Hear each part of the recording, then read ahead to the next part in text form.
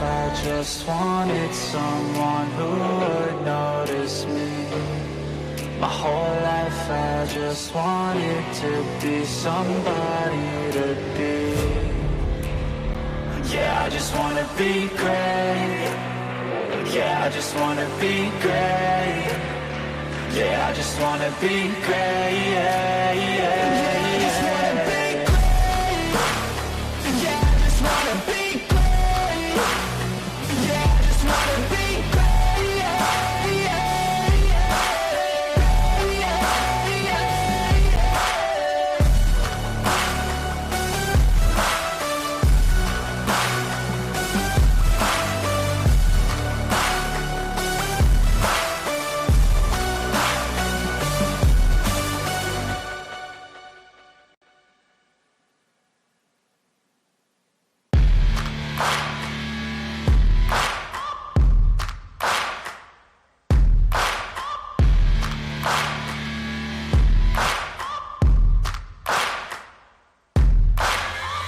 Searching for greatness in a sea of the dying and shameless, a sea of the aimless. I don't wanna be one of the nameless. I'ma wake up with the mindset that one day I'm gonna make it. And I don't think I'll be fine if I don't break my limitations. Don't try to stop me, I exist to write my own story. I'll make a decision if I want some peace or if I want the glory. Yeah, don't want a life that is complacent or possibly boring. I just want a life that is worth every day exploring. My whole life I just wanted someone who would notice me. My whole life I just wanted to be somebody to be. Yeah, I just wanna be great. Yeah, I just wanna be great. Yeah, I just wanna be great. Yeah, yeah, yeah. I just wanna be great. Yeah, I just wanna be great. Yeah, I just wanna be great.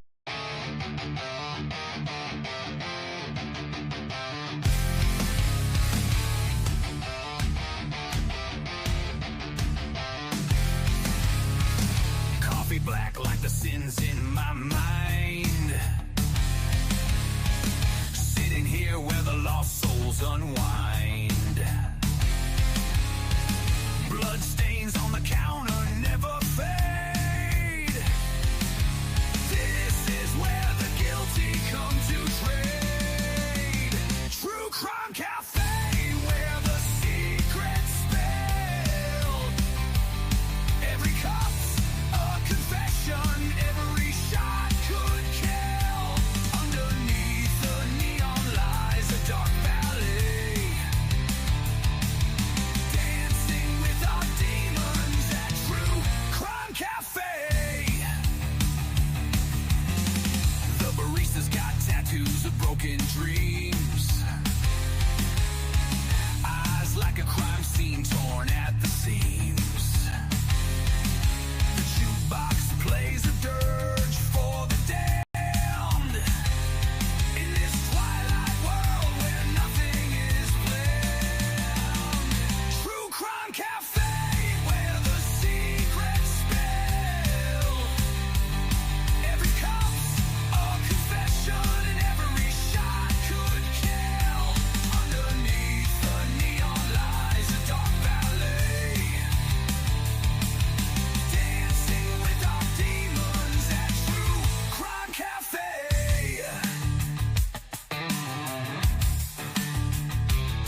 The coffee's bitter like a lover's last fight. The air's electric in the neon light. A place where lies and truth collide. Order a double shot and swallow your pride.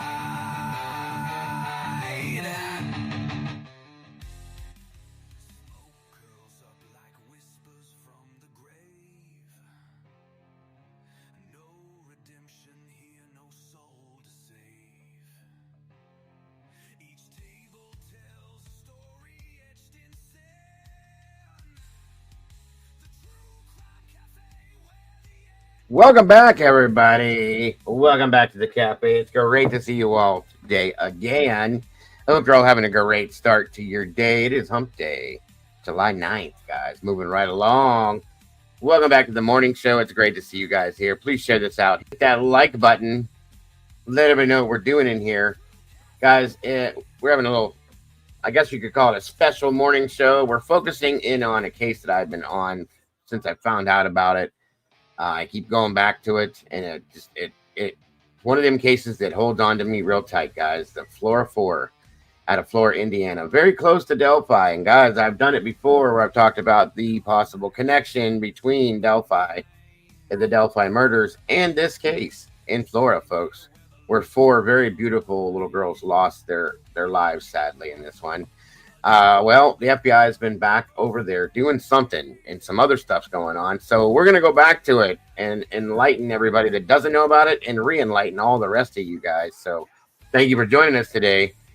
Thank you to the Blue Crew for doing what you do. As always, guys, please, again, make sure that you hit that like button. Share this out. Welcome back, all you beautiful people. That being said, you know where we're going. Let's do this thing. Here we go. Here we go. Life's a ride, so let's make it count. Cherish every moment, that's what it's about. Tune in together, we're building our groove. Every beat, every laugh, we're ready to move. A little laughter, some love, we're soaring high. Every single episode reaching for the sky. News on the airwaves, spreading good vibes. Friends together, watch how our spirits rise. Kick back, unwind, leave the troubles behind. This podcast is gold, the treasure you'll find. With every word, we'll light up your day. Join the conversation, let's laugh all the way. A little laughter, some love, we're soaring high. Every single episode reaching for the sky. News on the airwaves, spreading good vibes. Friends together, watch how our spirits rise. Keep back, unwind, leave your troubles behind. This podcast is gold, a treasure you'll find. Life's a ride, so let's make it count. Cherish every moment that. All right, welcome back again, guys. Thank you for joining me today here at the True Crime Cafe. Of course, I am Dago, as you all know, and it is great to have you all here with us today. Guys, please make sure that you're sharing this out and letting everybody know what we do over here in this amazing community with all these amazing peeps. Hit the like button, please, and thank you. And let's get this in an algorithm. This is another case is very dear to my heart and always has been. And anytime anything even breathes around it, I'm on top of it. And I want to revisit this today to share it with those of you that aren't familiar with it. And for those of you that are, see anything new going on, which I do believe there is. I believe the FBI is back there for some reason. And I believe there's going to be some names, and I don't have any shame, that I'm going to throw out here that you guys are going to recognize that very possibly could have some responsibility in this Flora case. And you're going to recognize those names from the Delphi case, the 2 little girls that lost their lives in Delphi. So very, very interesting, the possible connect here. And I covered it before, and I showed the connect on it before, and it just gets stronger and stronger every day. And I'm so tired of all these cases where these people are getting away with these horrific things, folks, taking people's lives. It's enough. So we're going to look into that and talk about that today and whatever else our little hearts desire. So thank you guys for joining me. Again, please share it out. And again, please hit that like button. If you like the content, if you like me, if you like the community, please do that and support us in that sense. We do appreciate you all so very much. Thank you to my Blue Crew for being here today. I appreciate you too. Every single day. And of course, happy birthday to Miss Trish. Her birthday's tomorrow. So I'm guessing we might not see her tomorrow. She'll probably be celebrating her birthday. So you know what we do for people's birthdays around here, guys. We celebrate. Because if it weren't for your birthday, I wouldn't know you. You wouldn't be here. So we're going to make sure that's celebrated today. And yes, guys, unfortunately, Texas is still struggling down there, guys. So please keep everyone down in Texas in your thoughts and prayers today.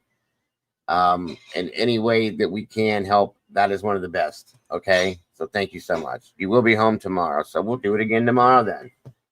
We'll do it again tomorrow since you're celebrating today. Either way, I already had it set up for you, Trish. So I thought it was today. My apologies.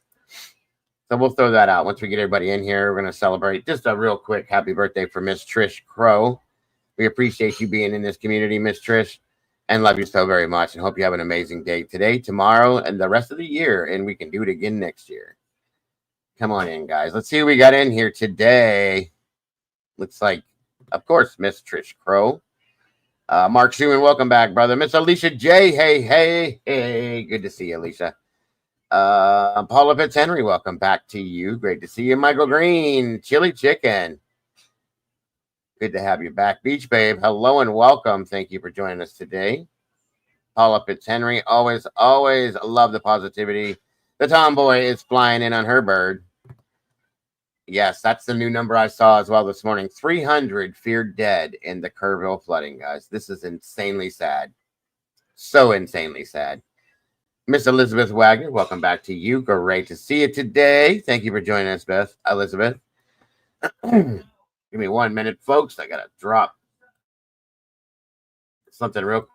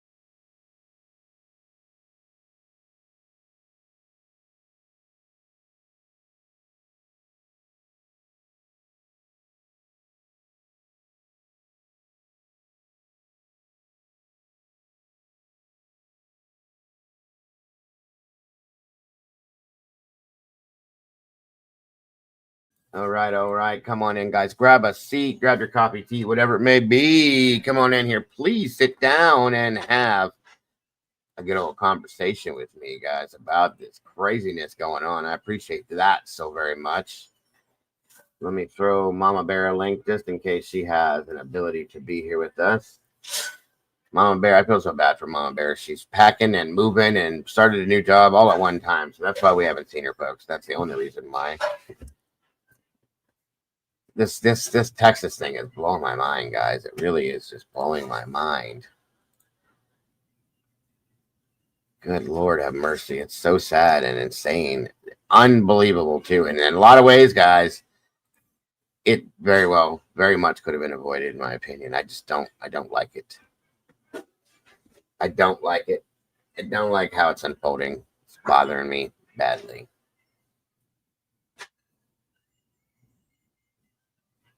Come on in, grab a seat, guys. Good morning, good afternoon, good evening, and good night to you, whoever you are, wherever you are, guys. It's so good to, I hope it's good for you guys, because it's great to be here with you.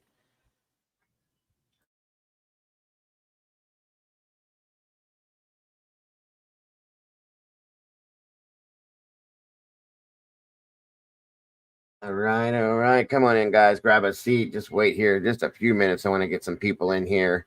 I don't want to go back and restart once we get into this, because this is a very sad, a very interesting, and a case that angers me to no end, folks, as you'll see for those of you that aren't familiar with it. For those of you that are, you know why I'm saying that.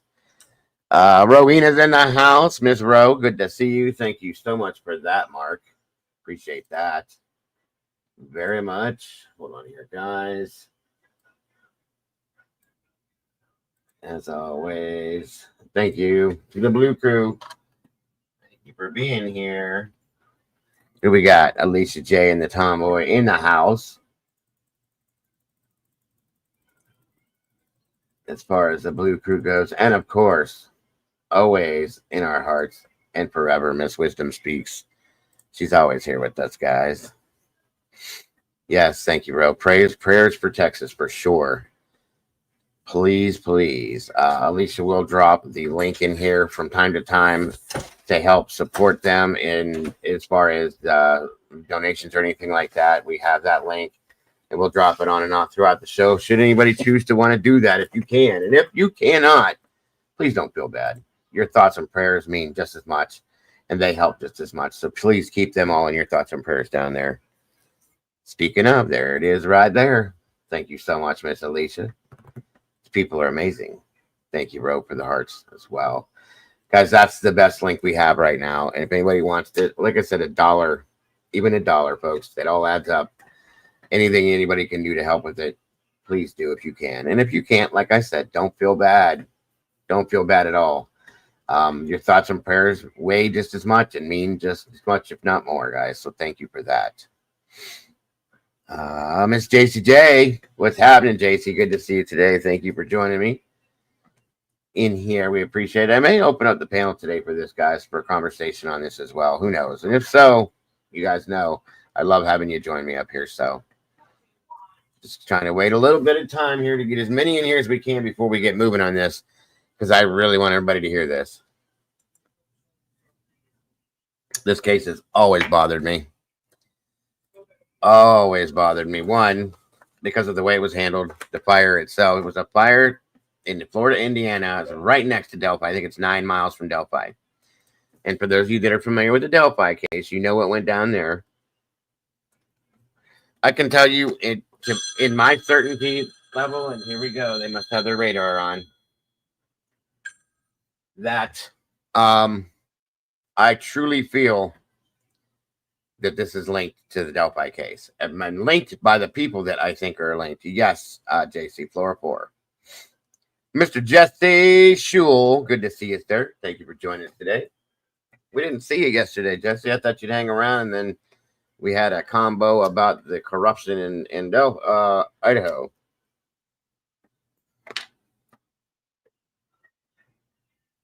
Oh, I know. Yeah, Olivia does not look the same. I don't know what's going on with it, bro, but you're right. The done one's in the house. It's another crazy case coming out here, Jesse. I don't know if you're familiar with it, but it's definitely got a connection to Delphi for those of you that aren't familiar. The sassy one's in the house, Miss Cassie. Great to see you today. Thank you for joining us. And if I'm a little goofy, folks, today, please excuse it. I have not slept. I slept an hour last night. 1 hour. I was out of one of my medications, and I have for 2 days, and my neuropathy was killing me. Then my restless leg syndrome that kicked back in, so I slept for 1 hour. Today's what, Wednesday? Since Monday, I've slept an hour, guys, and I'm strung out. So bear with me. If I say some weird things or something, just correct me and say, "Hey, you're acting crazy, bro." Okay, Cass. That's fine. Mr. Captain Jenks in the house. Another case, sir, for you that you highly be interested in. The Flora 4. I don't know if you remember that one being around here, sir, but I do believe there's a connection to the Delphi case with that one. I was wishing you were here too, bro. We missed you. A couple people were asking for you, but that's all right. We'll make it up. We will make it up. Michael Green says, "Did y'all see Brooks Hoke? Guilty verdict in the crowd." I did not. Good. Good. What'd they give him, Michael? Or did they do this? They probably didn't do sentencing yet, but that's good. We got to have some justice somewhere around here, guys, because we sure as hell ain't seen it a lot lately. Oh, yeah, definitely one of them. I covered the Bardstown murders. You're going to have to remember that I will be in the middle of nowhere. That's okay, Cassie. I have no worries. If you're saying that because I sent you a notification, I just started doing that again because your mom said she had stopped getting them, and I just thought maybe that week that I was down, it screwed up the algorithm and people were not getting notifications again. So I've been sending them to certain people, just to give you guys a heads up. But I'm not worried if you're not in here, so you don't have to worry about it, Cassie. You never have to explain that stuff. Real life is always first. Other than that, Moonbreakers in the house. Good to see you. Paco Jewel. Oh, I always forget about the damn Discord, Alicia. Sorry. You know how I think. I don't. My brain is like scrambled eggs most of the time. Anyways, I'm sorry. So I think about 5 things at once and I don't do any of them. Paco Jewel, thank you for joining us today. It's great to see you. Moonbreaker, great to have you here. And this is why you're here, Alicia. To keep my head screwed down onto my shoulders. Clifton Mayo. Yes, definitely linked to Jason Ellis. Clifton, for sure. And welcome. Good to see you today. Always a pleasure to see Miss JC in the house. Dory's in the house. Good to see you. Welcome back, all you awesome meatballs. Thank you guys for jumping into sauce with us today. I love having you guys here. So that way we can spill this sauce. We don't spill tea over here. We spill sauce, folks. So yes. Just don't be when you're going camping, Cassie. She's doing it the hard way, folks, in a tent and everything, I believe. So watch out for that Blair Witch stuff out there. Meg is in the house today. Good morning, Miss Meg. Thank you for joining us. Thank you for joining us. I love when Meg is here.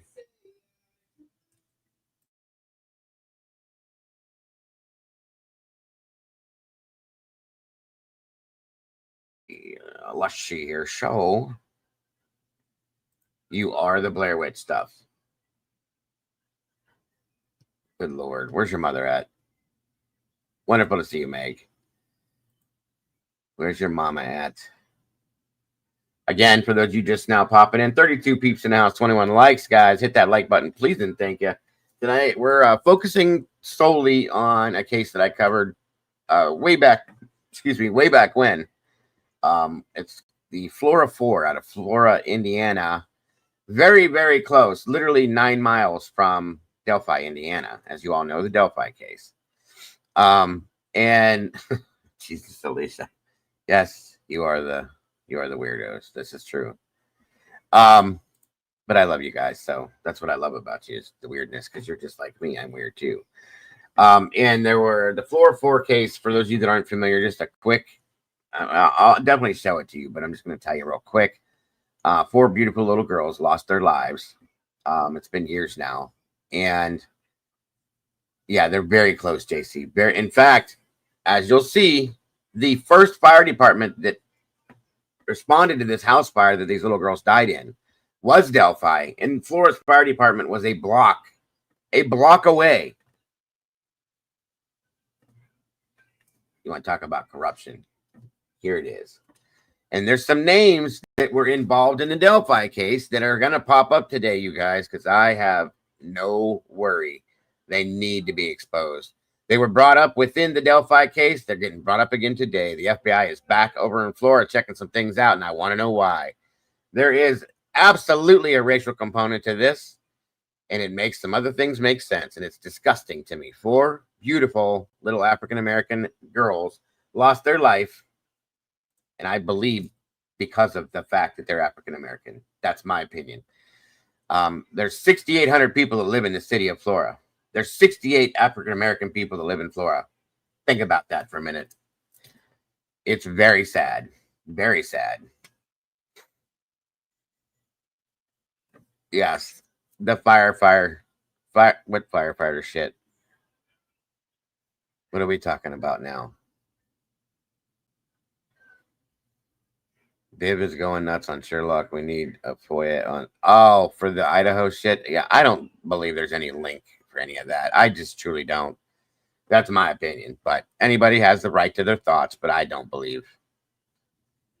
Yeah, it's absolutely very low, Michael, and it's very well known that they don't receive African Americans in that area very well. Mama Bear knows. She lives in Indiana, and she's talked about it herself. Delphi had issues with that as well. So that's a big, big issue with this case. Yeah. And now I'm going to show you that too, guys. We're going to go back and look at some of the stuff that we looked at before with this. I want to show you the fact that a police officer shows up to this house fire. It's shown on dash cam. Runs around trying to figure out what's going on. You hear people screaming, and I will trigger that for you guys. But Yes, Meg, yes. There's some new things going on there. The FBI went back, and literally the man jumps in the cruiser, drives to the fire department, and he's talking to people, screaming at them to get up and move. There's people in the house. They still didn't respond. Delphi, it still took them, I don't know how long to respond. And I understand it's a volunteer fire department, but whoever was there should have went, period. Delphi shows up first. There's people standing there throwing rocks in the window. There's somebody standing there throwing rocks in the windows. Bringing more oxygen into the fire so it burns faster and hotter. Yeah. I mean, it's insane. And the person doing that was part of the fire department. WB, what's up? Yeah, this one, I understand, Alicia. Well, I won't. There's certain things I won't play. I'm going to talk more about why the FBI's there and some other stuff with this one. But I definitely will throw up trigger warnings if I think there's something that's going to be there, because I know certain people are triggered by some of this stuff.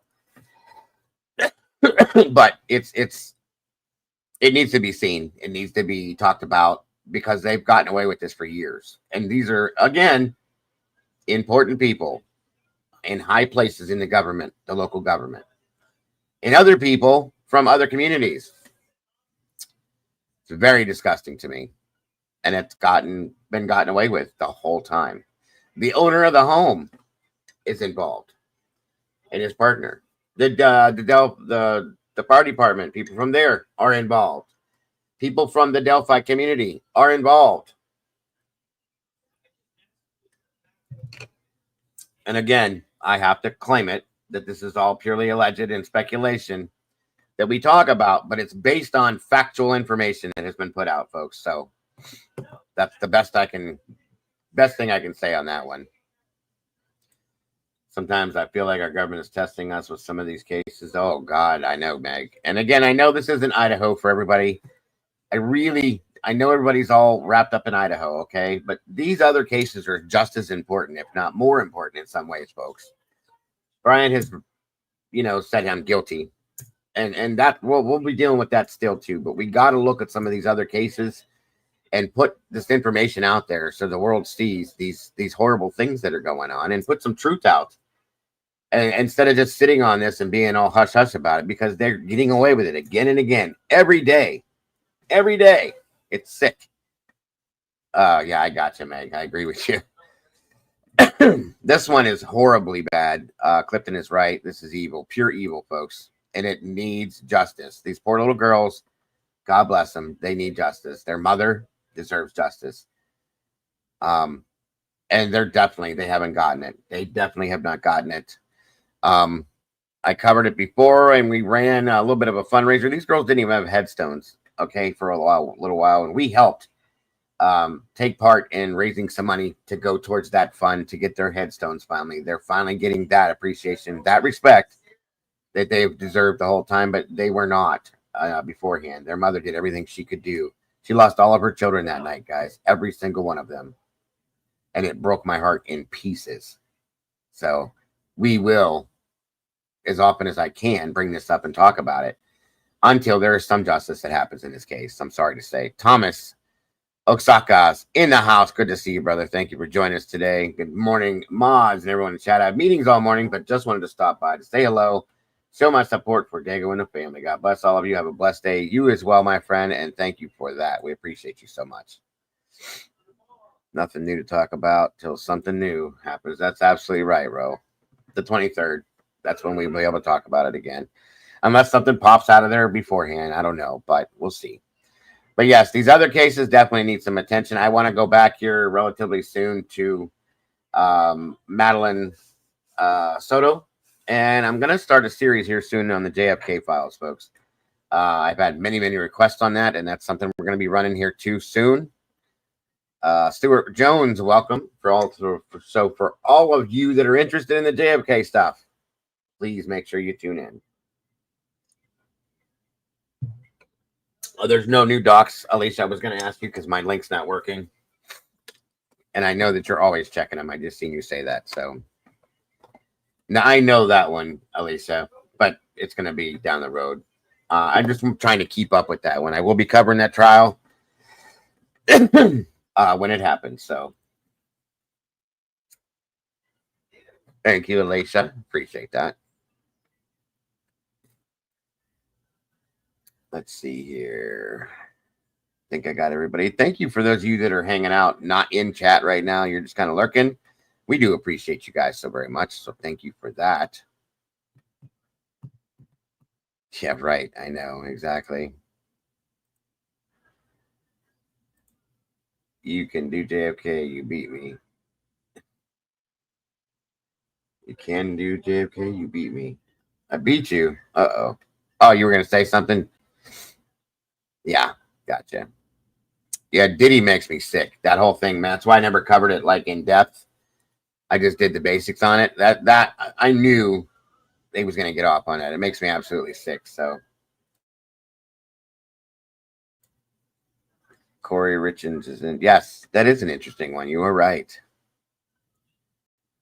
All right, guys. A few more minutes here, and we're going to get this started. So make sure you're sharing it out. CZ's in the house. Welcome back, CZ. And hit the like button. Please, all you beautiful people, do that so we can get this in an algorithm. This needs to be seen by the world. This needs to be heard by the world. This is disgusting. It's disgusting that these things happen because, and I'm going to say it because I know what it is, because of the color of their skin. And I'm so beyond. It's 2025. People need to grow up and get with life. Ellen Greenberg, yes, ma'am. Yes, ma'am. That was a big one we covered too.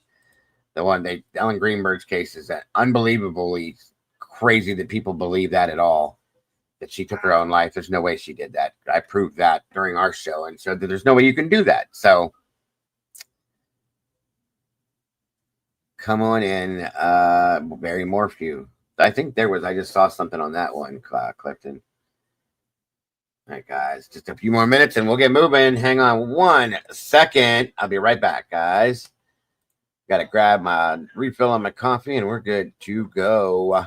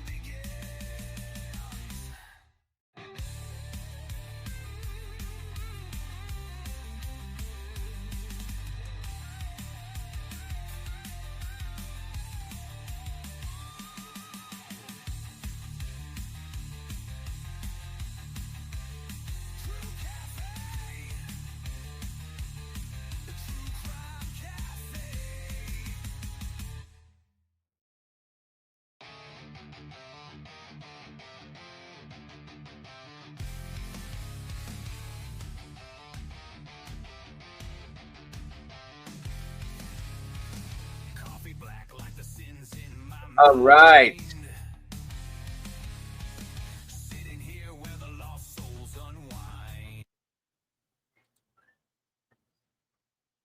Witchy's in the house. Good to see you. Also, just a little heads up. If everything goes right, guys, we will be back Saturday night for creepy, weird, unexplained, and scary Saturday nights. And you can thank Captain Jenks on this one. He gave me an idea, and I really like it. The Gettysburg ghosts we're going to be looking into. There's some crazy hauntings that go on in Gettysburg, folks. So we're going to be looking into that night. Maybe something else with it, but that's the main. My salami's been in the fridge for a month. That's got to be cold there, Jesse. As long as it stays refrigerated, I think it's okay. It lasts a while. It's starting to get funky. How could you leave it in there and waste all that good stuff? It wouldn't last at my house. It'd have been gone the whole, probably a week after you got it. Did DB ever go to the third floor? I believe they did. I do believe they did. Jules is in the house. What's going on, Miss Jules? Yes, we do on Saturday nights, Jules. We do. I don't know if you've been to any of them, but weird, creepy, unexplained, and scary Saturday nights, and we look into paranormal things of all sorts, ghosts, hauntings, alien, whatever, Bigfoot, and so we do. We take a break from the crime stuff and go, because that's another love I have, to that side of things, and we usually cover all sorts of different things, and hopefully it'll go well. And nothing takes it over so that I can't be here. Thomas Osaka, have a great day, my friend. I'm sorry you're leaving, and we will see you again soon. God bless to you, my friend. Oh, I understand it. Meg, we have SRBs the same way, and a couple other people that come in here. Brandy B, ROG in the house. Good to see you, Brandy. Oh, you're eating it. I think you got to pay extra for funky. Gotcha, Jesse. Gotcha. Thank you for being here, brother. So yes, guys, you can thank Captain Jenks for that, giving me the idea. And I looked into it a little bit more, and there's so much more that I'm going to be pulling on it. So yes. Low Light Recovery, welcome to the house. Good to see you today. Sorry, it's not night yet. Okay, cool. Yes, missed my meatballs. I hope to join a Saturday night time. It'll be between 7 and 8 p.m., Jules. It's great to see you. We missed you too. Come on in. Grab a seat. 45 peeps, 37 likes. We are getting there, guys. Hit that like button. Share it out. Please and thank you, if you will. Jesse, I hope you don't get sick from it. Pretty certain I don't need to know about Jesse Salami. Well, I'm going to go ahead and leave that right there where you left it, Tomboy. Yeah, Vaughn Poole, welcome back. Good to see you, dear. Larry McWilliam, thank you for joining us. Again, for those of you jumping in, guys, we are focusing today for the morning show on the Flora 4 case out of Flora, Indiana. Very, very close to Delphi, and I do believe that there's a connection to the Delphi situation in the Flora case. As I stated before, what the case is that 4 little girls lost their lives in a house fire. And it's been quite a while now. And there's been no justice on it. None. I showed burn patterns inside the home where you can tell the fire was set intentionally. As a previous retired firefighter, I know these things. I worked with the arson team for years and learned a lot of these things, and you see it in the house. It was definitely burnt down. They tried to say it was a bad stove or a bad fridge or something. No way. This was done on purpose, and I do believe it was racially motivated.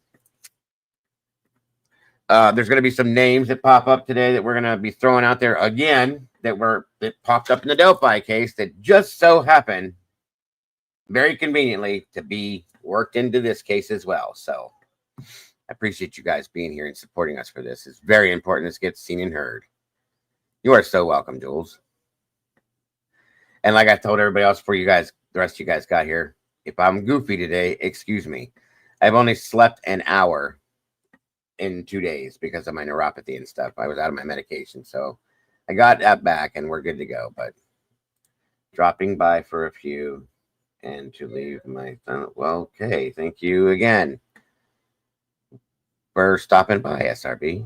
Colder Cupboards in the house. Welcome. Good to see you. I hope everything's okay, SRB. Miss Lucy, you got some splaining to do. I'm just kidding. Thank you for being here, Lucy. Appreciate you. Yes, there she is. SRB knows about the Flora case. She was here for that as we covered it once or twice, I think. Number 39. Thank you, Miss Lucy. Appreciate that. 40 likes, guys. We're getting there. We got 43 peeps and 40 likes. You can't get too far off of that. That's no. We don't forget you. You forget us, dear. You're busy, enjoying yourself, but we didn't forget you. I can promise you that. Yeah, the neuropathy stuff sucks, Michael. It's horrible. I hate it. And it's it is bad. SRB's cheating on us. She's hanging out with the beach more than she's hanging out with us. Oh, I will tonight. I'll sleep tonight, Jules. No worries.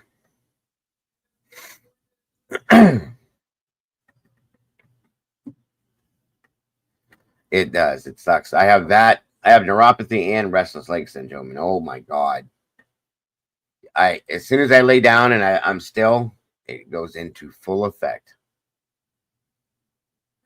Oh, I know. I'm just teasing you, dear. That's why I said you're busy enjoying yourself. You need to. 100% you need to. You deserve it. You deserve it. And you still make your way back in here when you can, and that says a lot. So no, we're just teasing you, SRB. I believe me, if I had the ability to be where she's at right now and in the place she's at, you probably wouldn't see me at all. You probably wouldn't see me at all. It is so beautiful where she is. When the sun's out, of course. The sand, the water, all of it. Guys, you would never see me. And now that I've seen where she's at, I told my wife about it. I even showed my wife the one resort that's there, and she wants to go now. Oh my God. Listen, as soon as I lay down, it's bad, Yvonne. It's bad. It's all due to my back stuff and the nerve damage that's done in my neck and back. And as soon as I lay down and like straighten out and just get comfortable, it starts. If I don't have that medication, and I have to keep my legs moving, they go up on a knee and I'm back and forth because I feel like I need to jump up and run. It's crazy. Have you tried drinking pickle juice? I have not done that. I love pickle juice. I've drank pickle juice, but I've never tried it for that. That's interesting. Thank you, Cass. And Jules, thank you so much for a cup of coffee on you. I appreciate that so much because you know I love my coffee. And I'm about out, so that will be helpful. Thank you. Are you leaving, Meg? You're leaving us? I'm going to a pool. We try not to be jealous. I have a pool here. I don't pay it much attention. Well, enjoy your pool, Meg. We'll miss you. I wish you were able to be here to hear this. Oh, you're not going for a bit. Okay, good. Death Valley Tiger's in the house. Always drank pickle juice after. I didn't know anything about that. I thought it thinned your blood out. That's what I understood about it. Muscle spasms, restless leg. It's worth it. Wow, cool. I will have to look into that. I don't know if I have any, but pool doesn't open. Okay, well, we'll have enough info in 2 hours then, Meg. I just want everybody to know everything about this. Elliot Polak. I hope I'm saying it right. I'm just now getting here, but I've been a pain management advocate for years and was studying to be a nurse and anesthetist before law school. Hopefully they have you. I'm allergic to gabapentin. All versions of it. Isn't that fun, folks? I'm allergic to gabapentin. Is it really? That's wild. I didn't know that. Thank you so much for joining us, Elliot. How's that? I hope the weather's good for you down there today, SRB. No storms, hopefully. Enjoying that beautiful white sand and that water. So jealous.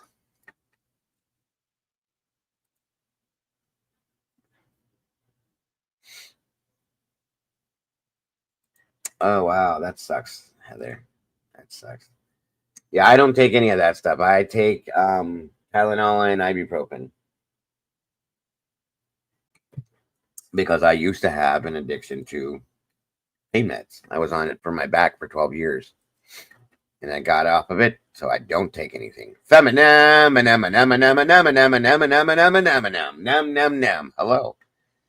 And welcome. Great to see you, fam. Thank you for joining us. All right, 47 peeps in the house. Everybody, please hit the like button. Share it out. I love saying Feminem's name. Pregabalin and duloxetine. I can take duloxetine. Good point, Elliot. Yeah, I can take that one. Demon Dog, what's happening, brother? Good to see you today. All right, let's get something up and moving here for y'all. I'm going to go back and start off with something from the beginning. For those of you that are not familiar, Miss Dago saying, what did you miss me saying there, Jules? Advocels.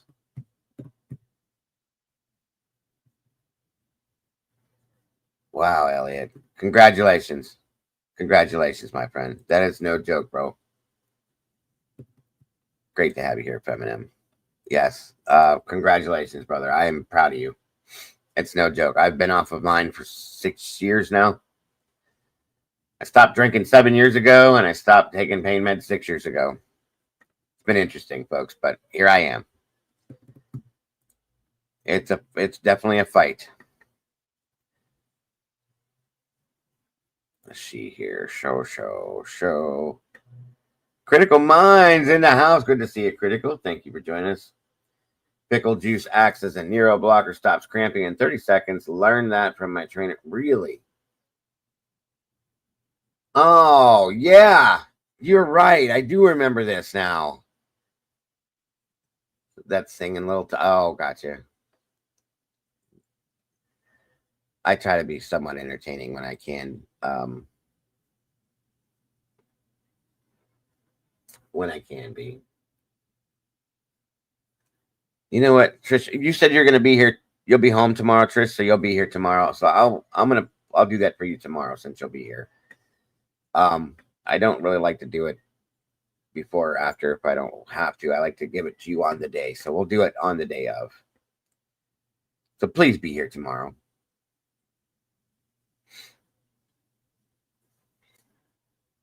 Wonderful. We'll do it on the day of. That means more to me.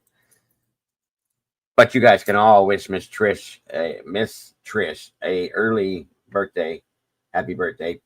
Because tomorrow's her birthday. Micro Blue, welcome.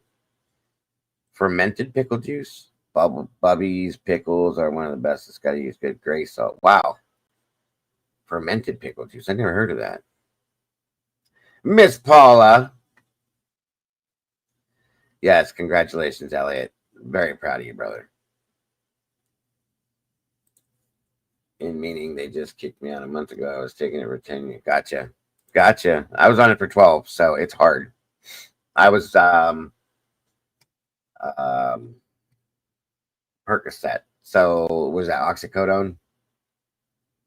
And I was taking the Vicodin as well. I was on both of them. I was on one, and then the guy gave me the other one for breakthrough.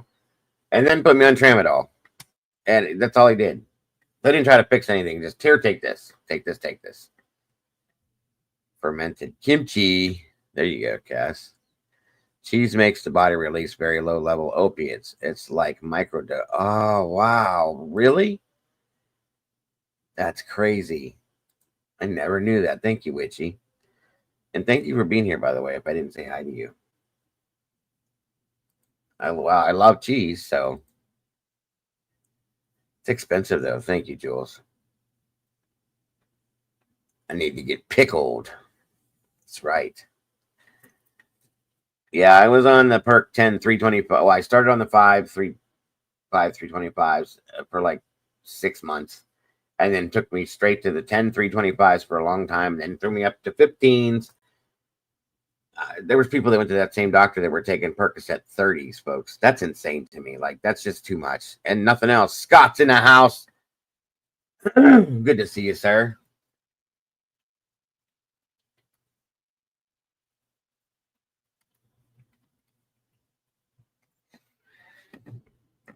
Mr. Metalhead.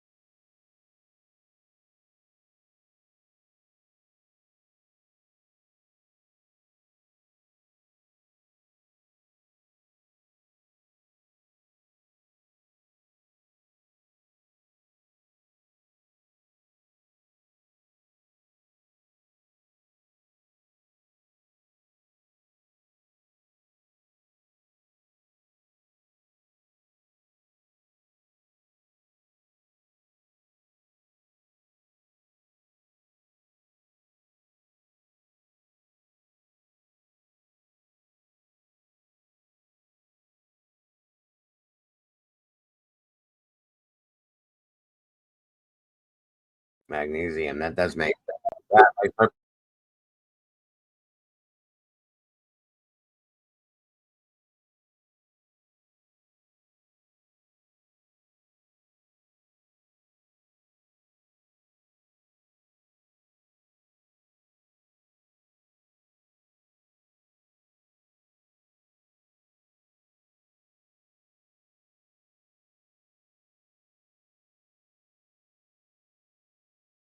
Great to see you, Scott, brother.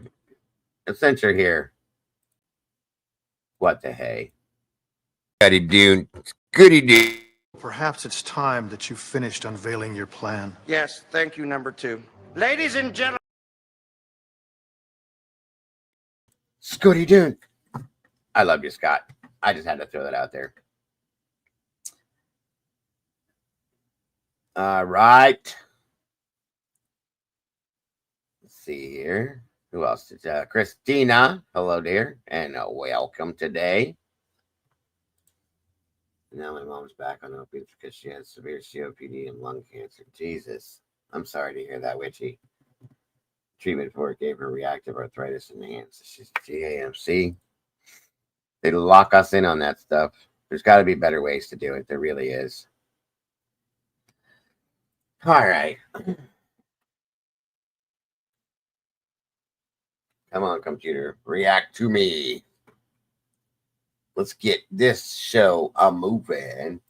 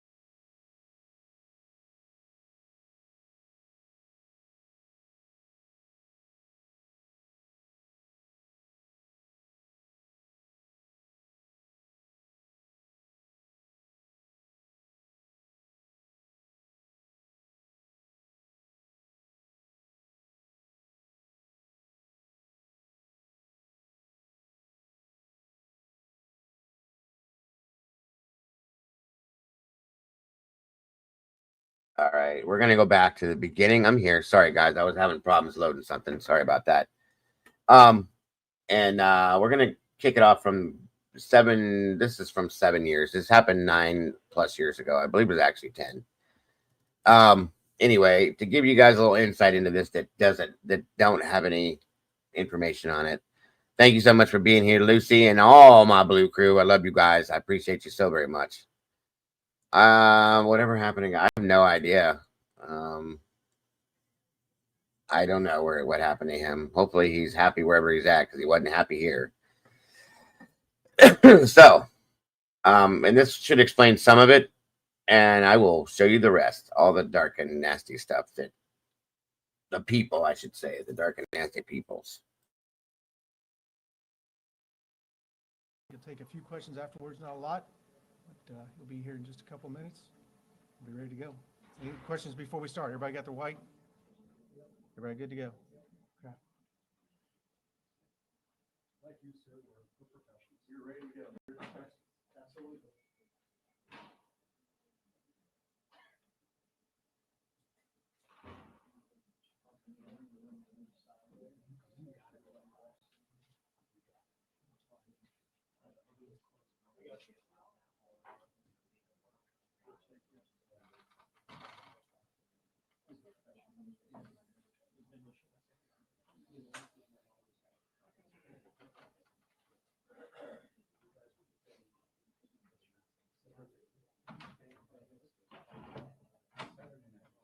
Locked in now, have to get out.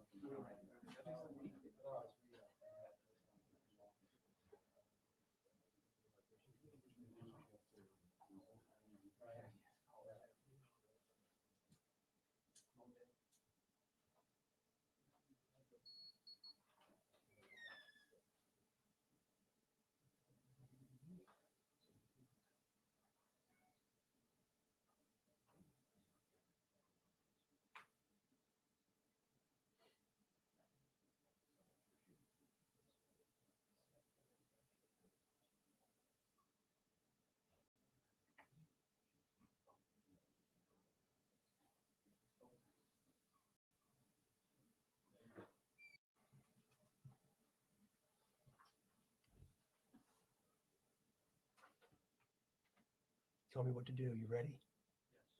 Okay. Well, I'm going to start by telling you all thank you for being here and giving me a chance. I've had the distinct pleasure of speaking with almost all of you at some point in my career. But I don't think anything's bothered me more than what's occurred in Carroll County, Indiana in my entire lifetime. And even the notion that there would be even the perception of a cover-up in regards to an investigation involving 4 little girls is not only unsubstantiated, but there is. That's the sad part. Good old Doug Carter. Same types of things he said in the, this is old, this is years ago, Ro, but it's ongoing and there's been no justice on it. but ladies and gentlemen, it strikes me at the very core of who I am and the agency that I represent.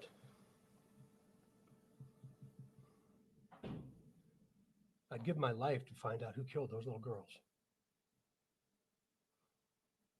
Sure you would. So this is Specific comments made, such as no answers to the family. What happened? they didn't get answers like they should Has have. been brought to justice. I hope that one day we can tell you what we know.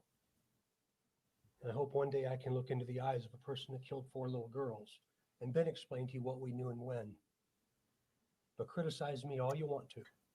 I'm not going to do it today for a number of reasons that all of you know because you've all been around. Gotcha, a long time. JC. I've not heard from anybody from the NAACP. The Calais, good to see ya. I've not had an opportunity to talk with them. Nah, I don't believe in that. Don't defund the police. We need the police, but we need to weed through them and get rid of the corrupt police, in my opinion. But we definitely do need our law enforcement, folks. I support law enforcement 100%. I don't believe in that whole defunded stuff, guys. I just don't. But we do need to pull out the corrupt ones. That's a fact. Hey, Chick Bait. What is going on? Good to see you. Good morning, Zakali again. Thank you for joining us. Nor have our investigators or anybody from the ISP. Okay. This is the wrong link I grabbed. Sorry, guys. Give me 1 second. This is supposed to have a little bit more to it. Hold on here. Sarah D. Irish, good to see you. Thank you for joining us today. Where is Miss Meg? Where is Miss Meg? Where is she? Where is she? I don't see her. Where are you, ma'am? There she is.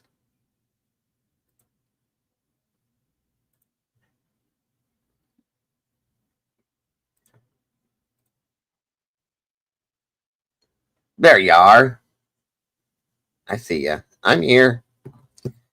Yes, defunding the police is one of the worst things that you could ever do, guys. It's just, I mean, there you go. There you go. That's better. That's better, Larry. Retrain the police. Thank you. That's a good way to say it. Yes, very, very good way to say it, Larry. I 100% agree with that. They definitely need better training, updated training, and they need to have repeated in-service trainings and things like that. Agreed, Larry. Good way to put it, bro. As a libertarian, I firmly believe in having law enforcement, but they're supposed to be here to serve and protect, not tax and collect. Yeah, this ain't Sherwood Forest, that's for sure. They should be here for us, not hunting us down for infractions. Amen to that one, bro. All right. Trying to explain how my kids, how an ass. Oh, you got to love it. All right. There we go. Welcome to the family, Meg. We appreciate you much. I love having you here. You do some great stuff and you're very supportive. So thank you so much for being here and welcome to the team. The ladies will welcome you and help you in any way you need. Just ask. But thank you so much for being part of this community and now this family. We appreciate you.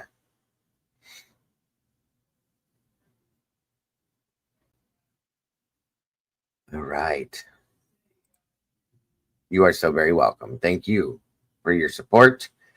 and for being the sweet person that you are to everybody. We appreciate that so much.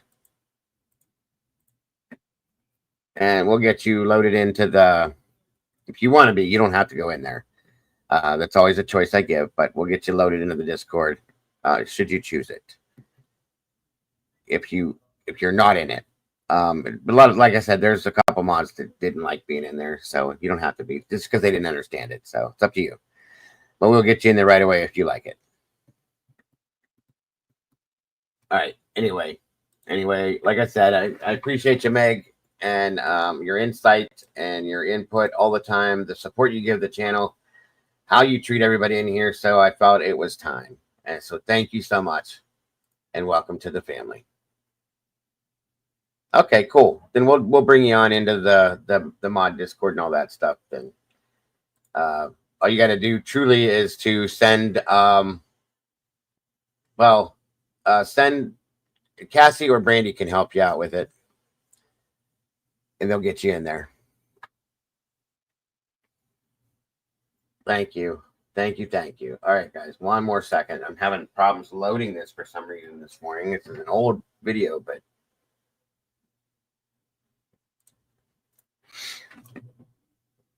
I guess I'll show this part first, and then we'll talk about the rest of it.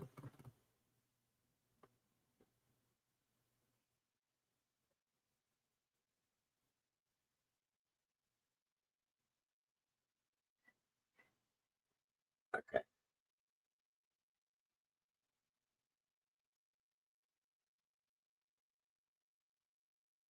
All right, Alicia, I'm going to give you a heads up, hon. I'm going to show this video one time. If you might want to step out. I don't know if it's going to bother you or not, or anybody for that matter. I'm going to throw a trigger warning up real fast here. But it's important for you guys to understand this case that don't know about it, for you guys to see this. There's not a whole lot that you see or hear, but you'll understand it if I show it to you. Trigger warning. This video includes sensitive and violent content that may not be suitable for all viewers. This video is for 18+ only. Trigger warning. This video Okay. All right, hon. No problem. Yeah, we'll keep you up to date on it.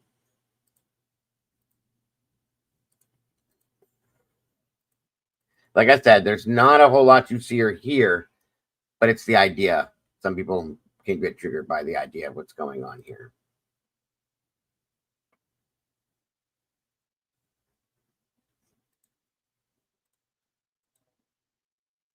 Come on. All right, here we go. Well, tonight, for the first time, you're about to see law enforcement video of the Flora arson fire. More than 6 years ago, the fire claimed the lives of 4 young girls. They were sisters, ages 5 to 11.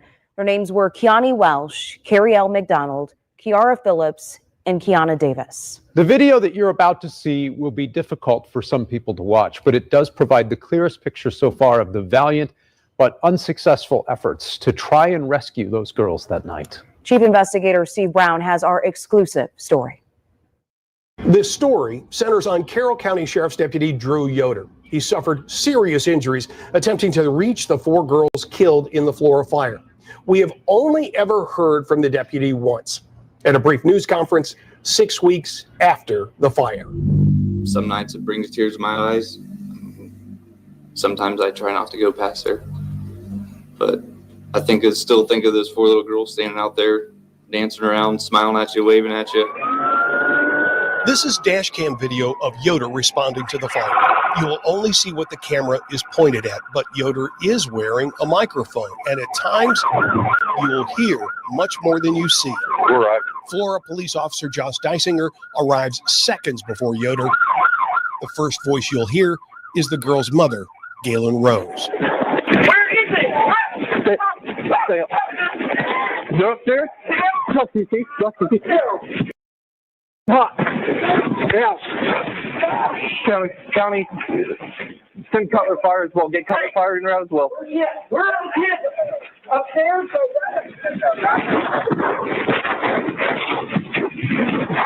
Where's the picture? Stay around the corner to the left.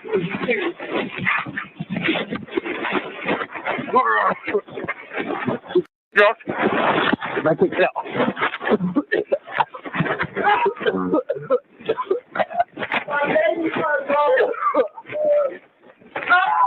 Guys, the medics as well.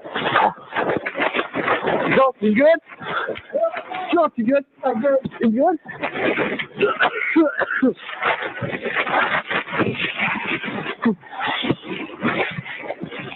I can't pull, man. I can't pull. Inside the house, Yoder faced intense heat and thick smoke without protective gear while trying to climb this set of stairs. Then at the top, a landing on the left and another shorter set of stairs leading to the girl's bedroom. The girl's mother desperately tries to direct Yoder around that landing. You go around the corner. Please. Let's go. Go around the corner. Keep going. But the smoke was too much.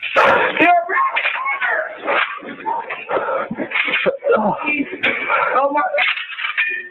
Guys, send tones. Keep sending off tones, please. We still got 4 kids inside. We can't get inside. Yoder runs back to his car and races to the Flora Fire Department just 4 blocks away. The deputy is also a volunteer firefighter. The drive takes 24 seconds. He exits his car, races in, and yells to get the equipment moving. Now pay attention to all of this, okay? 24 seconds from the fire department to that house. They're not there, as you can tell. And like I told you, just watch the response. We need to roll, dude. There's people inside. For the next 45 seconds, it sounds like Yoder is getting into his turnout gear. He then runs back to his car, races back to the scene with fire trucks just behind him. Hey, they're coming. They're right here, dude. They're right here. They're coming. Both Deputy Yoder and Officer Deisinger quickly put on air packs to re-enter the house. If you look here, you can see one of them entering, crawling on hands and knees. Just seconds later, something has gone wrong.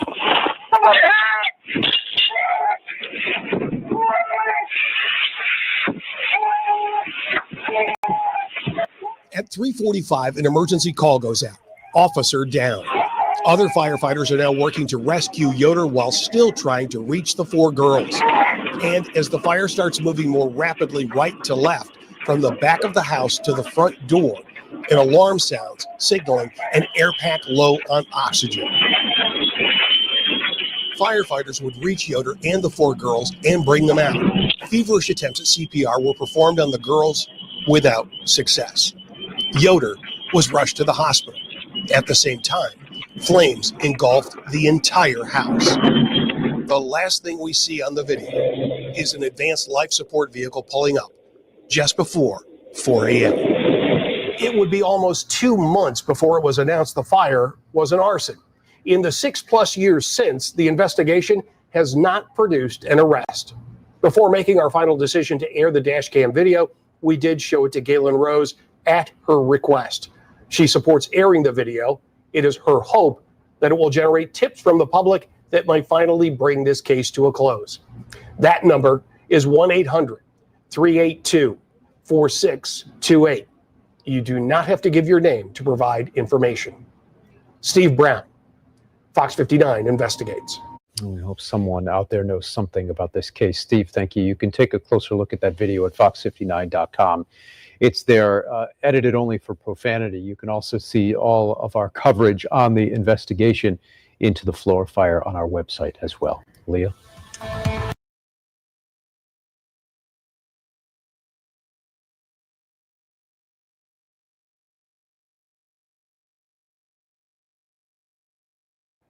November 20. Okay, so this was put out 8 years after that happened, okay? And I'll discuss that part with you in a minute here. But this gives a little bit more into the after effects, guys. 21st marks 6 years since a house fire killed 4 sisters in Flora, Indiana. The girls were between the ages of 5 and 11. They were trapped in the fire. A lengthy investigation eventually determined the fire was arson. No one has ever been arrested. 13 News has followed this investigation from the very beginning, and we've talked with family members who are upset at the lack of answers. It's one of the worst things that ever happened in Carroll County. It might be the worst. It's been 6 months since 4 little girls died in a house fire in Flora. Now, Indiana State Police say it has identified persons of interest. I believe that somebody knows who was in that house that morning on November the 21st. And I hope they have the courage to talk about that experience and why. Because we have lots of questions. Kiana, Kiara, Cariel, and Connie all died in the rental home where they lived on East Columbia Street. Their converted apartment went up in... I also want to make notice of something. This house on this East Columbia Street in Flora, right down the road, a Mr. Patrick Westfall lived at this time. And I'll explain that in a moment for those of you that don't know who he is. Literally a half a block down the street. In flames. There were no batteries in the smoke detectors upstairs where the girls slept. Their mother, Galen Rose, says she awoke to thick, suffocating smoke. She ran outside screaming for help. 2 officers narrowly escaped with their lives trying to save the girls. We're taking each one of those rooms and looking at those independently, taking a look at all possible causes. At first, the Indiana State Fire Marshal's investigators thought wiring behind the refrigerator started the fire. Then in January, a stunning announcement made through a hastily sent press release on a Saturday afternoon. The house fire that killed 4 young sisters was intentionally set. Indiana Department of Homeland Security arson investigator Dennis Randall said there were accelerants found throughout the home. It was alarming news. I'm angry.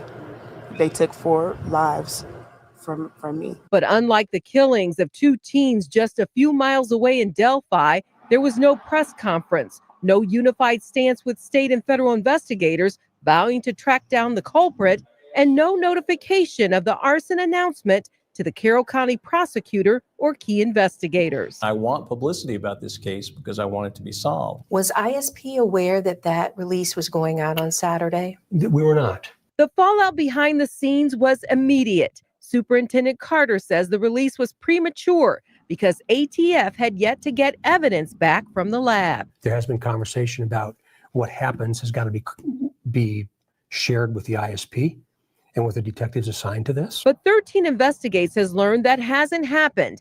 An independent arson investigator working the case sent a scathing email to the Department of Homeland Security and Fire Marshal Jim Greason about the DHS investigation.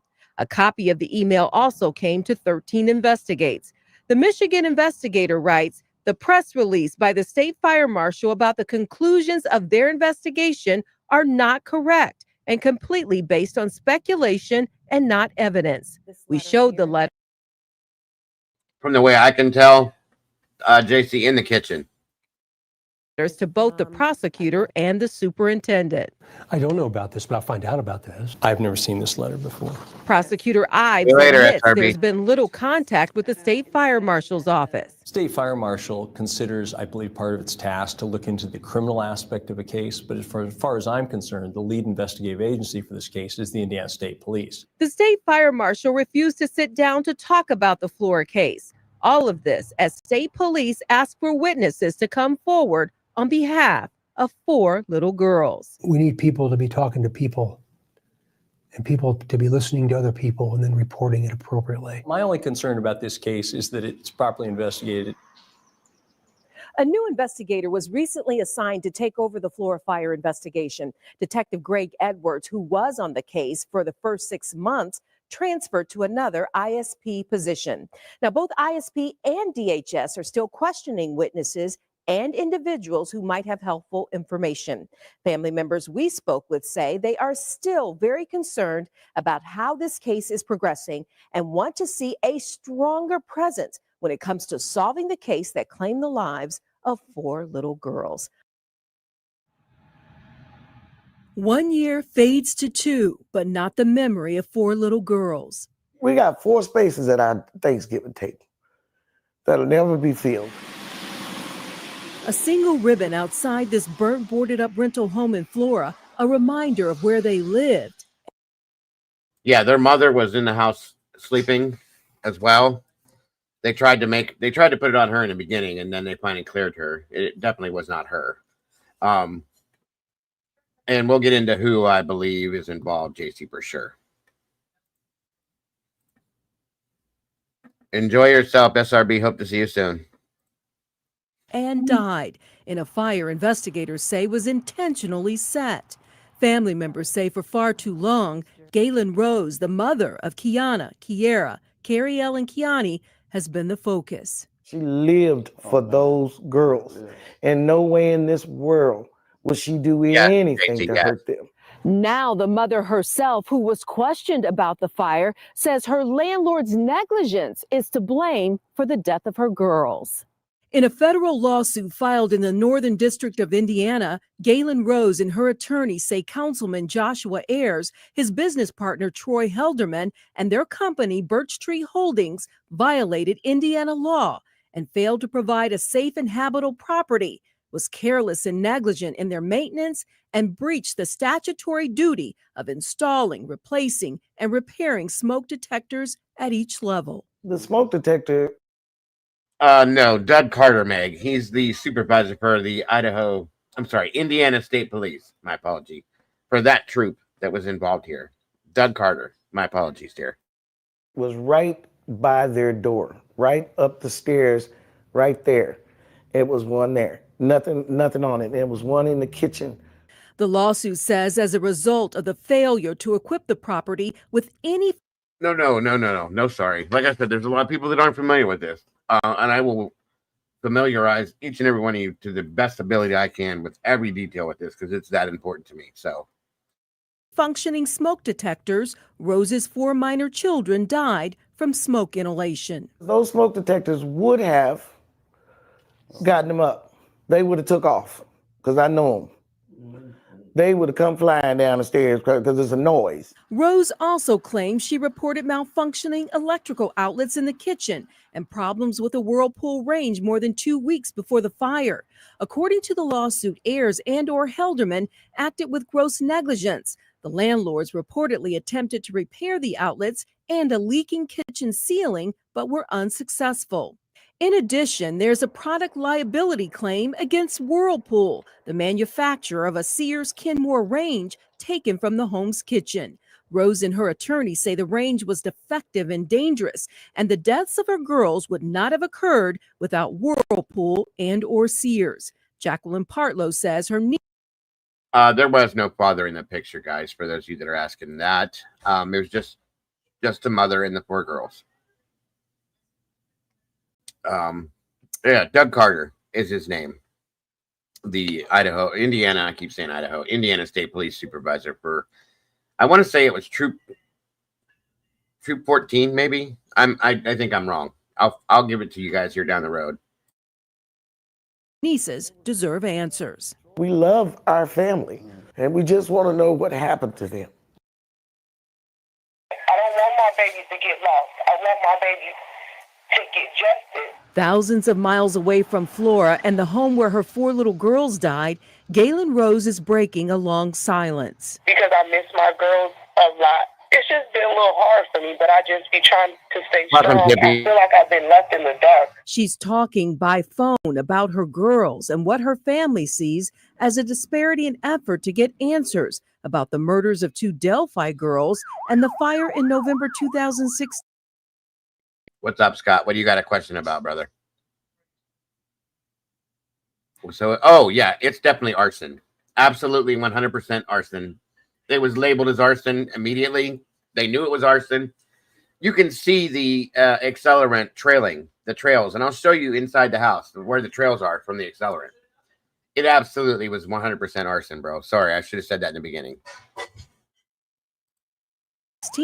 That killed her 4 girls. Investigators say the fire was arson. If someone said it, who? There were 4 babies that nobody's going after to find out what happened. Leslie Anderson is visiting Indiana. She's Galen's aunt and lives in California, where Galen and her father also now reside. Nobody cares.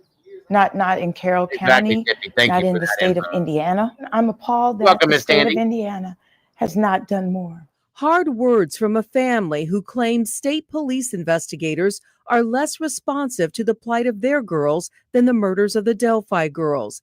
Anderson says she saw the Delphi case on national news just weeks ago after state police put out a new sketch. This investigation is national. It wasn't the first time. 10 months after the Delphi case, the state police superintendent was on national TV talking about Abby and Libby. The widespread attention brought in more than 26,000 tips. But what about Kiana, Kiera, Cariel, and Kiani?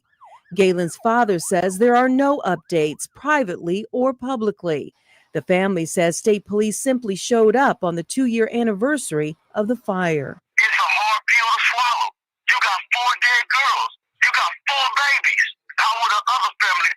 Citing the drastic sketch changes in the Delphi case, Galen says she worries about the fire investigation. Just so everybody knows, that fire, I don't know if they showed it in the video. I can't remember if you got to see that. But the fire department that responded after that police officer raced to the fire station was not Flora. It was Delphi. 9 miles away. 4 blocks away was Florida's department. 32 seconds, I think it is, to get from there to the house. But Delphi responded. And there were people on site at the station. You saw that. Remember that too. Investigation 2. Are they even looking in the right direction? That even question. How can you mistake somebody for 2 years? I kind of question, like, are they doing their job right? These 4 little African American girls are just a tragedy that happened. And if we just shut up, they'll shut up. And then it'll go away. And that'll be the end of that. We're not going to go away. A message Galen echoes from thousands of miles away. We still gonna fight the fight no matter what. I just want more answers. I want my babies in the spotlight. I want my babies out there. I want everybody to know we fighting to try to figure out what happened. The family of Galen Rose is working on a meeting with Indiana State Police investigators. We have also reached out to see what, if any, additional steps will be taken to help prompt more tips in this case. The windows and doors are boarded up, but otherwise the house on East Columbia Street sits largely untouched after the deadly fire in the early morning of November 21st, 2016. Kiana Davis, Kiera Phillips, Cariel McDonald, and Kiani Welch, ages 5 to 11, died. A lengthy investigation eventually determined the fire was intentionally set. No one has ever been arrested. I'm frustrated all the time. I'm disappointed. It's just taking too long to figure out what happened, how it happened. The girl's mother left Flora and moved to California to be with family shortly after the fire. She felt like she had to get away from the place that took away all of her children. There was no type of beef, no retaliation against me and my family. No one disliked us like that. We didn't have no beef. Everyone loved us just as well we loved them. So once again, I'm lost. I don't know about that one, Clifton, but I will tell you, I truly, in my heart and soul, believe that this is linked to the Delphi situation. Definitely linked, in my opinion. Like I said, one of the key suspects in the Delphi case lived right down the road when this went down, Patrick Westfall. Remember that too. To be honest, I feel like it was more racial. They didn't deserve this. Joyce Simpson helped organize a cookbook and other fundraisers for Flora's 4 Angels that have raised about $18,000. She drives by the house almost every day. I wish they would just tear it down. And I believe they did finally tear the house down last year, I believe. So, oh yeah, they are feminine. So are heathenists. Remember that too. Sunny Edits, Sunny Edits. I think that's how you say it. Welcome. If you subscribe, Sunny, you should get notifications. It's usually, I always do a morning show every day, anywhere between 10 and noon. And I also haven't been doing a lot of it lately because I've been really busy, but I do afternoon and evening shows too. But I appreciate you being here. Yes, Yep, Tomboy's right. All roads lead to Flora. Remember that, folks. And I'll show you why here shortly. I'm so glad to have you here. I hope I said your name right. I think it's Sunny Edits. I think. Or Sex, maybe Sunny, Sexy. I think it's Sunny. Anyhow, yeah. If you're subscribed and you hit the notification bell, it should give you the notification. But I do usually add it to Twitter and my channel as well to tell when I'll be live. But just about Monday through Sunday, I'm usually live anywhere between 10 and noon for my morning show. And then I do other shows after the fact too. So I'd love to have you here every day. Love to see you too every day. Go on. You know, don't forget the family. State police have no updates on the case, but the investigation is still open with a reward. Whoever is out there knowing, come out and say anything. Come say something. Those were my babies. Those were my children. Stuffed animals and other items from the memorial in front of the house still sit in crates on the porch. 4 sisters not forgotten in Flora. We lost some people that's very special to us. And I can't imagine how she feels. Because she has no one. But she has us. It's been 5 years since Kiana Davis, Kiara Phillips, Cariel McDonald, and Kiani Welch were killed in a tragic house fire in Flora. Today, family and friends gathered here at Crown Hill Cemetery to remember the sisters and the memories they shared. Their mother, Galen Rose, moved out of state. She joined by FaceTime. They were loving. They were caring. They were everything to us. Their aunt, Jacqueline Partlow, says the family relies on their faith in God to keep them moving forward. We're doing the best we can. We have to take it day by day like she does. We don't understand none of it. And for her to lose all of her children, it's tough. We still have hope today. An investigation determined the house fire was set intentionally. 5 years later, and still no arrest. As another year passes with no answers, everyone here continues to say the same prayer. Even though they left too soon, that justice will prevail, that answers will come, and that they will not die in vain. But out of this tragedy, we'll get triumph. We just hope and pray that somebody will come forward and say something. Somebody knows. Until that day comes, they're going to keep praying for justice. Let us leave this place and never forget who they were in our lives. From this moment, even forevermore. It is in Jesus' name we pray this prayer. Indiana State Police tell us they could provide no update on the case, but this investigation is still open with a $5,000 reward for information leading to an arrest. So if you have any information about this case, the arson hotline number is 1-800-382-4628. All right. Hang on. I got a few different things like this to show you guys, to get you guys in the right mindset. And I'm going to show you the places where we can call bullshit, especially with this idiot, Doug Carter. This guy he should work for Moscow PD. I'll just put it that way. And even the inference, and this is so very complicated. And even the inference that it's about race is so very wrong. Delphi is Delphi, Flora is Flora. But I would appreciate it a little bit more help, a little bit more concern about my family as they did the other families. Well, nearly a year after these 4 young sisters died in a fire, the investigation into what started it, even who started it, is at the center of a huge controversy tonight. Allegations of a cover-up and botched police work are stirring up some very strong emotions. In fact, both from the family and from the detectives in charge of solving this arson. Hours after the NAACP questioned the handling of the case, people living in Carroll County are weighing in on those accusations. Tonight, our Emily Longnecker found that many people are still trying to understand how 6 children have been killed in 2 separate tragedies. Well, John and Andrea, here in downtown Flora, just across the street from where 4 little girls died, there is a flyer hanging up on a business asking for information about the fire that killed them.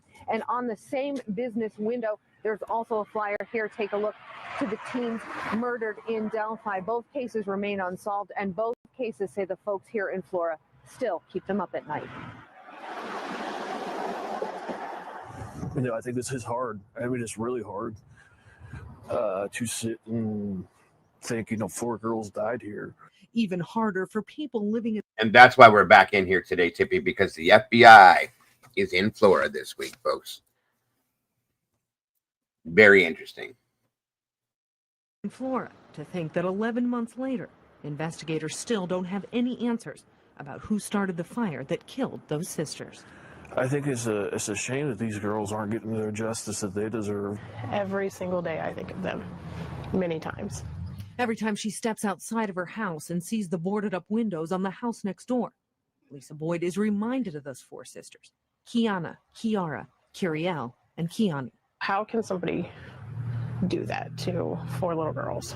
It's the same kind of question just 15 minutes down the road in Delphi. People there have asked about these 2 girls, Libby German and Abby Williams, whose murders also remain unsolved. They are different cases, and neither one deserves less attention than the other, neither deserves more attention. Some, though, have questioned the attention and resources the Delphi case has received compared to the one in Flora. Boyd says it's no one's fault that the Delphi case has had more clues that investigators have released to the public, like a picture of the suspect and recording of his voice.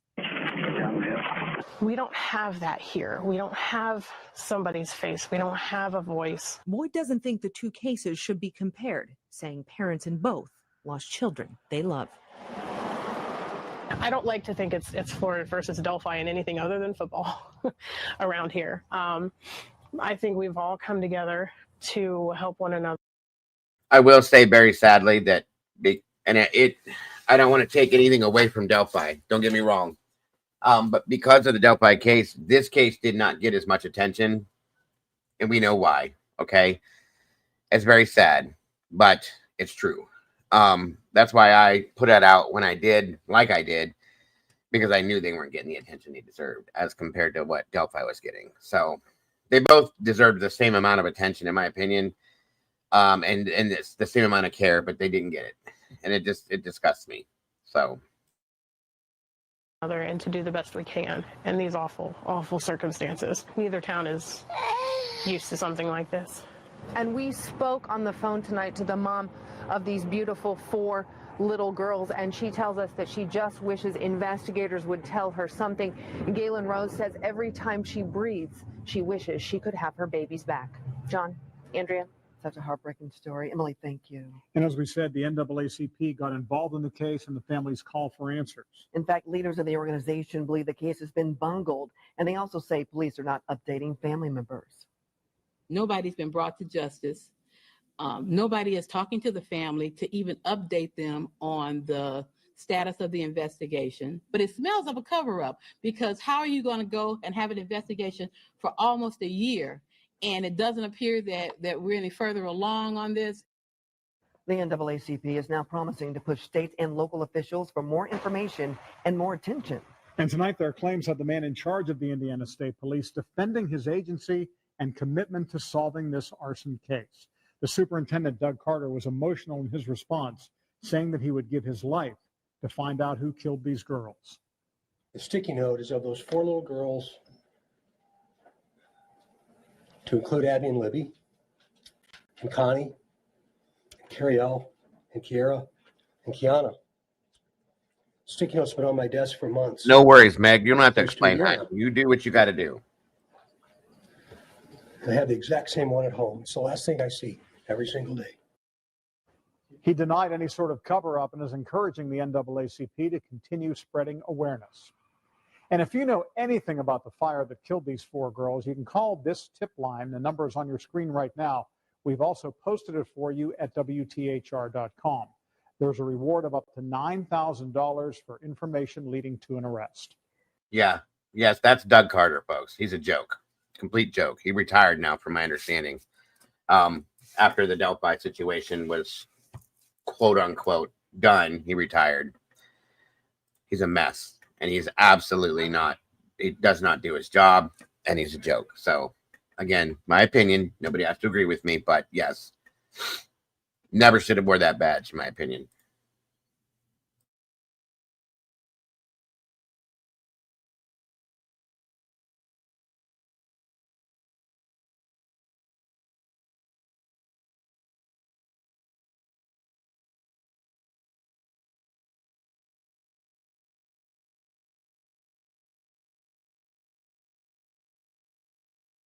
Eyewitness News.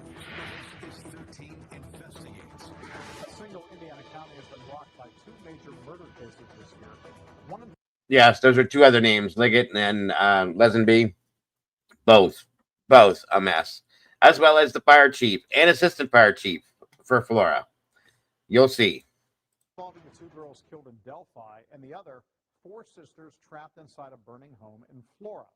Investigators say someone deliberately set that fire, and tonight, state police are questioning persons of interest as family of the Flora girls wants to know why the arson case has gotten less police support, reward money, and public calls for help. 13 Investigates went in search of answers. Sandra Chapman takes us inside the case. It's one of the worst things that ever happened in Carroll County. It might be the worst. It's been 6 months since 4 little girls died in a house fire in Flora. Now, Indiana State Police say it has identified persons of interest. I believe that somebody knows who was in that house that morning on November the 21st. And I hope they have the courage to talk about that experience and why. Because we have lots of questions. Welcome, Kiana, SW. Yara, Cariel, and Connie all died in the rental home where they lived on East Columbia Street. Their converted apartment went up in flames. There were no batteries in the smoke detectors upstairs where the girls slept. Their mother, Galen Rose, says she awoke to thick, suffocating smoke. Yep, absolutely. Just like what happened in Moscow. Everybody retired. The fire chief, the assistant fire chief, I believe, left at some point. There's a whole bunch of stuff that goes behind that. And Robert Ives, the prosecutor, resigned as well. Good points, Tippy. Thank you. I'm glad you know about this. The police officer that went in did survive, but he had a lot of damage done. He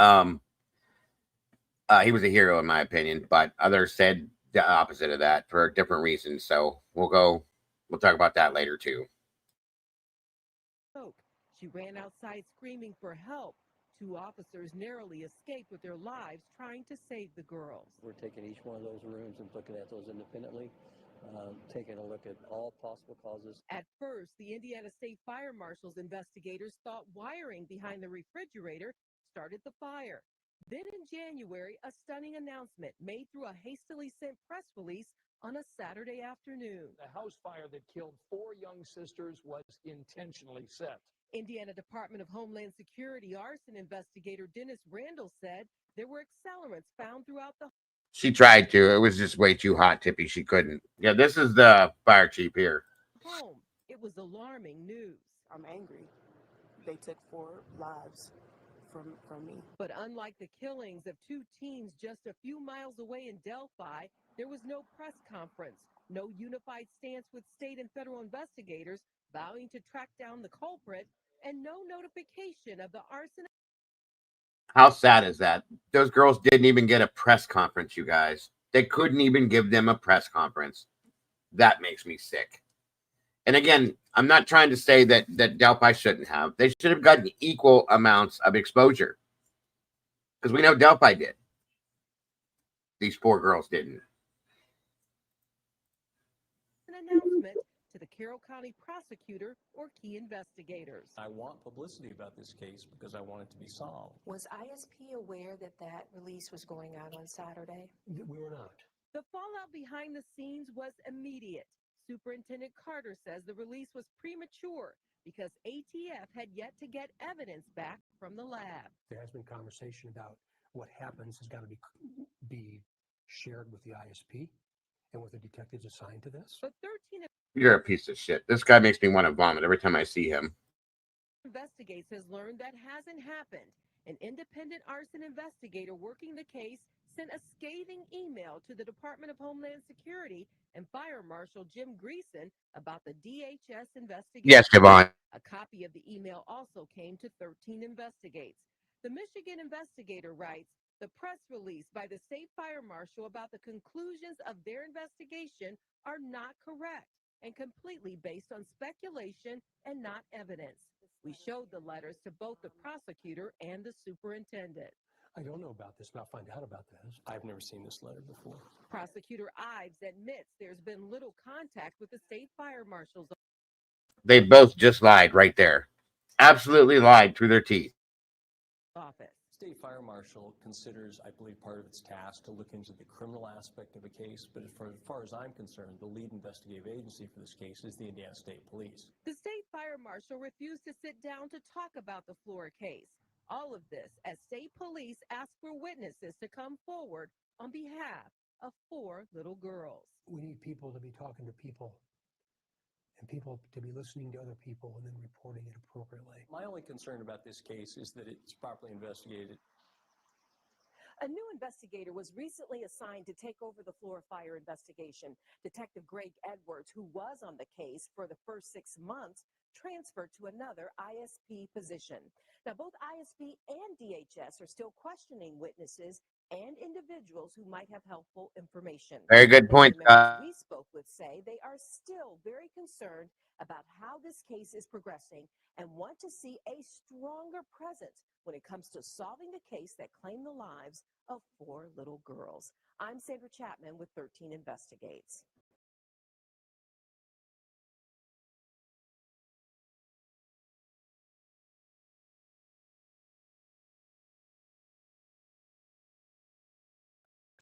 Now, what they did was harassed. Doug Carter himself did it. Incessantly harassed Galen, the mother, and made her a suspect. And as horrifying as that is, after everything she went through, she lost all 4 of her children. And they harassed her and threatened her and harassed her and threatened her again and again and again until right here is where they finally come out and say she's not a suspect. But they destroyed her. They broke her down, folks, for no apparent reason whatsoever.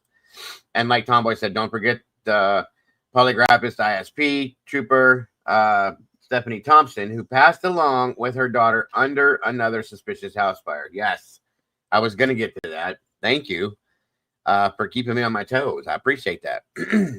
Very true. That's another story to add to this one as well, you guys.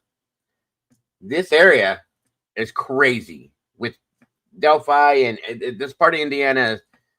It's just bad. Indiana's top police officer tells Fox 59 more than 6 years after the Flora fire that killed 4 young girls, this investigation has developed very little information. Yeah, the fire happened in November of 2016. 4 sisters were killed. Their names were Kiani Welch, Carrie-Elle McDonald, Kiara Phillips, and Kiana Davis. Tonight, our chief investigator, Steve Brown, joins us with his interview with the state police superintendent and a look inside that fire scene that's been declared an arson. Yeah, Dan and Bear Shell. Superintendent Doug Carter sat down with us recently to discuss a totally different topic. But at the end of the interview, he agreed to take some questions about the Flora fire investigation. My first question got a quick, short answer.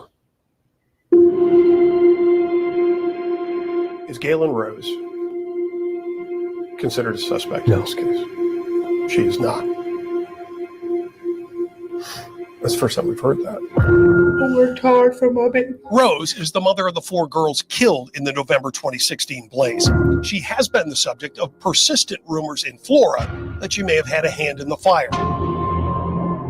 There are people up there who... Another of our questions for Superintendent Carter involves the other big Carroll County investigation, the murders of Abby Williams and Libby German. We believe you are hiding in plain sight, which happened just 3 months after the Flora fire. Fox 59 has previously reported that while state police released to the public evidence, audio and video recordings in the Delphi murder investigation to generate tips, the same had not been done in the Flora fire case, which has not yet had an arrest. Investigated that fire. We asked the superintendent why the different approaches. The analogy that they're the same, and that was something that was perpetuated by your story, is just simply inaccurate. That's not true. That's not true. Connecting an arson Yes, it is. with very little information to a homicide that's developed over 80,000 tips it's an unfair analogy. Thank you, Tippy. Or an unfair comparison between the two. But people up there see them as similar. They're horrible events resulting in deaths of young girls. I think I might have it, Tippy. We can't make things happen. We can't make people talk to us. The person investigators would like to talk to is Galen Rose. We're told she has answered some state police questions, but has not made herself available for a formal interview for some time. Rose over the phone recently told me that's true, and she guessed it's been years since she's spoken to the state police. Now, early on in the investigation, the fire was classified as an arson. Former ATF fire investigator Mike Vergon agrees. We look at every potential ignition source. Vergon runs a private fire investigation business. The discovery of the smoke. He was hired to look into the Flora fire by attorneys for Galen Rose, who's filed a wrongful death suit against the home's owners. Inside the deeply charred apartment, Vergon looked for clues on how the fire started and for smoke detectors. We found one. And can you tell us where you found it? That was in the second level of the residence, on a landing actually, and there was no battery in it. The condition this was in, there should have been a battery still in it if the battery had been present. State law requires. There was no fire extinguishers that were working, or I'm sorry, fire smoke alarms or fire extinguishers. None of it. Absolute slumlords, both of them. There were multiple things wrong with the house. Never fixed them. In fact, I think they may have done. That's part of my theory is that when they said that they went in and worked on the one appliance that was not working, that something may have been done to it purposely to accelerate the situation, possibly. This is an opinion of mine, not a fact. Requires every dwelling have at least one functional smoke detector. For rental properties, that's the responsibility of the owner, manager, or rental agent. Hunting for a source of the fire, Vergon took a long look. And here's the thing. He could afford it, first of all, but the fire department would have came there and completely filled the house with everything it needed for free. All I had to do was call them and say, hey, guys, can you go put alarms and an extinguisher in this house for me? They would have done it. Or he could have just went and bought it and did it himself. But again, if he tried, I think he said he just didn't get around to it, that they couldn't get around to it. They were so busy. They just never got around to it. In the one interview, I think, that was out there at one point in time years ago, then all you had to do was pick up the phone and say, hey, guys, could you go put some smoke detectors and an extinguisher in this house? Actually, should have been 2 because it's such a big house. 2 extinguishers and probably 6 to 8 smoke detectors should have been in that house. Just telling you. They found one on the landing with no battery in it. Helpful, huh? At the kitchen where the fire damage was intense. Looking at patterns. Getting extra attention by Vergon, appliances, the range, the refrigerator. Look at the fire. There are accelerant patterns on the floors. I have the pictures. I wish Molly was here. And I can show you the spread pattern from the accelerant that was poured on the wall, on the floor and on the wall. I'm sorry.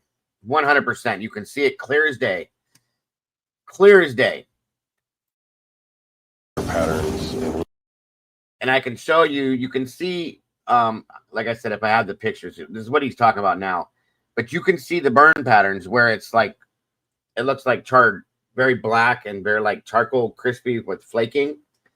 That's where it burnt the most and the strongest at. That's how you can see where the fire started at. And I envisioned somebody standing there with a bottle of something, squirting the wall and the floors, 100%. And I believe they did it while they were sleeping. They went through the garage into the back, and you can get right into the house through that garage with no fail. relation to the damage on the cords. Is there insulation left on the cords? Is there no insulation left on the cords? But the cords were in good shape. The source of the fire, not electrical. Maybe the most important information cited in Vergon's report is from the man who first rushed into the smoke-filled building, Adam Ayers. He was there first before the police or the fire department. First person to go in the house other than the family. Ayers, a neighbor, told investigators he crawled into the dining room to get to the stairs leading to the girls' upstairs bedroom. But in the nearby kitchen, he saw a 2-inch wide path of fire on the floor that led into the back porch area. So he got a pretty good view and described it in detail. Did anybody else see this other than him? No, he's the only one. The combination of the narrow... It doesn't matter because you can see the path even before they tore the house down to this day in the photographs. You see it after it was put out and everything. It's right there. And it's proof that somebody walked out backwards and squirted that and lit it right there as they were leaving.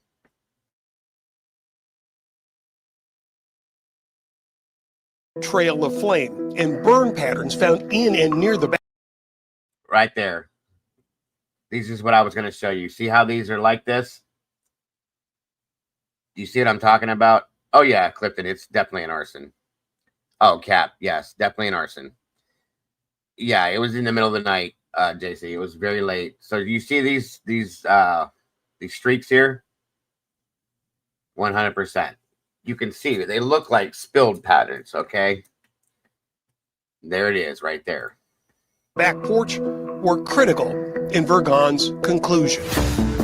We came to our determination that it was a set fire. How confident are you that that fire was intentionally set? 100% confident. Now, while Superintendent Carter describes the Flora criminal investigation as having very little information to go on, he insists it's still an active investigation. Also, Galen Rose's civil suit, a federal civil suit against the owners of the Flora home where her children died, is expected to begin later this year. Amen to that. Steve Brown, Fox 59 Investigates. Steve, thank you. Okay. Hold on here. Let me get back over here. And the sad part is you can watch on that dash cam video how long it takes and before you finally see a firefighter step up on that front porch. Way, way, way too long, folks. Way too long. Okay? Way too long.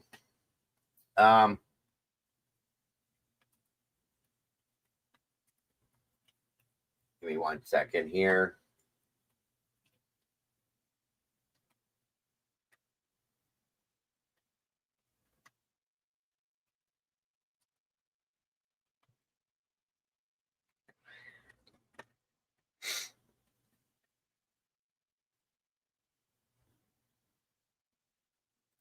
All right. I'm going to show this, and then we're going to get to the FBI, the new stuff. 1 minute here. This was done. Great job. Okay. There's two parts to this, I believe.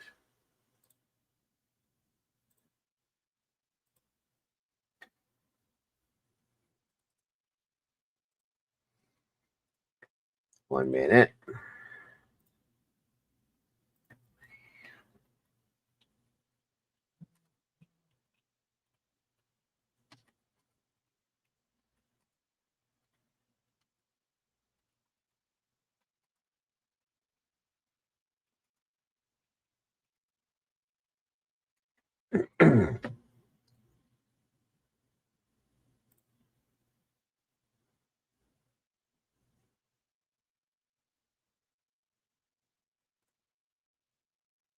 Okay.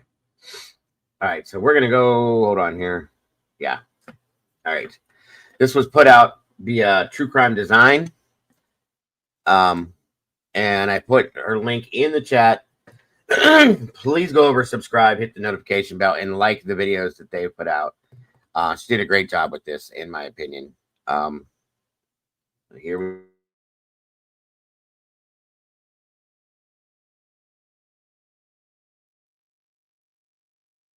Welcome, MH. Great to see you. There's the link right there.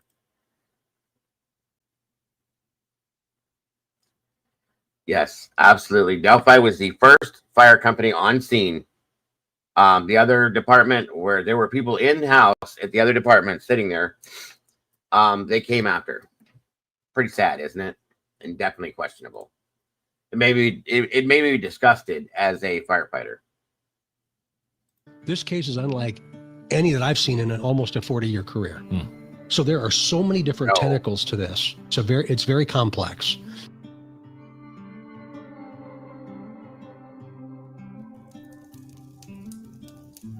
This is why I'm showing you this, because this shows the link between the Delphi murders and the Flora murders, as I'm going to call them, because that's exactly what it was. And this is a great video. There's more than one part to this, so bear with me.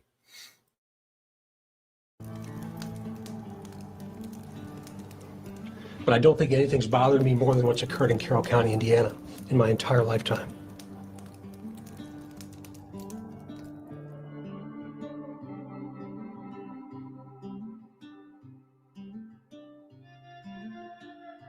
Yeah, Alicia, that bad part's over, hon. I thought I sent you a message. You didn't get it. That's okay. Thank you, and I'm sorry for that. That's important to show, though. Thank you, MH. I appreciate that, and I am absolutely wonderful to have you here. Welcome back, Miss Alicia. On November 21st, 2016, this home on East Columbia Street in Flora was engulfed in flames. Keone, Kiara, Carrielle, and Kiana didn't make it out of the home alive. Only their mother, Galen Rose. Is Galen Rose considered a suspect in this case?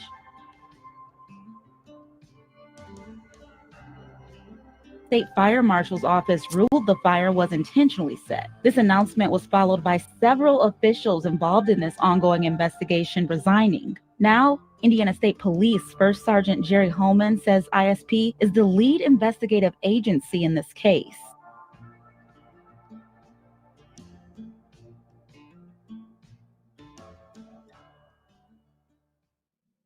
If I'm teaching a class on the Delphi murders, I am requiring Intro to Flora Fire as a prerequisite. It's imperative to understand what happened 3 months before in a town over before we can lay the foundation for our understanding of what actually happened to Abby and Libby. This video will not be a summary of the complex Flora arson case. I do have a playlist analyzing this case, which I will link in the description if you want to dive deeper. Instead, I will focus on these key factors, which I have identified as possible overlapping motives and colliding circumstances, which contributed to setting the stage for the double homicide. Keep in mind, the Flora fire is just one of 8 tentacles, which I've identified as the key motivating factors in the Delphi murders case. I will be uploading videos dissecting and providing receipts and analysis for the other tentacles as well. The first topic that must be addressed is racial violence and What up, Kane B? Good to see you, sir. Thank you for joining us today. extremist ideologies. The demographics speak for themselves. According to the 2023 U.S. Census data, Carroll County has a population of 20,525 people, 96% of whom are white, and Black or African Americans make up only 1% of the population. Comparatively, the state of Indiana at large is 83.7% white and 10.4% Black or African American. Despite this jarring statistic, between the years 2016 and 2021, which is a 5-year period, there were 5 people murdered in Flora, Indiana.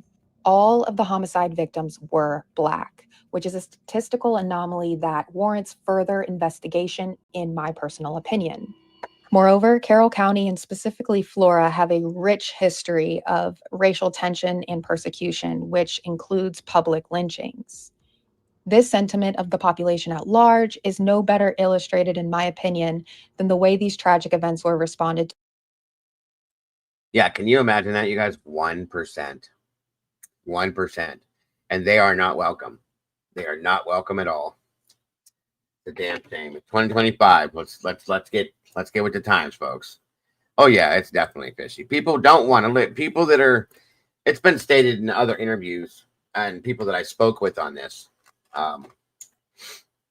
that African American people don't move here on purpose. They know that they're not wanted there, so they won't. Because why would you live in fear of where you live? You know what I'm saying? You shouldn't have to, but so they stay away from here.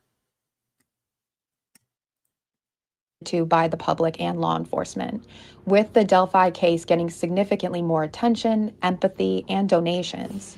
I personally see the Flora arson as a modern-day lynching with underlying economic, political, and social implications that motivated the people that did it. These people always cash in on the chaos and devastation. That's part of their MO. But diving deeper into specific Delphi connections, Delphi suspect Brad Holder posted this image on Facebook. Okay. Suspect number 1. Remember this name, folks? Brad Holder from Delphi. Anybody that followed Delphi's case closely, you will remember that this guy's name got brought up quickly. Because a lot of people believed that he could have been bridge guy, but was definitely involved. And I still believe he was. In the Delphi situation. So that's number 1. That's the first name that you'll hear that matches up with the Delphi case, okay?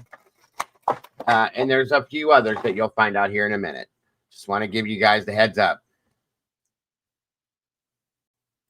Yeah. Yes, that's true, Yvonne. Very true.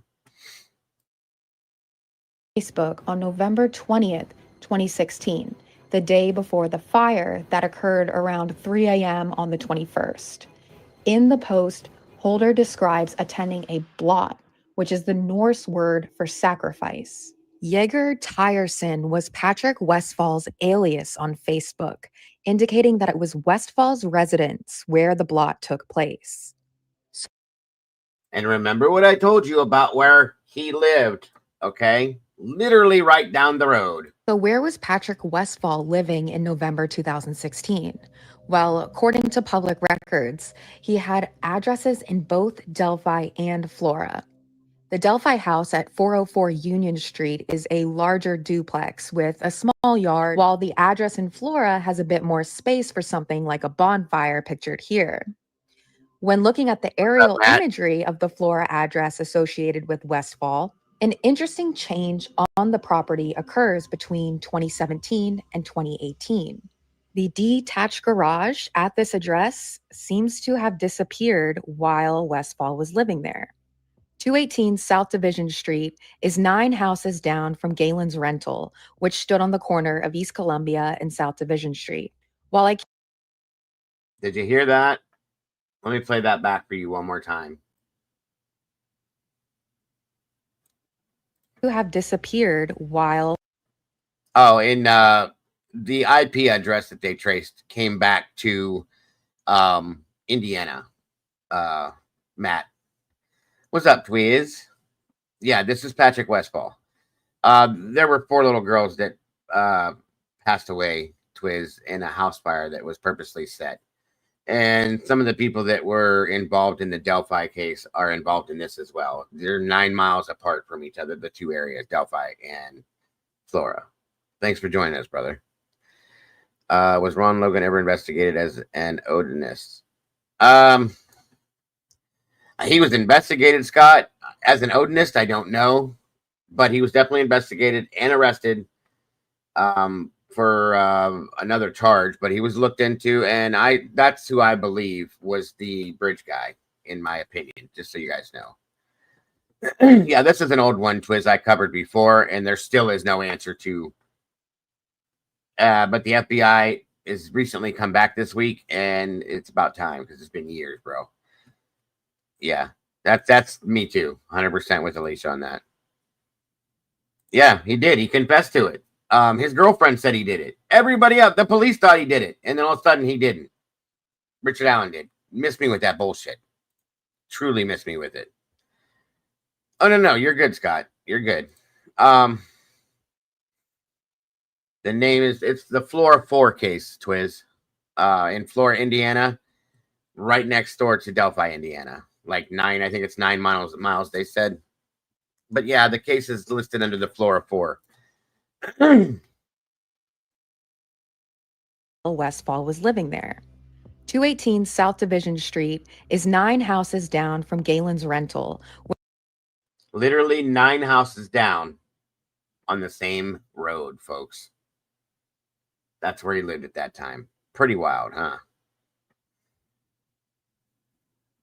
Yes, Flora, sir. Which stood on the corner of East Columbia and South Division Street. While I can't definitively identify the location where this photograph was taken, it is a fact that Westfall maintained a residence that was 525 feet away from where Galen was raising her 4 precious daughters, who were absolutely thriving in Flora. In addition to their Norse pagan beliefs and practices, Westfall and Holder are also members of the racist skinhead group called the Vinlanders Social Club, also known as Firm 22, and have publicly endorsed a white supremacist ideology. In Allen's request for Frank's hearing, the defense points to testimony from Brad's former wife, Amber Holder, documented on page 10 of the Odin report, where Amber said that Brad told her that Westfall and his crew were responsible for, quote unquote, the girls in Delphi and a fire that killed the 4 girls in Flora. Amber said that Brad told her Westfall had friends in several states and they have no problem killing, quote, race traitors, end quote, which Amber explained she believed meant to be white people who, quote unquote, mix with other races. Amber said that Brad told her that. And if you guys remember correctly, at some point it was brought up that one of the girls in the Delphi murders could have been, or not one of the girls. One of the family members in the Delphi members, one of the family members to the girls, was dating a black man at one time. And that was brought to the table about as a theory one time, just so you guys know. I'm not saying it's facts. I'm not saying it's why reasoning. I'm just saying it was brought up. Hello, Urban. Welcome. That Patrick Westfall had killed a lot of people, and it didn't matter if they were, quote, innocent or not, end quote. It's additionally mentioned in the memo that Brad Holder told Amber Holder that, quote, Westfall and his people killed Abigail Williams and Liberty German because one of their mothers was mixing with other people outside the mother's and there you go. Race, end quote. Examining this image further, Westfall and Holder are pictured with who appears to be an adult female, as well as 5 children of varying ages. The group is standing around what looks to be a burning tree stump with 4 sawed-off branches and 2 knives sticking out of the stump. What could the 4 branches from the burning tree represent? Perhaps the 4 souls that died in a fire hours later? And what about the 2 knives? I would like to know if these missing branches were similar to, if not the branches that were staged over the victims at the Delphi crime scene. Despite tyrannical Judge Gall's orders to keep any testimonies related to Odinism or third-party suspects out of the trial, the defense revealed information about these. Amen to that, Alicia. We are. Some of these people that are trash are definitely not. Who was the connection to both Flora and Delphi that suspiciously died in the fire? Oh, God. I will find it, Tomboy. I can't think of it right now. You would ask me to. God, I can't think of it. I'll find it. Good question, though. These branches in several court filings, including the 136-page Frank's memo. Specifically, the defense disclosed that at least one of the sticks placed on Abby had a clean, smooth edge, suggesting that it was cut with a saw and brought to the scene rather than sourced nearby and used as some sort of attempt at concealing the bodies. Defense experts, barred by Judge Gall, opined that the branch placement on the victims was not random and appeared ritualistic in nature, as if someone was trying to replicate runes. Within the long list of exhibits submitted to the court, Yeah, but then Jennifer Hackenkopper comes out and says, well, I believe they just fell out of the tree and landed that way. Wow. The stupidity is real. I can't believe she was even allowed to walk in the front doors of the FBI, folks. That's all I'm saying. with the Franks memo included an alleged photograph of Patrick Westfall cutting branches into runes with an electrical saw. This image was posted to Facebook by Holder with the caption, That's Patrick Westfall. Clifton. Beyond ridiculous, Heather. Beyond ridiculous. Those were her exact words. Her exact words, I believe they just fell out of the tree and landed that way, guys. Occam's razor. I think you fell out of the tree and landed on your head. That's my opinion. I don't know what she could, other than working in the maintenance department as a mopping janitor, what she ever did for the FBI, because she has said so many stupid things like this. quote, cutting runes, end quote. Moreover, Holder's Facebook page made many references to runes, rituals, and And that's the thing, is the branches were cleanly cut. They weren't snapped off, okay? I think one of them had a broken end on it, but the rest of them you could tell were cut with a saw. The woman's stupid. Which is why I was blocked on Twitter like the day that I started on her Twitter. I can't handle it with her. I just can't. She says and does stupid things and then has 3 letters in front of her name, and it blows my mind. Blows my mind. You sure she could? Probably not. You're probably right. You're probably right. And excuse me for being mean, guys, but I can't stand people that deny what facts are. Especially somebody that works for a law enforcement agency. Come on now. Yeah, definitely makes sense as to why she's former. Thank you, Lucy. Yeah, she couldn't solve her way out of a wet paper bag. You ain't lying about that one, Alicia. heathenry, reminiscent of the ghoulish crime scene. Given Holder's post describing performing a blot ritual with Patrick Westfall the night before the fatal fire. Yes, Clifton, one of the girls was absolutely completely drained of every drop. And it's been claimed that one was a sacrifice, one was a murder. I believe it at this point. After the way everything came out, I truly believe that. And I'll tell you, one other thing that I can tell you, I believe is a fact, that Richard Allen had nothing to do with it. Nothing at all. That's my opinion, of course, but I believe it's a fact. One has to ask if the 4 sisters were also sacrificed in a ritualistic manner. Was the November ritual related to or in preparation? Yes, you absolutely are, Jen, and I'm so grateful to have you here. And I'm sorry. That's why you got this. I call her Jennifer. I call you Jen. She doesn't deserve to be called Jen. That's why you're Gen 7. Yes, just like Twiz said, 100%. For the Valis blot ritual in Delphi? Amber Holder's indication that Westfall had powerful friends and many people backing him is supported by Unified Command's lack of investigation into the pair, clearing them almost immediately, as well as withholding and even destroying evidence pertaining to Brad Holder, making sure none of it came out in trial.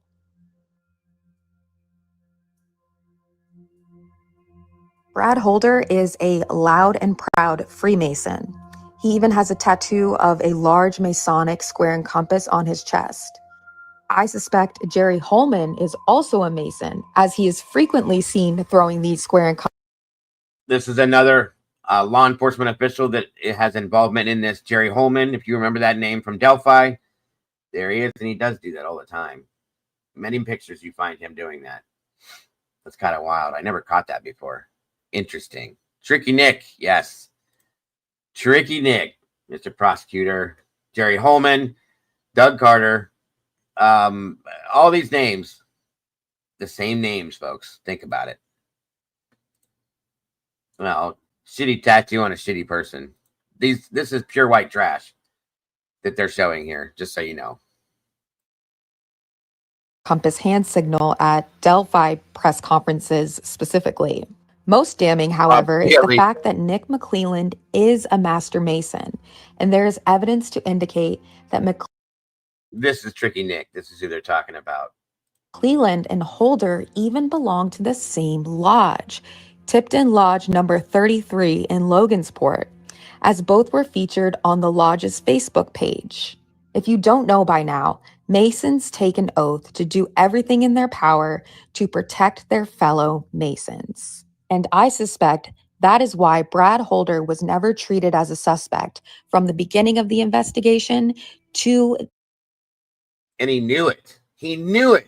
He came out on Facebook and taunted the world, folks, and put this hat on and said, how's this hat look, guys? Is it the same hat? Swore up and down that he was working. He couldn't do this. He couldn't do that. Blah, blah, blah, blah, blah, blah, blah. Look at him. Okay? He's a piece of trash, period. The trial of Richard Allen. Switching gears a bit, I want to discuss the political climate in Delphi before, during, and after November 2016, and why I think it's entirely relevant to the tragedies that took place in Flora and Delphi.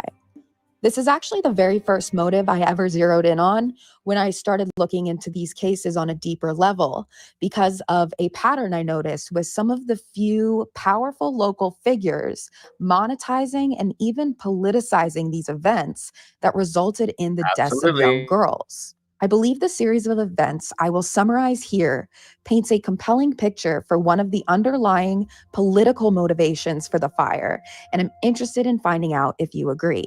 In October 2016, the month before the fire, Delphi Mayor Shane Evans and his political allies Dick Bradshaw and Sam Dywert were pushing the Delphi City Council to vote to enforce building regulations that had been adopted by the city in the 1990s but were never actually enforced. However, the Delphi City Council was unanimously opposed to enforcing these building codes because of concerns that more regulations would drive out lower income residents who may not be able to afford to bring their properties up to code. Despite the council and public at large's disapproval, Mayor Evans threatened to veto their vote. Tensions were flaring, and the dispute even made it on the local news in October. The city of Delphi has had a building ordinance on the books for 24 years now, but it's rarely been enforced. News 18's Brad Oppenheim tells us how there are plans to start enforcing it again, but some city officials say they're not completely on board. In 1992, the city of Delphi passed an ordinance adopting the Indiana Administrative Code on Building Regulations. It addresses building safety, including electrical, mechanical, and plumbing codes. While a building commissioner is in charge of inspecting buildings, the ordinance has rarely been enforced in the past 2.5 decades. Mayor Shane Evans says he wants to change that. It's there to benefit the public. I mean, it's there for health and safety. It's there to make sure that the investment you make in your property is going to be a sound investment. I think anybody comes into a community and... It's great to have you here, Reality, with Krista Marie. Thank you for joining us. I'm glad you caught us live, too. Jen's never apologized for going off on Coffin Dicker. I've been in a mood all week. I'm like, yes. Oh, I will. I did on Twitter. I went completely apeshit nuts on her on Twitter, and she blocked me. She didn't even respond. She just blocked me, and that was the end of it. assumes that there are building regulations that have been in place. Evans says he believes the code could be modernized, but he would like to see the ordinance enforced once again. We want to make sure we don't leave any stone unturned, that we parse through the language of the ordinance and make sure that it meets our needs. But some Delphi City Council members want to see the ordinance repealed. Councilman at Large Michael Shockley has some concerns. I just want to see us go down a road that is going to cost a lot of people a lot of money. Yes, to live here and to build here and that kind of stuff. In a letter, and both of them, the homeowners in the Flora house, were on. I think both of them were on the board of trustees for the city. I know one was for sure. So, absolutely 100% for sure. Evans was said to go out on his own and hand out violations to area citizens. The mayor, yes, absolutely, Tippy.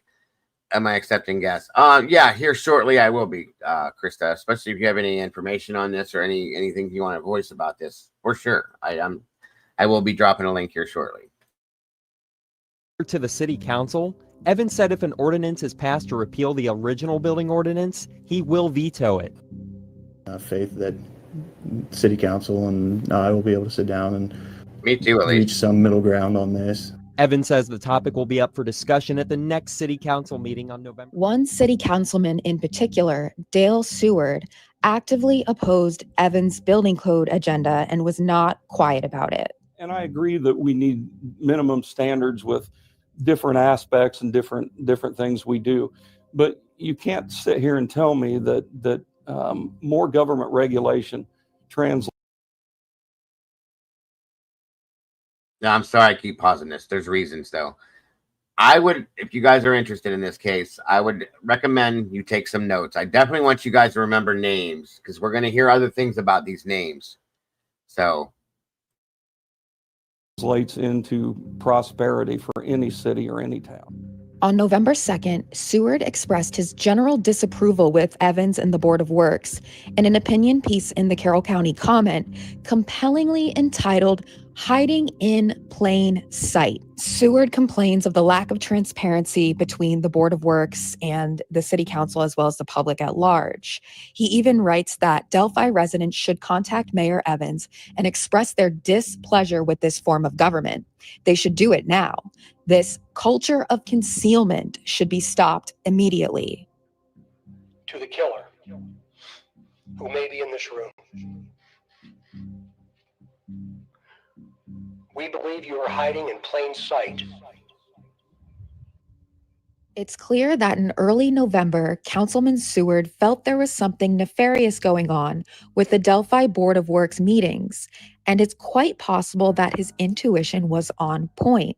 The Delphi Board of Works met on November 17th, 2016, 4 days before the Flora fire. One item on these meeting notes caught my attention regarding the controversial issue of unsafe building codes. It stated in the meeting notes that the mayor should look into what makes a building unsafe by law and to contact Flora to see if they desire to, quote unquote, share a building inspector.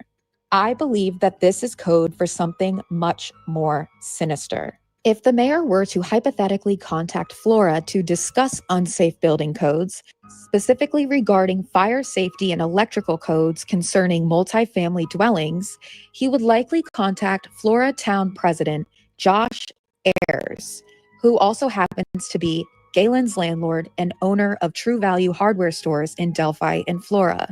The Board of Works clearly had an agenda, but they needed a tragedy to enact.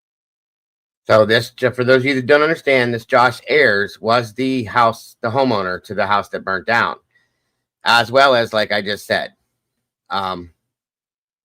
city council, and he owned a hardware store. So why could you not fix these things? I think it might have been at one point, Cap. There was a thing about that we talked about way back when.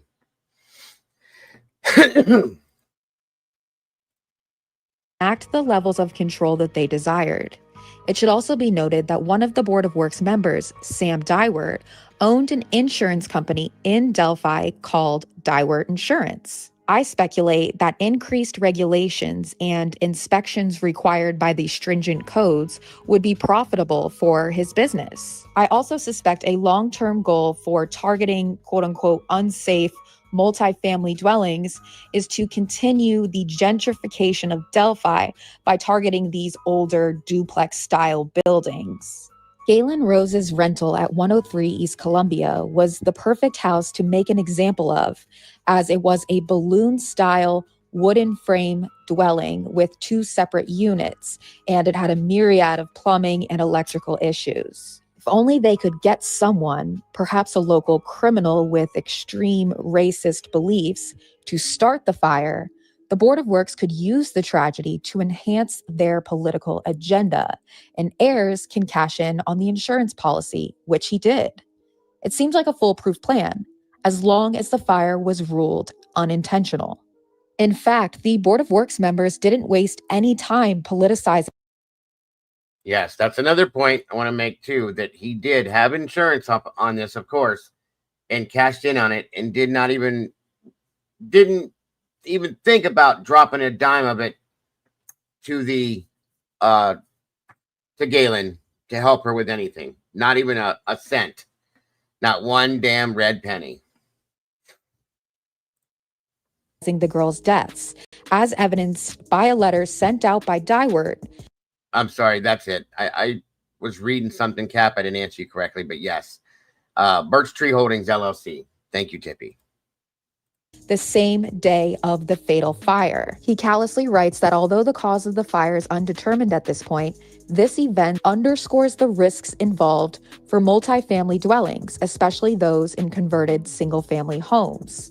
He also cites the inadequate electrical wiring and callously states that if Flora had building codes and effective enforcement, any deficient condition could have been discovered and corrected, and maybe today 4 children would be alive and those injured would not have had their lives disrupted in such a traumatic and violent event. He concludes by saying, as the mayor continues to construct a building code enforcement policy and process, I encourage you to keep in mind the importance to the well-being and safety of our community of efficient oversight and enforcement of codes for residential, multifamily, and commercial buildings. I am certain the town of Flora is asking themselves this morning if there was more they could have done to prevent this tragedy. 9 days after the Flora fire, on December 1st, 2016, another wood-framed multifamily dwelling caught fire in the middle of the night, but thankfully no one was hurt. Morning fire destroyed a Delphi family's home, and although everyone did make it out safely,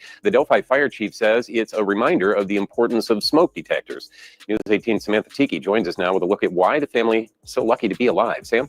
Yes, Delphi Fire Chief Daryl Starrett says the house fire appears to have started in the home's attic and electrical issues may have been a factor. Now that the smoke has cleared, the Delphi family who once lived there is counting their blessings. It's a wake-up call Delphi resident Luz Cruz says she'll never forget. And I really didn't hear anything until my aunt started screaming that the house was on fire. Around 5 a.m. Thursday, Delphi fire crews were called to Cruz's home in the 300 block of North Washington Street. Cruz and 7 others, including an infant, made it out safely. I just panicked. And I just ran outside. After exiting the home, the family realized the home next door was in danger. That's when they alerted neighbor Kim Jenkins. Flames were shooting everywhere. The smoke was so bad you couldn't even see. Jenkins, her husband, and 3 grandchildren were able to get out safely. She says there were no smoke detectors in her home and would not have known about the fire if the neighbors hadn't told her. It could have played out a whole lot different for both families. It really could have, because the houses are so close together. Cruz thinks her home had 1 smoke detector, but she didn't know if it was working properly. Delphi Fire Chief Daryl Starrett says Cruz did not find any smoke detectors in the house. Jenkins says she's learned her lesson when it comes to fire safety and is having a smoke detector installed Thursday afternoon. Make sure you have smoke detectors in your house. Make sure you have a plan to know what you're supposed to do. Cruz says although her personal belongings are gone, she's trying to look on the bright side. Yes, really I did, Tippy. Is this a coincidence or an action Nope, no smoke detectors at all. intended to justify increased regulations and control pursuant to the Board of Works agenda? Councilman Seward made his feelings known, calling Dywert's letter disgusting and called on him as well as Evans to resign. In Delphi is accusing another city leader of using the November 21st fire in Flora that killed 4 children to advance a political agenda. But quite frankly, that letter is, I think it's disgusting and terrible.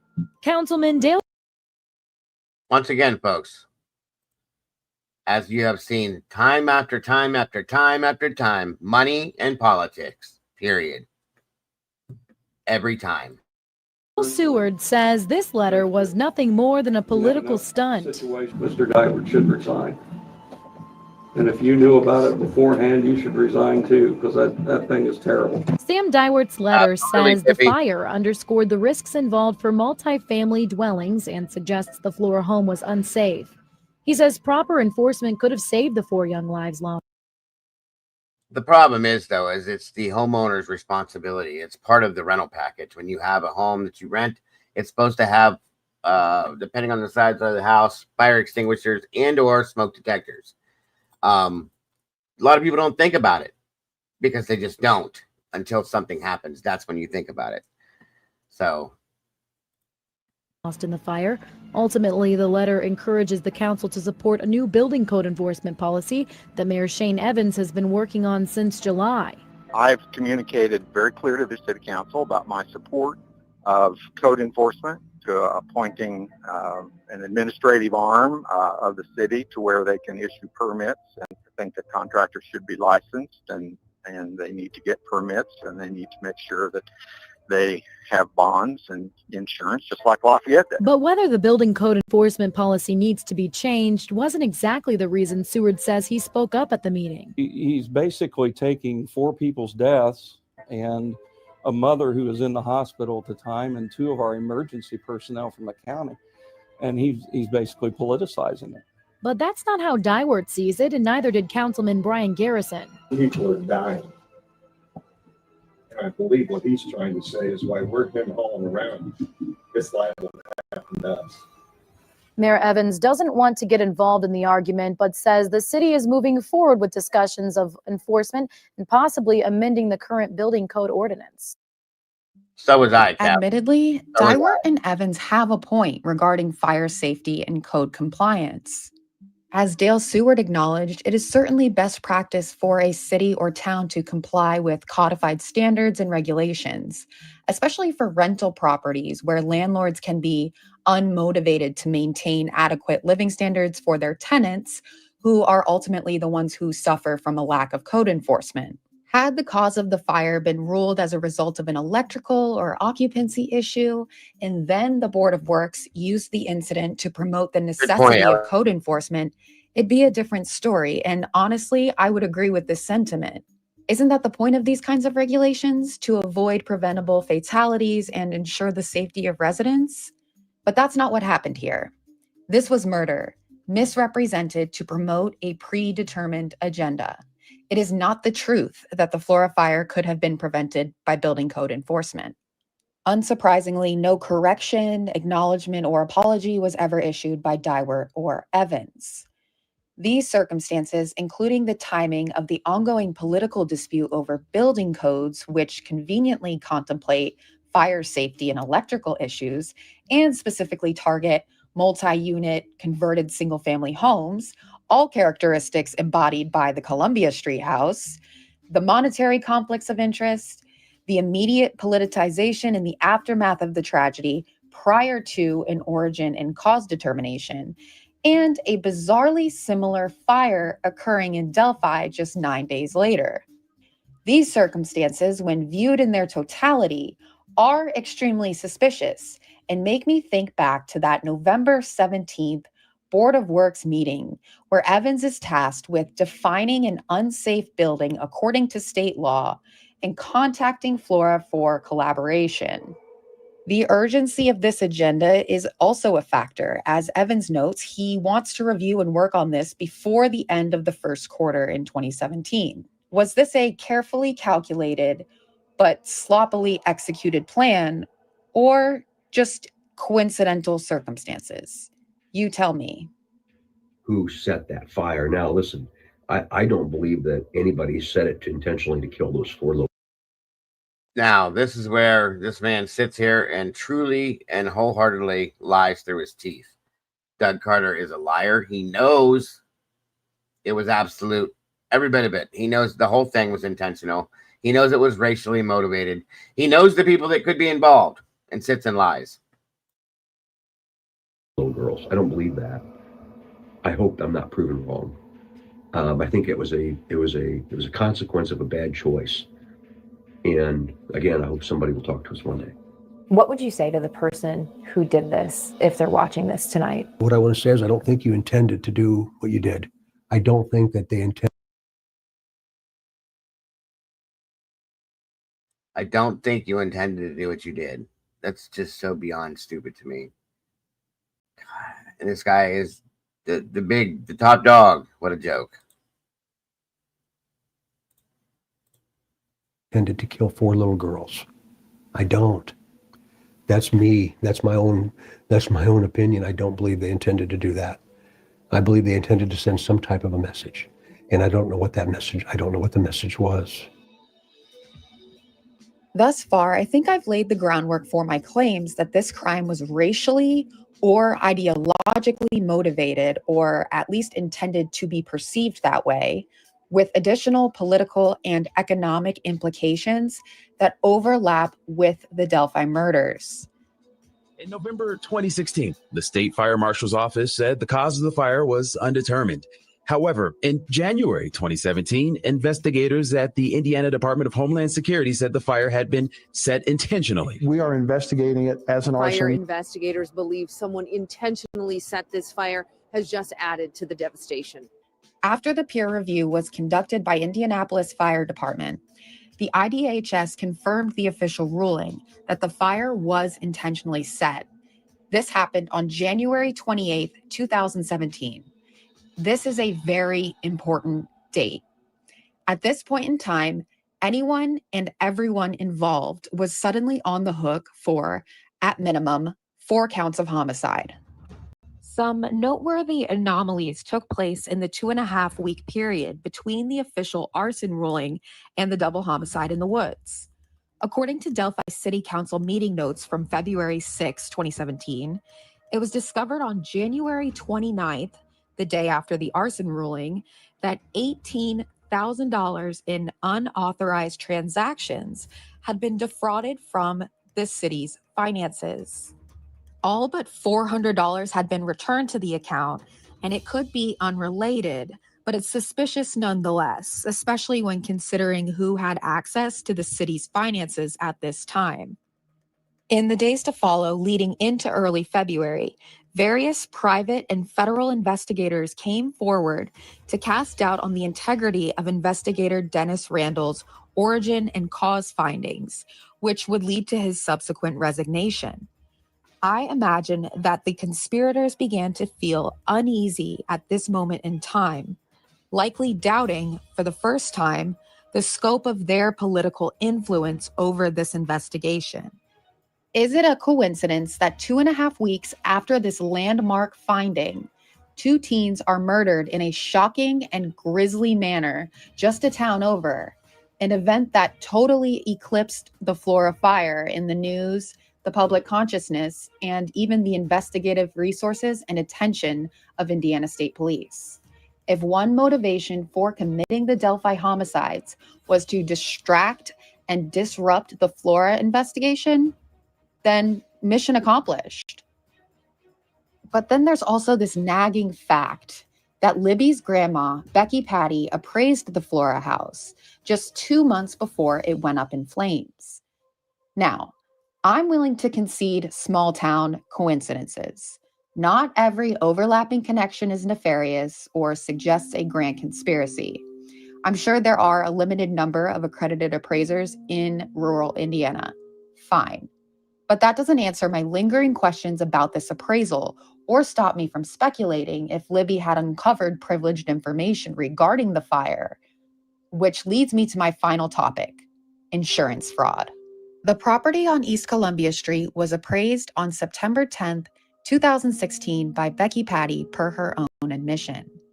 The over 1,800 square foot converted duplex with 4 bedrooms and 2 bathrooms appraised for a mere $45,000.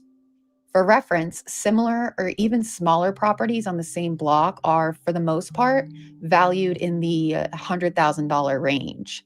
So this tells you a thing or two about the shape of this property.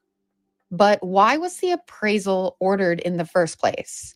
According to Josh Ayers' civil deposition, which supports Becky's comment, the bank ordered the appraisal in connection to a refinance of the home. Ayers and Helderman took ownership of the property under Birch Tree Holdings, LLC in December 2015, the previous year, from Josh's parents who owned the property for many years. The exchange was pretty informal, so it makes sense that the property was never appraised. So everything to this point checks out. In his deposition, Ayers admits that it is uncommon for him to refinance his shared rental properties, but he explains that he believed the home had some equity in it and they wanted access to the cash to do other projects with. He also admits that he doesn't remember where this cash went. So it appears that they got the home appraised and cashed out between September and the time of the November fire. Suspicious timing? Sure. But here's where things get super fishy. And I have to give credit to I-Team 8 for doing actual journalism and exposing this insurance policy in their multi-part investigative series from earlier this year. A couple weeks before the appraisal, on August 31st, 2016, an insurance policy was taken out on the house in the amount of approximately $392,000. Most people would apply logic to say that there's some impropriety here. The insurance policy, originally written August 31st of 2016, the appraisal dated 10 days later, September 10th. A little over 2 months later, November 21st, the home had gone up in flames. Up to $392,000 for a house that was appraised at $45,000. Correct. You're saying that's quite odd. It's quite unusual. When an insurance policy starts to look like a lottery ticket, suspicion can be raised. Insurance fraud. But of course, you're thinking, no way the homeowners were able to collect any of that, right? You know, with the whole arson determination finding. Well, unfortunately, heirs took out additional coverage for his rental properties, including loss of rent and, get this, acts of terrorism coverage.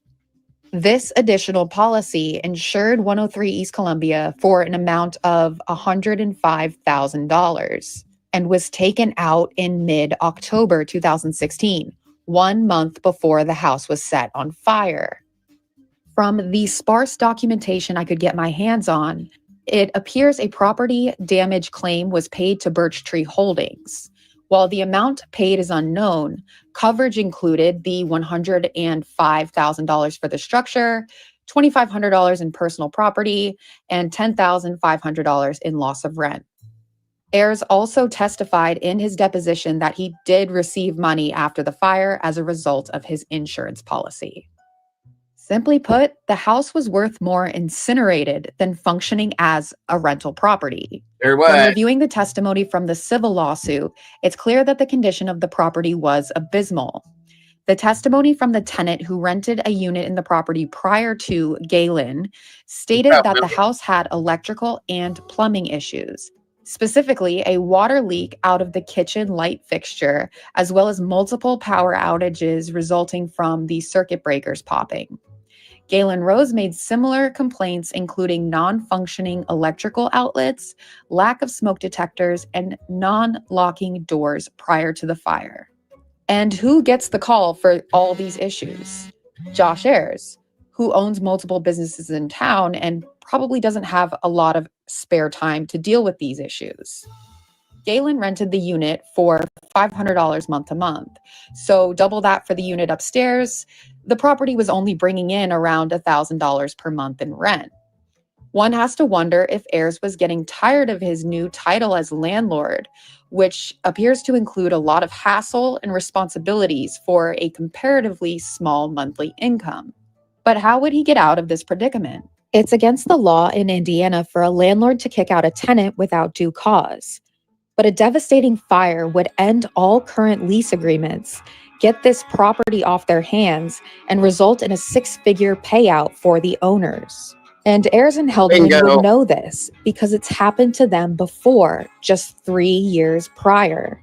In August 2013, a storage barn in Flora owned and used by Climatech Heating and Cooling, which is Ayers and Helderman's HVAC business, was completely destroyed by a fire and incurred additional costly damages. The pair had only owned the barn for 3 years before the fire, and while it is unclear what kind of damages were recovered, I don't doubt that this fire also resulted in a significant payday for the duo, and possibly a blueprint on how to commit arson-related insurance fraud, allegedly in my opinion.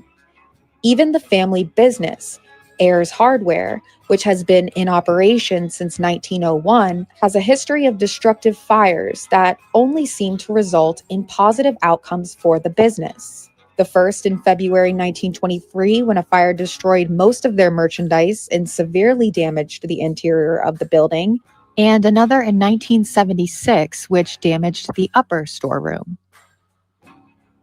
As town president, Ayers is basically the boss of Flora Fire Chief Adam Randall, son of Dennis Randall, who would follow in his father's footsteps, resigning from his position following scrutiny over the Flora fire investigation.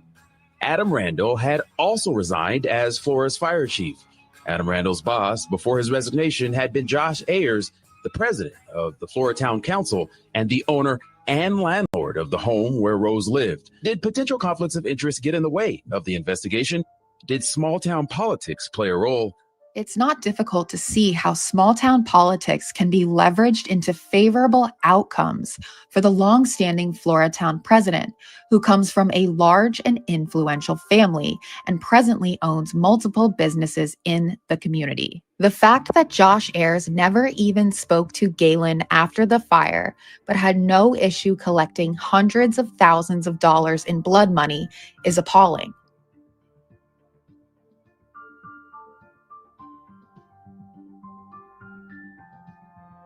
After the fire, Galen left town to be with family and mourn her tremendous loss, and the good old boys of Carroll County were able to completely control the narrative. The fire started within the kitchen, the back porch, garage area, like a intake, like a mudroom type area was back there. Raquel, welcome, by the way. And Willie, good to see you, brother. Thank you for joining us again today. And so, yeah, and it was arson, Raquel. It was purposely set. There was an accelerant involved, so on and so forth. Thank you to whoever donated to the PayPal. And again, Megan, whoever it was, thank you so much. It's so very much appreciated, guys. Never, ever expected. You made this statement, whoever you were. It's not a lot, but it doesn't matter. Every little bit helps, and it all adds up together. It will definitely help keep my channel going. So thank you for that. Bills are due on the channel all the time, guys, to keep it moving. So thank you to whoever you are. God bless. Very much appreciated. So yeah, it was an arson that was accelerated with some form of a liquid. You can see the patterns on it, Raquel, on the floors and the walls. So pretty wild. An attempt to interfere with the investigation, in my opinion. Silencing anyone with the courage to speak up through intimidation, fear, and force. This is the Carroll County way. My intention with this series is to show you, with evidence, how, when it comes to the Delphi murders, the tentacles themselves have their own intertwining appendages. And again, that came from True Crime Design. This was part 1, guys. Hang on a second here. My apologies.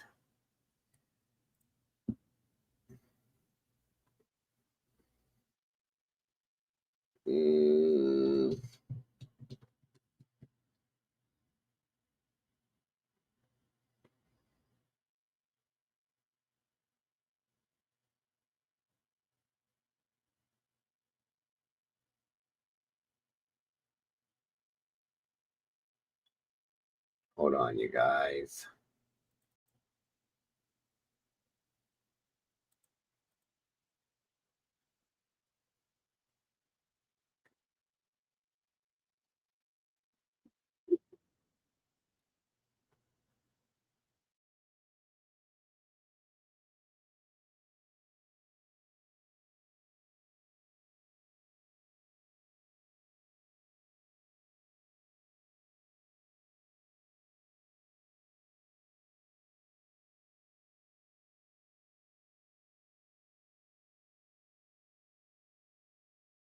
Okay, this is the other side, the other part to this, or this part 2, I should say, to go along with for this.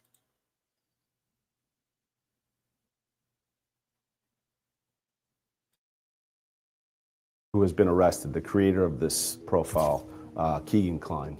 All I can say about Keegan is that entire issue and the entire release has allowed us to glean significant investigative leads. Welcome, Typically Unique. That's all I can say about him. I do think they've investigated it, and maybe this is just asking for the public's help and to find people that have had contact with this person who is out there. Anthony Shots. Ever heard of him? I wish.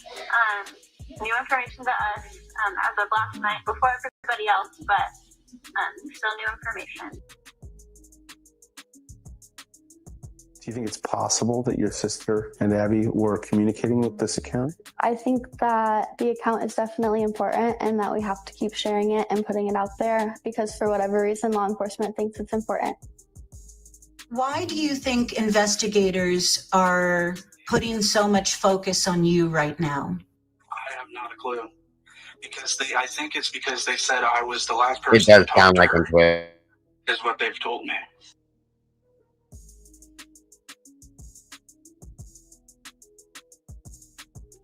All right, bro. Thank you for stopping by. Please hit the like button, Willie. Share it out if you can.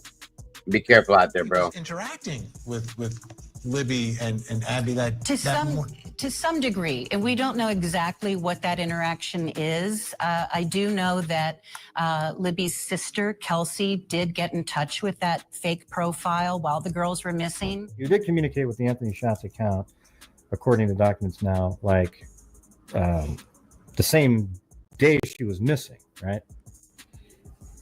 I did. I spoke to him on Libby's social media. Anthony Schatz. Ever heard of him? I wish.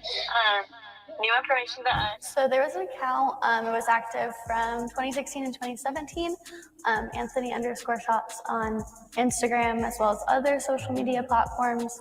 And they're just asking that anybody that's ever communicated with this account come forward and talk to them.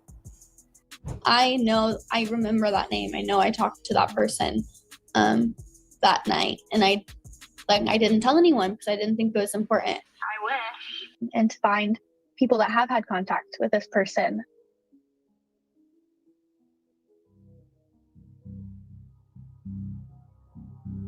The Anthony Schatz persona was first introduced to the Delphi zeitgeist in a YouTube video uploaded by ISP on December 6, 2021, briefly titled Indiana State Police Delphi News.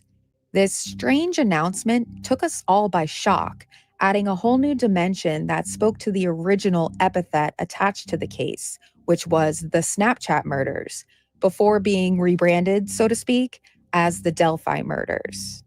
Redditors, content creators, and local media pounced on this mysterious yet salacious update, fueling countless theories on what role this information could have possibly played in the infamous case that was starting to go cold. In the just over 2-minute video, Sergeant Jeremy Pierce announced that the Delphi Task Force was pursuing a new lead in connection with the murders of Abby and Libby, related to a catfishing account under the username Anthony_shots. The account depicted images of a known male model sporting chiseled abs and a boyish smile, a guaranteed heartthrob for unsuspecting teen girls. ISP says the man in the images, identified as Vincent Kowalski, who is now reportedly a police officer in Alaska, is not a person of interest in the investigation, but that his images were stolen for the purpose of soliciting sexual images from underage females. Upon searching Kowalski's name, there are dozens of accounts and fan pages displaying his images, including the same ones used for the Anthony Schatz profile. The day after ISP's bizarre YouTube announcement introducing the Anthony Schatz profile, Wish TV reported the connection between the profile and Keegan Klein, a now 30-year-old man from Peru, Indiana, which is about 40 miles east of Delphi. This connection was supported by a probable cause affidavit filed in August 2020, when Klein was arrested on 30 felonies, including child exploitation, possession of child pornography, obstruction of justice, and synthetic identity deception. According to the heavily redacted PCA, Klein admitted to receiving about 100 sexual images and about 20 sexually explicit videos from at least 15 underage girls through fake social media accounts. In April 2023, Klein agreed to plead guilty to 25 felony charges. At his sentencing in July, investigators testified that they had identified a total of 11 victims, most of whom lived within driving distance of Miami County. Many other victims, however, remained unidentified. The Miami County deputy prosecutor described Klein as a monster who manipulated and victimized young girls. When given the opportunity to address the court, Klein cried when he apologized to the victims, stating, "I was depressed and lonely. I knew it was wrong, but I liked the attention. I'm truly sorry to each and every one of them." He maintained he never planned to meet up with any of them. A judge then sentenced him to 40 years in prison with 3 years suspended. Keegan Anthony Klein is a predator with a profound lack of criminal intelligence and, frankly, terrible luck. On February 25th, 2017, 11 days after the bodies of Abby and Libby were found, ISP and FBI executed a search warrant on Klein's home in Peru. Although redacted, the PCA states that while working with ISP case redacted, the FBI sent information to the ISP cybercrimes unit that an adult male was soliciting female juveniles utilizing social media platforms, Instagram and Snapchat, through the username Anthony Shots. In association with the foregoing investigation, which can be safely assumed to be the Delphi double homicide, subpoenas were sent to both Snapchat and Instagram for records on the Shots profile, which returned a Comcast IP address linked to Klein's Peru address. The subpoenas revealed that the Snapchat account was registered on July 14th, 2016, and the Instagram account was registered about a week later on July 20th, 2016. Later that day, on February 25th, 2017, Klein agreed to speak with ISP and FBI. I know some of this stuff is long-winded, folks, but it's very important to this whole thing. And I just wanted to make sure you guys are getting as much of it as you can. This is actually a condensed version as we get to the FBI side to this. Very interesting. FBI investigators. While he initially denied creating the fake accounts and talking to underage girls, he fessed up later in the interview, making several incriminating admissions regarding his solicitation of underage females. However, Klein maintained his innocence, denying any knowledge of the murders of the girls in Delphi. He even took a polygraph in association with the Delphi case, the results of which are unclear. All of his devices were seized at that time, which the PCA revealed contained hundreds of CSAM files, incriminating web searches, and many conversations with underage females through social media apps. One of these underage females happened to be 14-year-old Liberty German, who tragically wound up dead on a creek bank just 11 days earlier, and whose phone data revealed that the Anthony Shots account was one of the last people in contact with the teen before her death. A careful review of the available evidence supports that Klein's involvement in the murders is limited to a short period of contact between Libby and Anthony Shots. Klein voluntarily submitted a DNA and hair follicle test. Authorities have all of his phone records, including his GPS data, which doesn't place him anywhere near Delphi during the window of the crime. He's never been charged or formally declared a suspect in the Delphi case. Investigators even admitted to him during his interrogation that they don't believe he's directly involved in the killings, but it appeared they needed to tie up some inconsistencies found in the interactions between Libby and Anthony Shots. I'll expand on this in a little bit. They reference potential evidence of Klein's consciousness of guilt, including deleting data from his devices and making numerous searches about the homicides and the ongoing investigation in the days immediately following the murders. Klein readily explains that he was paranoid upon hearing the news, admitting that he recognized Libby's name as someone he had been in contact with through Instagram and Snapchat, which is true. His interest in the case and subsequent obstruction of justice, in my opinion, is understandable given the precarious position his criminal conduct placed him in. Klein was 22 years old in 2017 when he was knowingly conversing with and soliciting pornographic images and videos from underage girls through a false identity. One of those girls he believed he was in contact with was now a nationally recognized murder victim, her name and face plastered all over the news alongside her best friend Abigail. What's more, the publicly released images of Bridge Guy confirmed that Libby's phone, or at least the data on her phone to include Snapchat, was recovered forensically in the days immediately after the killings. He had to have figured it was only a matter of time before law enforcement came knocking on his door. And 11 days later, they did. An inquiry that apparently didn't turn up any incriminating evidence for the Delphi case, but which ultimately led to his 30 felony charges in a completely separate case 3 years later. I submit that if Libby's phone was never recovered from the crime scene, it's very likely that Klein would be a free man today.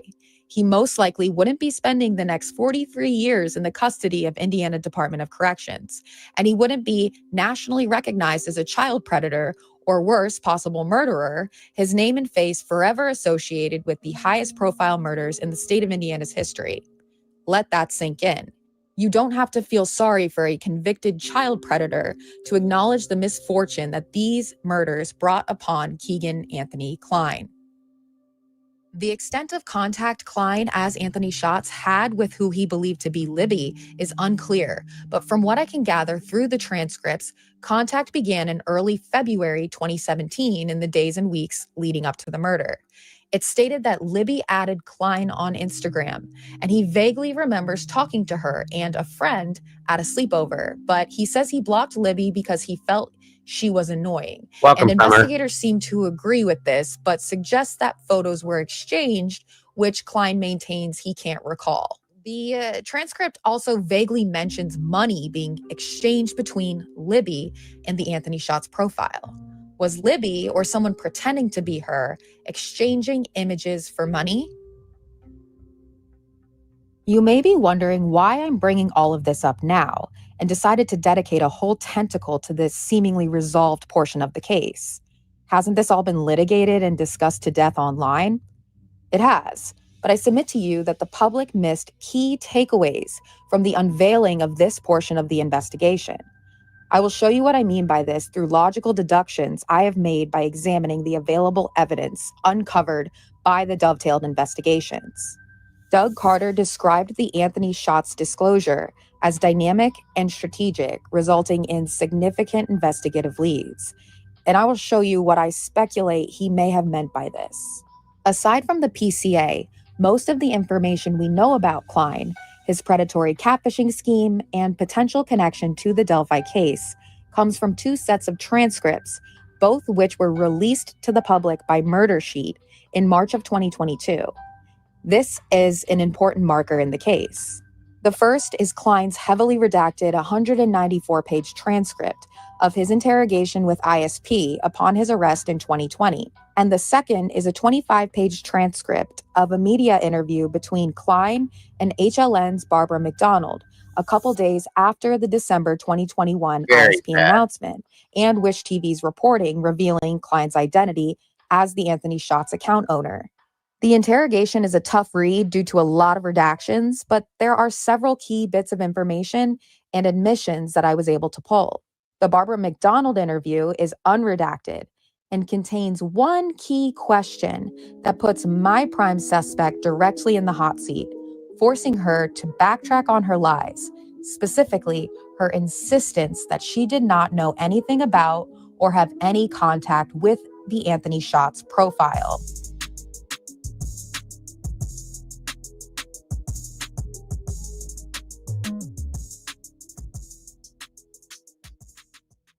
Right? Or was it this year?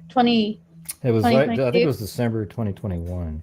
2021. They come back and say, hey, like, we're releasing this account. And I was sitting in this seat when my grandma called me. Law enforcement called me first, and my grandpa wasn't answering his phone, actually. So he called me and said, hey, Kelsey, we need to talk to your grandpa. And I'm like, it's 7:30 at night. What do you need to talk to my grandpa about that you can't tell me? And I don't think they wanted to tell me. I think they knew how devastated I was going to be. And it's easier to tell my grandpa things, I guess, than it is to tell me or my grandma. So they talked to my grandpa. My grandma calls me back. And I just remember feeling so angry. I was sitting here and I was like, I know, I remember that name. I know I talked to that person. Yeah, I'm not a fan of it either, Alicia. It's just part of this, so that's why we're hearing it. Unfortunately, I never thought that part of it had anything to do with it, but unfortunately it's part of this. So that night, and I didn't tell anyone because I didn't think it was important. And I just sobbed, and Caleb stood here and held me for like at least half an hour. He was trying to calm me down. I was not calming down. I was devastated. I felt like a bad sister. I felt like I didn't know my sister for a minute.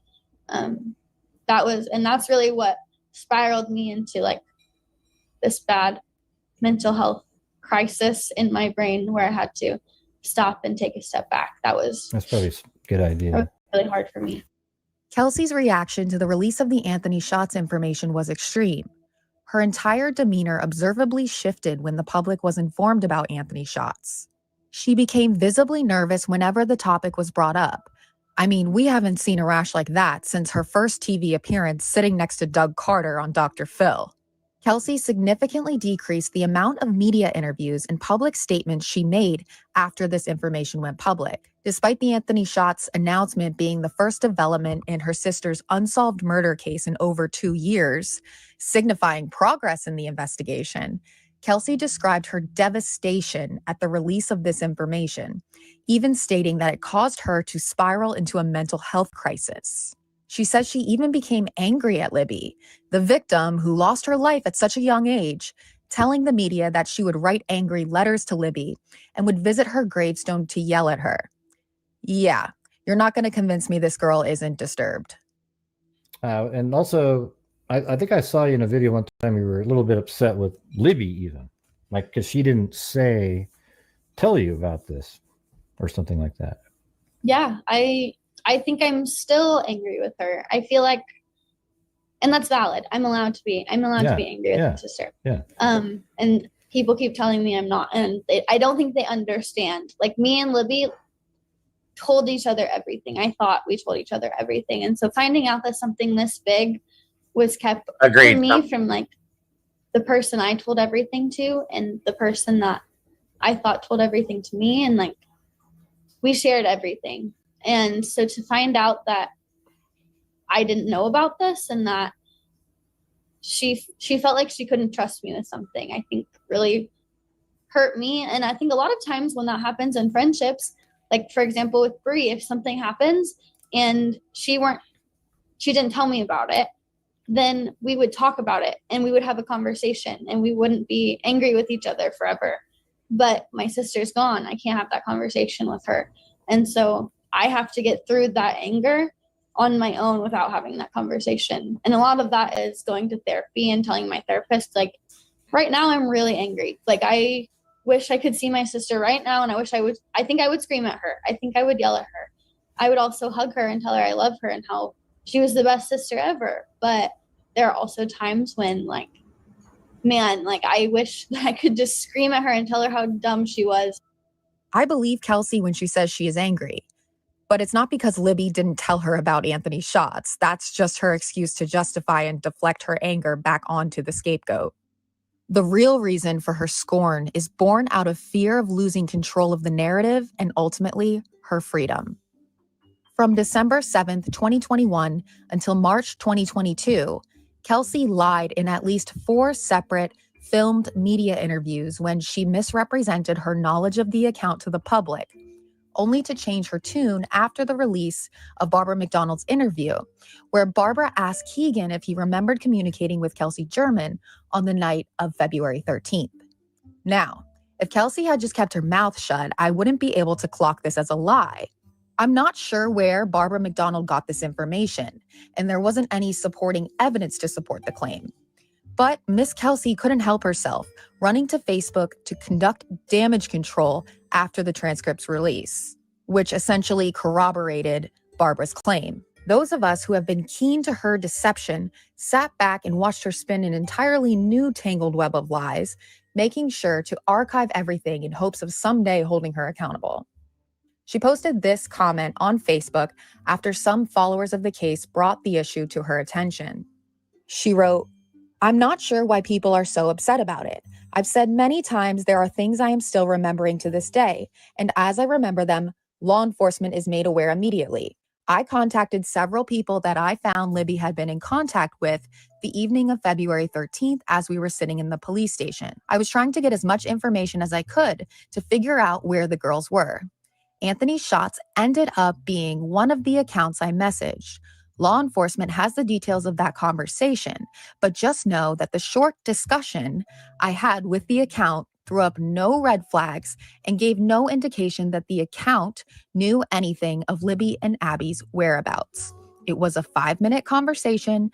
I never talked to the account again, and I didn't think about it again until years later. Not only do I have to live with the fact that I communicated with an account that could possibly be connected with my sister's death, as if that's not traumatic enough, I now have to watch media. Just texting though, right?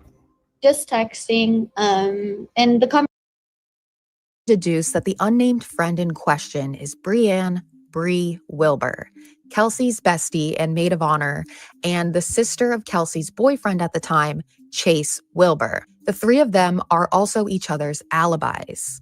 Another fun fact about Bree is that in 2019, she was granted the Abigail Williams Scholarship by her partner in crime, Kelsey. Interesting, because she really does resemble Abigail, both slender with a heart-shaped face and gingery hair. Out to the bridge and saw a man standing on it. She could have played Abigail in the role of a lifetime. Starring along 13th is unverifiable, i.e. no way to tell who was operating accounts associated with Libby. Or it comes from the testimony of family members who have told countless versions of events. I submit that the staging begins on the morning of the 13th, with a message to Anthony Schatz disguised as Libby asking him to meet up at Highbridge, or just simply informing him of the plan to go there that day. We then have these staged images that do not show Libby at all, and Abby is heavily photoshopped using an older pic of her. Bree places herself on the trails that day, though not at the same time as Kelsey, as this would raise suspicion. I conclude someone else dropped Kelsey and Bree off, and all witnesses who claim to have seen Abby and Libby. Yeah, I don't fully agree with everything she's put out, but the first one we watched and parts of this are good, and there's another one too. But like I said, not everything I agree with, guys. Sometimes it just unfortunately all folds together. So Actually saw Bree and Kelsey. They made their way to the bridge, where the bridge guy Decoy was ready for his performance. Kelsey recorded the 43-second video of the staged abduction days after Keegan's arrest and interrogation, which focused heavily on this conversation on the night of the 13th about possibly meeting up with Liberty German. There's a reason the U.S. Marshals brought Bree in, and something tells me it's in connection to the Anthony Schatz account and its role in the Delphi bridge, planting breadcrumbs and possibly. okay, I think we got the points from that one that we needed, to be honest with you. Yeah, I'm not fond of that whole theory either, because it doesn't make any damn sense to me. It never has. It makes about as much sense to me as Richard Allen does, and that makes no sense to me. So just sorry for anybody that wanted to see it. I just don't care to hear it because it's just stupid to me. And I respect her thoughts on it. You know what I mean? Everybody has their own thoughts. I think it doesn't make sense. That's all. All right, so onward now. Let me see here. And that went way further off path than I wanted it to.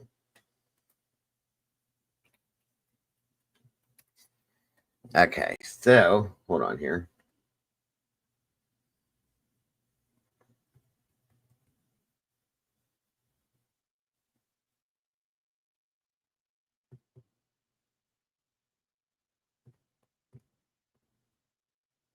One minute. Get the other video to pop up.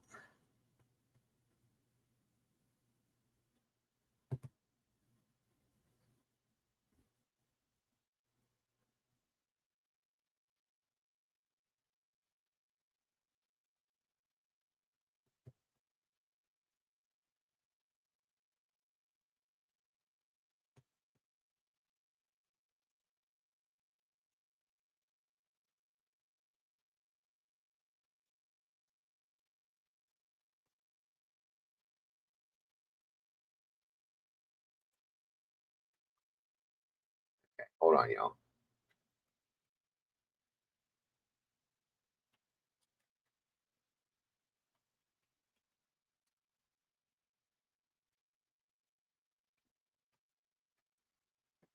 I'm glad you're still here, Miss Paula. Absolutely.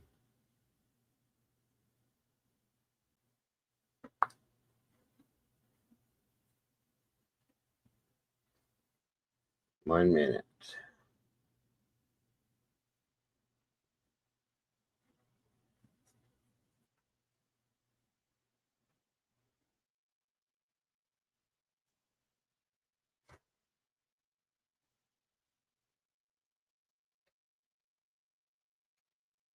All right.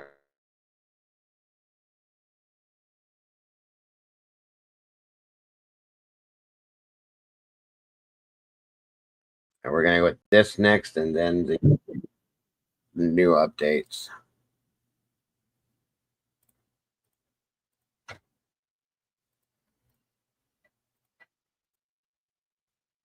This is 2 years back now.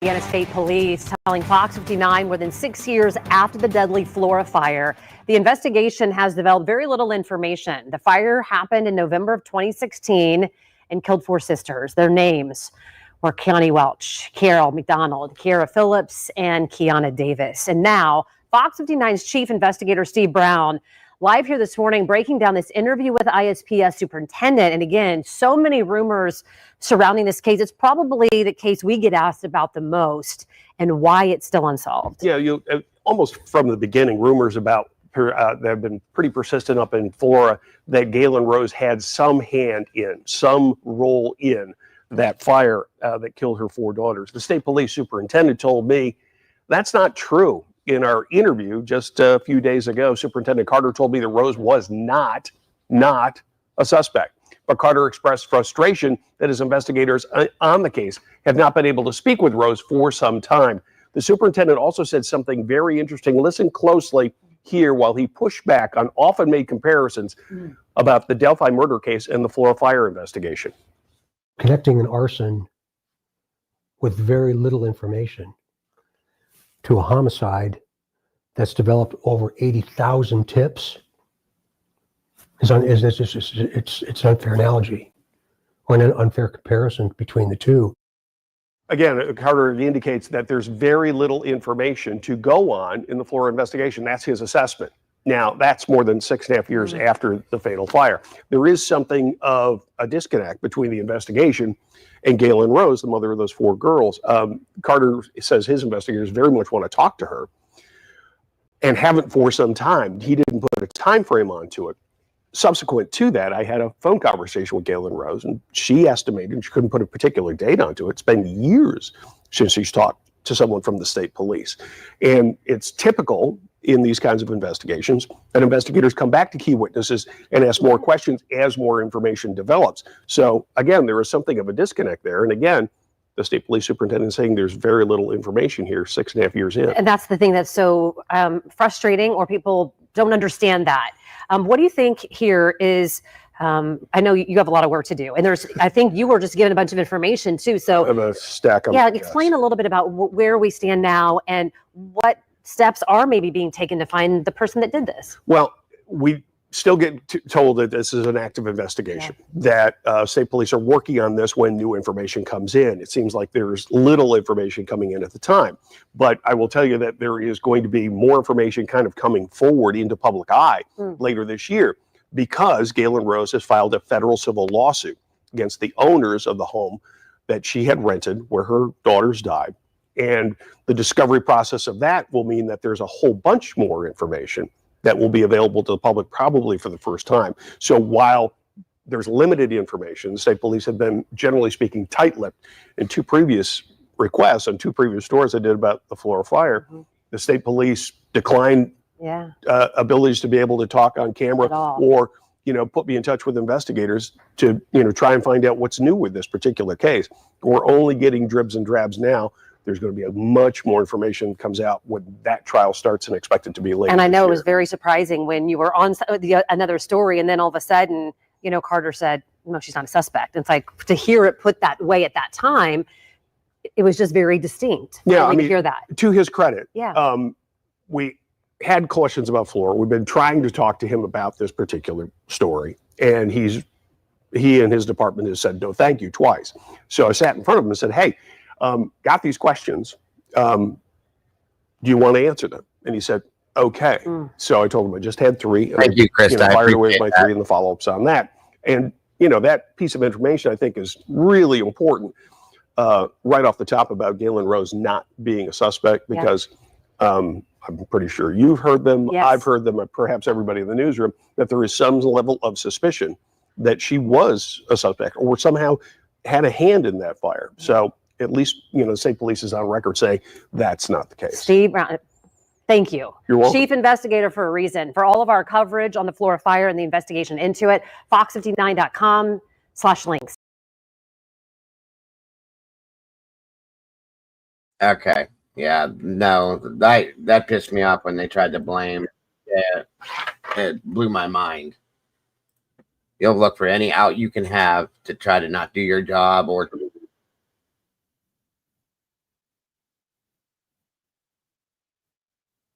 to create anything to get it away from you. Fucking bullshit. Makes me sick. Okay, hold on, guys. Here we go. 1 second here.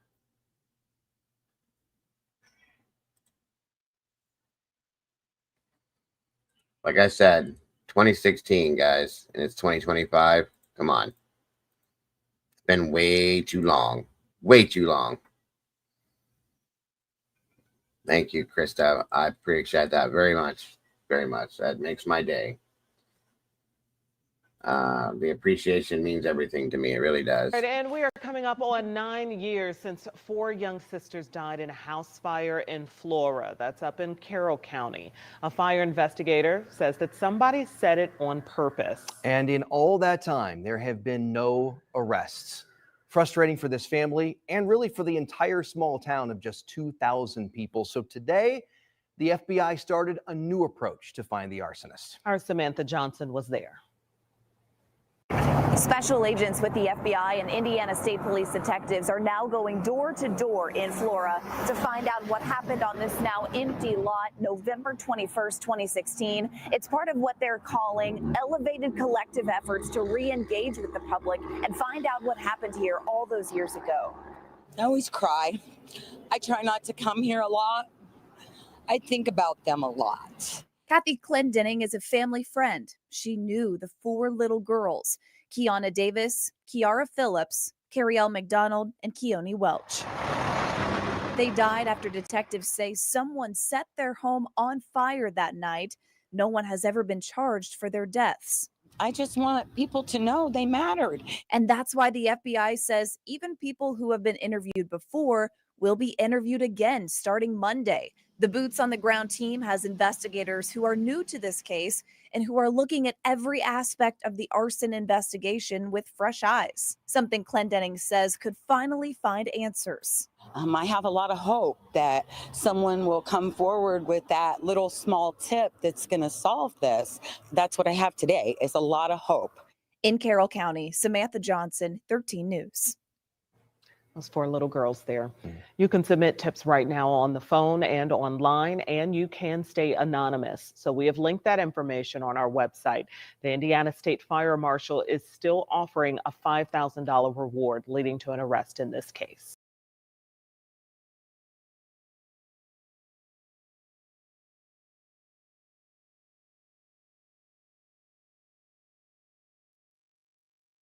And now for a community searching for answers and a new federal effort to find them.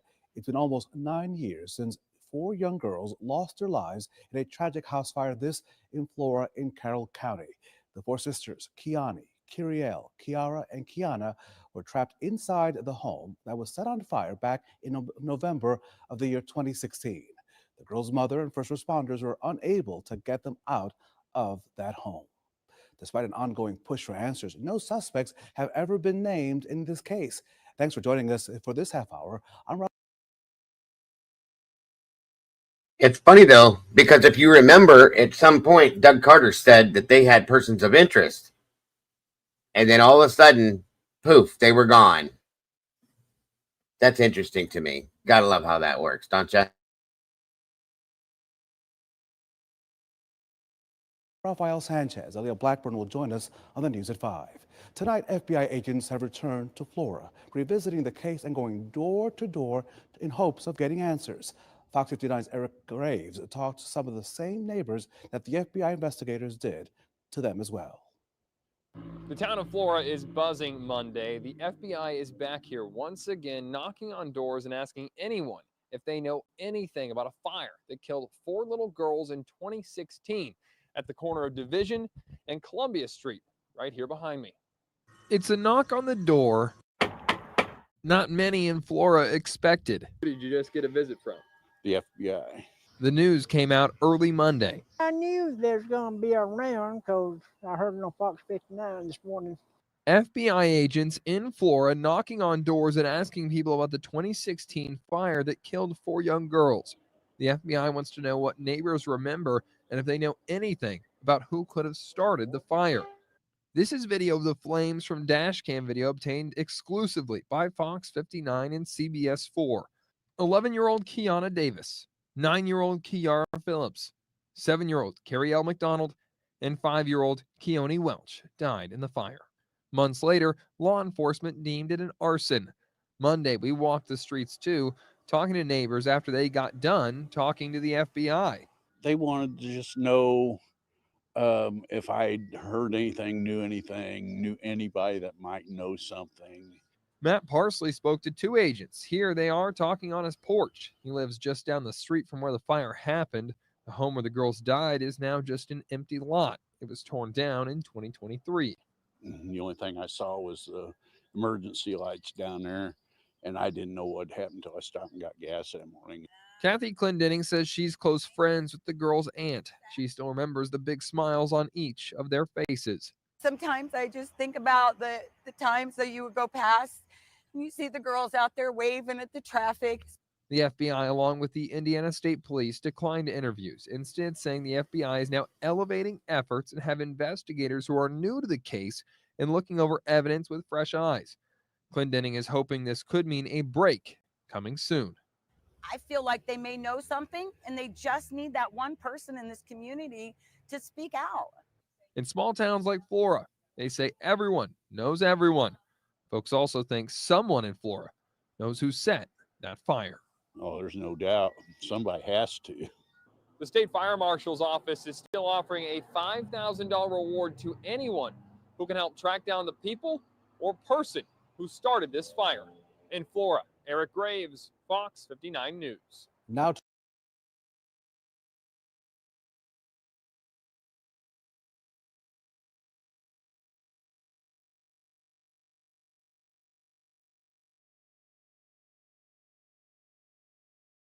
Hang on. Sorry. My child cannot handle anything. I keep going in and helping him. Why is none of this working? Hold on, you guys.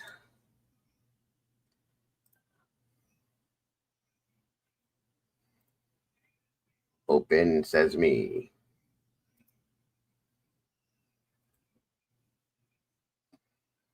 All right, let me try this.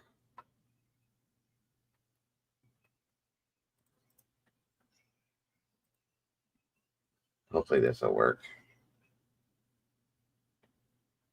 Everything's running really slow.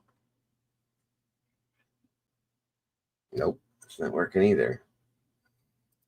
What is the deal with this? Hold on.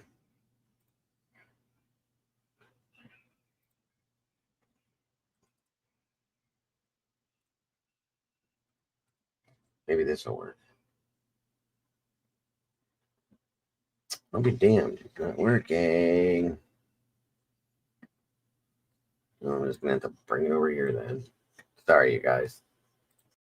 Bear with me.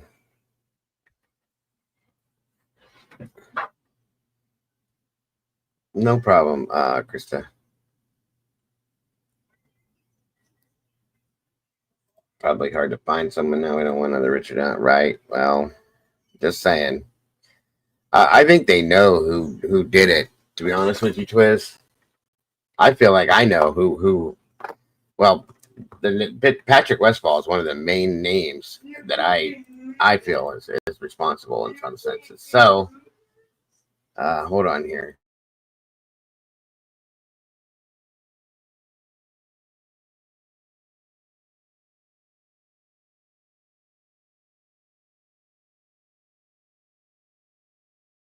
All right, guys, I'm trying to get this image to pop up for you so I can make something happen with it.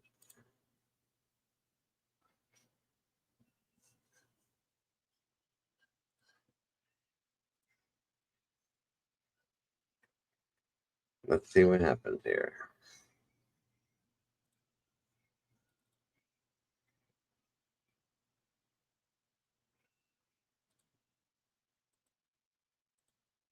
Nope, it won't work. Okay, so we're just gonna have to do it this way then. Bear with me. Sometimes I'm not right with my Discord. It won't let me take links, click things, do anything in it. It's crazy. Here we go.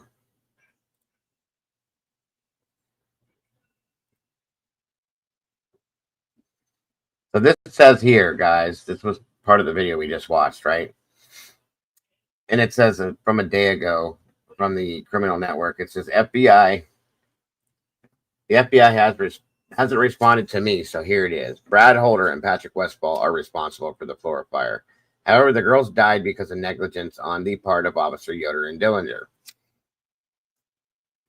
Why wasn't the 911 tape released? I heard it, and I will tell you exactly why. You can hear Galen screaming for her daughters, and then you hear the girls screaming back.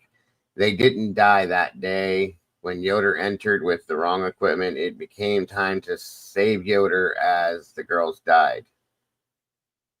Yoder is far from a hero. Justice for Kiara, Keone, Kiana, and Kiriel.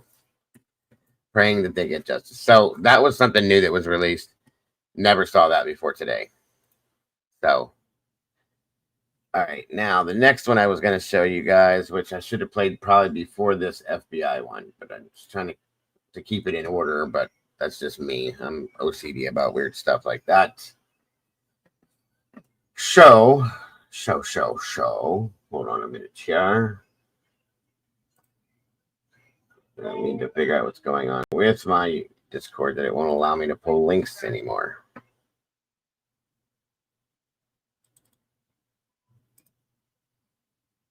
Let's see here if it will work this way.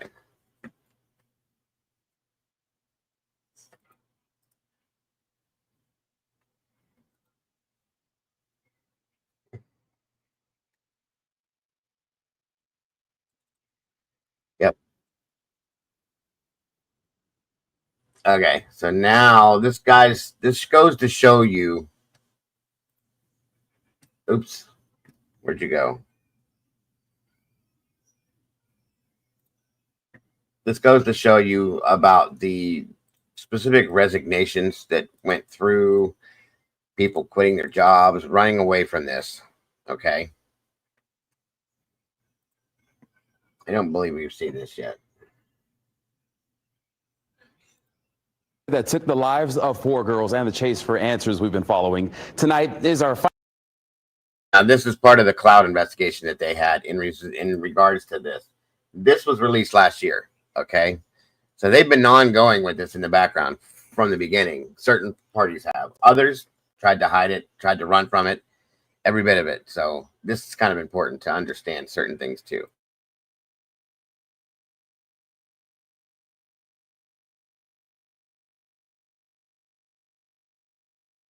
Oh my God, hang on.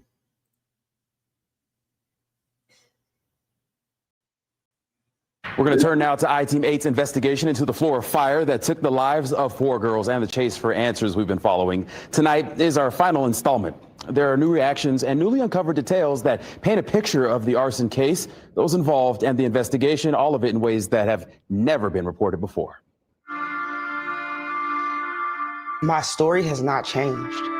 Galen Rose talking with I-Team 8, the first interview she's done in years. That town and that house took my kids away. Sharing with us her questions about the night that her girls died in a house fire in Flora. I went from hearing them to nodding. It was eventually ruled an arson, and now she is asking pointed questions, wanting to know if the deaths had to happen. They're just out of the blue. They were here and then they're gone, and I just don't have no understanding to it. In the aftermath of the fire and in its burned out remains, investigators discovered a smoke detector that they say had not been functioning correctly. Rose is asking if her girls could have made it out alive if that smoke detector had been working. Did potential conflicts of interest get in the way? And yes, they could have, because they would have heard it, they would have woke up, and they could have ran soon, in my opinion. Of the investigation, did small town politics play a role? And where does that case stand now? We've combed through documents from lawsuits and other records, talking to Rose about all of it, as she talked oftentimes through tears. Some days I just don't want to do. I just be want my babies back. A new wrinkle we've uncovered, this letter addressed to Rose and her attorneys. Here it is. This is dated July 19th, 2019. Okay. Okay, thanks. In it, state police say they want to talk to her to get more information about the fire, saying it's related to whom she commonly associates with.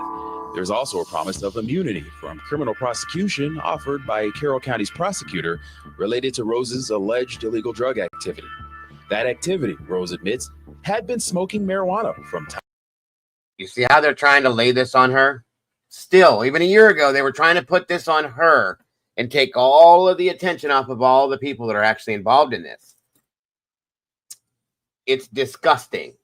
Absolutely disgusting. Time to time, including the night of the fire, investigators did find evidence of what they call a marijuana cigarette inside her bedroom. They thought that I was selling drugs. They thought you were selling drugs? Yeah. Did they say that? Yeah, they didn't directly say it, but it was rumors. State police. And I dare somebody to say that she's a bad mother or that she had some because she smoked weed. Just sit down, okay? Yeah, that's what we're talking about, Joanne. Thank you for joining us. Sit down. If anybody has something to say about that, I'm not going to listen to it. It's legal almost everywhere. It's medicinal, okay? Everybody does it. I'm not everybody, but I don't do it. But a lot of people do it, folks. It had nothing to do with this. It's clear that the fire was started on purpose with an accelerant. This has nothing to do with it, okay? Nothing to do with her.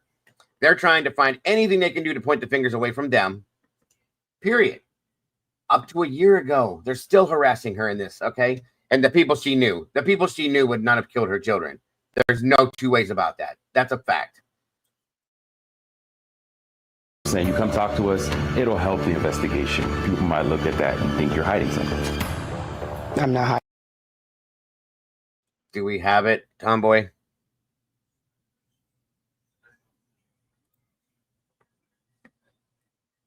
Hang on. Yeah, we do. Hold on.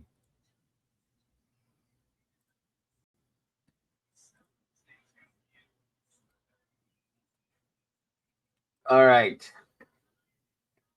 Amber Alert, child abduction from Brownwood, Texas. Suspect vehicle is a white Mercury sedan with unknown license plate. Missing child is Dahlia Creek, 15-year-old white female. Last seen wearing a black hoodie with a red scarf, black pants, with a multicolored backpack. The suspect is a 30-year-old white male. Please call Brownwood Police Department with information. If you see or know anything about this, dial 911. I don't have any more information on this. So thank you. We stop everything we're doing for Amber Alerts on a regular basis, folks, if we get them. So that is all we know as of now. If you are in the Brownwood, Texas area or know of anything about that situation, please contact 911 right away. Again, her name is Dahlia Creek, 15 years old, white female, last seen wearing a black hoodie with a red scarf, black pants, with multicolored backpack. The suspect that she's with is a 30-year-old white male, and he's driving a white Mercury four-door sedan, I'm guessing. Okay. Thanks, Tomboy. Very much appreciated, dear. Yeah, I don't care what we're doing. We will stop everything we are doing for any Amber Alert at every time. So, all right. I'm tired of hearing about white sedans too, to be honest with you. Just saying. Yeah, you don't want to move to Indiana or Idaho, Kane. They're both very bad areas. Hiding anything. I will talk to him. I've came to that conclusion, but it's just been no communication. But don't ask me some intrusion questions that does not have anything to do with the fire. We took that information to Indiana State Police, asking them if they still wanted to speak with Rose and if the offer of immunity still stood. The response, only that they are willing to speak with anyone who may have information. At the time the letter was written, the Carroll County prosecutor was Nicholas McClellan. Good point. Very, very good point, Twiz. And yeah, Tricky Nick McClellan. This man is a criminal himself, folks. You all should know that by now. He was also that county's prosecutor now. On the question of immunity, state police directed our question to his office. His office did not respond to our request. Rose's friend Kathy Clendenning says that's a theme. This case is just a secret. Now, this lady has advocated for this. I interviewed Kathy myself the first time I covered the case right here. She's advocated for this case from day one, and she's done an amazing job. So, yeah, she's just amazing. Try to get some information. I dare you. Information gathering made difficult with changes of key people handling the investigation. We just can't find the point of origin and the ignition source. In November 2016, the state fire marshal's office said the cause of the fire was undetermined. However, in January 2017, investigators at the Indiana Department of Homeland Security said the fire had been set intentionally. We are investigating it as an arson. In 2016, Flora's fire department was being run by Adam Randall, the son of Dennis Randall. And it's funny to me that they said that they couldn't find the point of origin. They couldn't find. I looked at pictures and I could tell you guys where the point of origin was. I did it. I pointed out the point of origin in my live stream and showed you where it started. I showed you, not you all, but the people that were here for that day. I showed where it burned the most at. I showed where the accelerant was poured, all of that. And they're going to say that they couldn't do that. And there's a reason why. And I think they're about to explain it because of Adam Randall and his father.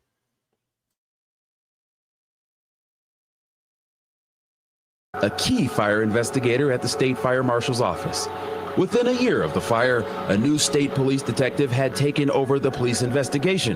Dennis Randall had resigned his position at the state fire marshal's office after questions about his handling of the case. To a certain extent, the fact they've not been solved has affected my decision. And the Carroll County prosecutor, Robert Ives, had retired.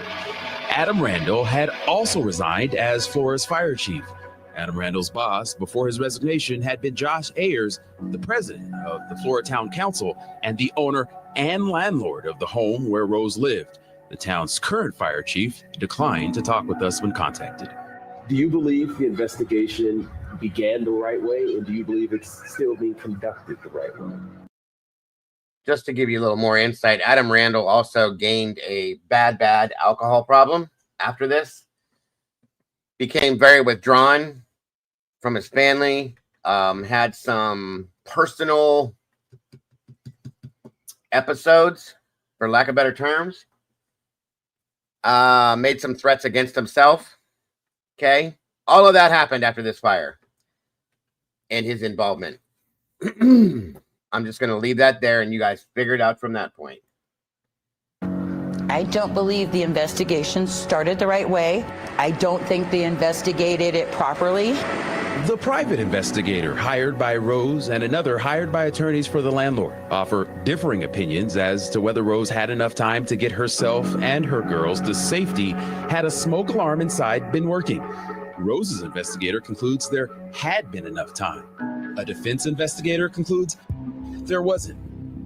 And among the shuffle of pages in a separate lawsuit, Documents reveal an insurance policy on the home taken out just months before the fire, worth nearly $393,000, and a home appraisal value of $45,000. Most people would apply logic to say that there's some impropriety here. We showed the documents to Indiana University professor of finance, Joe Fitter. Okay, did anybody else hear that? That was a big point that I didn't get to make to you. The home was appraised not too long before this happened at $45,000. The the insurance policy that was taken out on it was over $300 and some odd thousand dollars on it. $45,000 home. Anything look strange to anybody here? And it was cashed in. The full $300,000 odd dollars was handed back over, even though it was an arson. Just saying. Put those two together for a minute.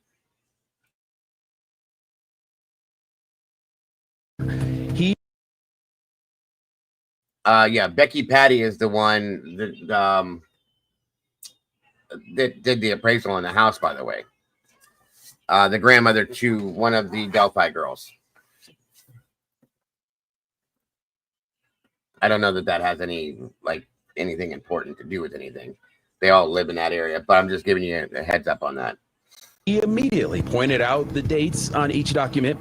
The insurance policy, originally written August 31st of 2016. The appraisal, dated 10 days later, September 10th.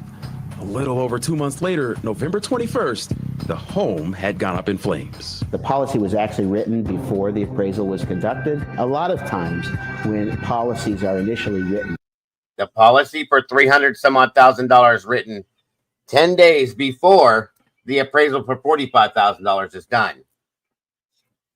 That's just strange. I'm sorry. Very strange. they're written based on a verbal conversation with the property owner. They're not validated beyond maybe what's in a computer system or what's online, what's available from Zillow. It's only subsequently that maybe an insurance adjuster or writer would go to the property and physically look. But well, I don't know if it was pictures that were taken, old policies, maybe. Who knows? That's a good point. Definitely a strange situation, though, Krista. Look at the property. Up to $392,000 for a house that was appraised at $45,000. Correct. You're saying that's quite odd. It's quite unusual. When an insurance policy starts to look like a lottery ticket, suspicion can be raised. Insurance fraud. Our investigation was hindered at various points as well. We did ask state police for an interview to talk about the investigation. They declined our invitation to speak on camera and said instead that the investigation is active. We asked them for dash camera video showing the response to the fire that we absolutely know exists and has been released elsewhere. State police denied that request as well, citing the open investigation. We also reached out to Carroll County's current sheriff, who also declined our invitation to interview.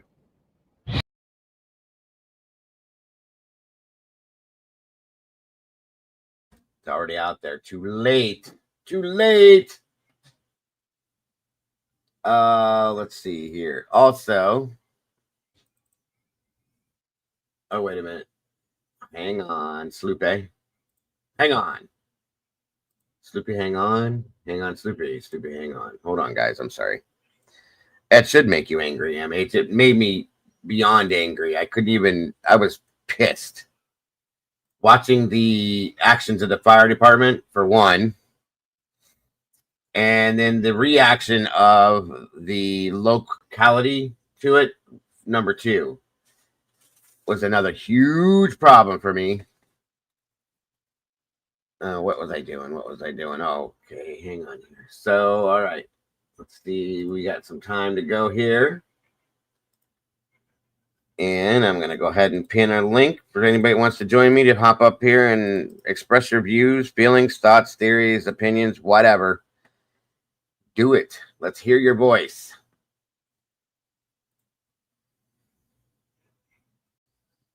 It is pinned at the top. We'll talk about it for a little while here. Let's hear your guys' feelings on this.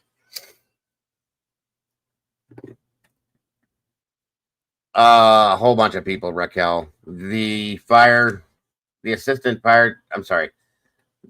the retired, everybody's left basically. The fire chief, the homeowner, both of them, the assistant fire chief, the lead, one of the lead arson investigators, and also 2 other people from the Delphi situation. They're all possibly involved. Lots of them, Raquel. Lots of them. And the mother is not. The mother is not. Oh. Hello, how are you? You can turn your camera off if you don't want it on, dear. Oh no, it's weird. Like I will not go live if I didn't have my camera on. It's weird. I feel like I'm just talking to myself for some reason. I always have my camera. That's why I like having people up here because I don't like talking to myself. I get it. How are you? I like having guests. Thank you. Thank you. Appreciate you. I love your background. It's awesome. Oh, thank you. I wish you could see my sign more, but I mean, I kind of end up like sitting in front of it. I see the 421, and I see the other one that's not lit up very well. It says whose side, but because whose side you on podcast, but I can't even read. No, it's cool. I love it. Very cool stuff. Thanks. So. Alicia said, "Good Lord, it's gorgeous." Oh, thank you. Appreciate it. I'm a Fruit Loop, but thanks. Aren't we all a little bit? Come on. I think so. That's why we do what we do. I know. I mean, honestly, like, I don't know much about the Delphi case, but I don't understand. So the house gets appraised after the insurance? 10 days. They took out the insurance policy for $393,000 on this house, which you saw does not look very nice. It's not in a good neighborhood. It's sitting on a corner lot, and it's multiple. There's supposed to be multiple apartments, and it's falling apart. Obviously, the inside of it was a joke. And then 10 days later, they have the house appraised by, from our understanding, Becky Patty, who was one of the grandparents to one of the 2 Delphi girls that were murdered. And again, I do believe that's just coincidental because they're small towns and certain people do certain things, if you know what I mean. There's only a few of them. It is just I don't believe in a lot of coincidences in true crime, but that is something. What was the reason for that appraisal? Was it like trying to sell it, or? It was because of the insurance policy taken out on it. How would they? All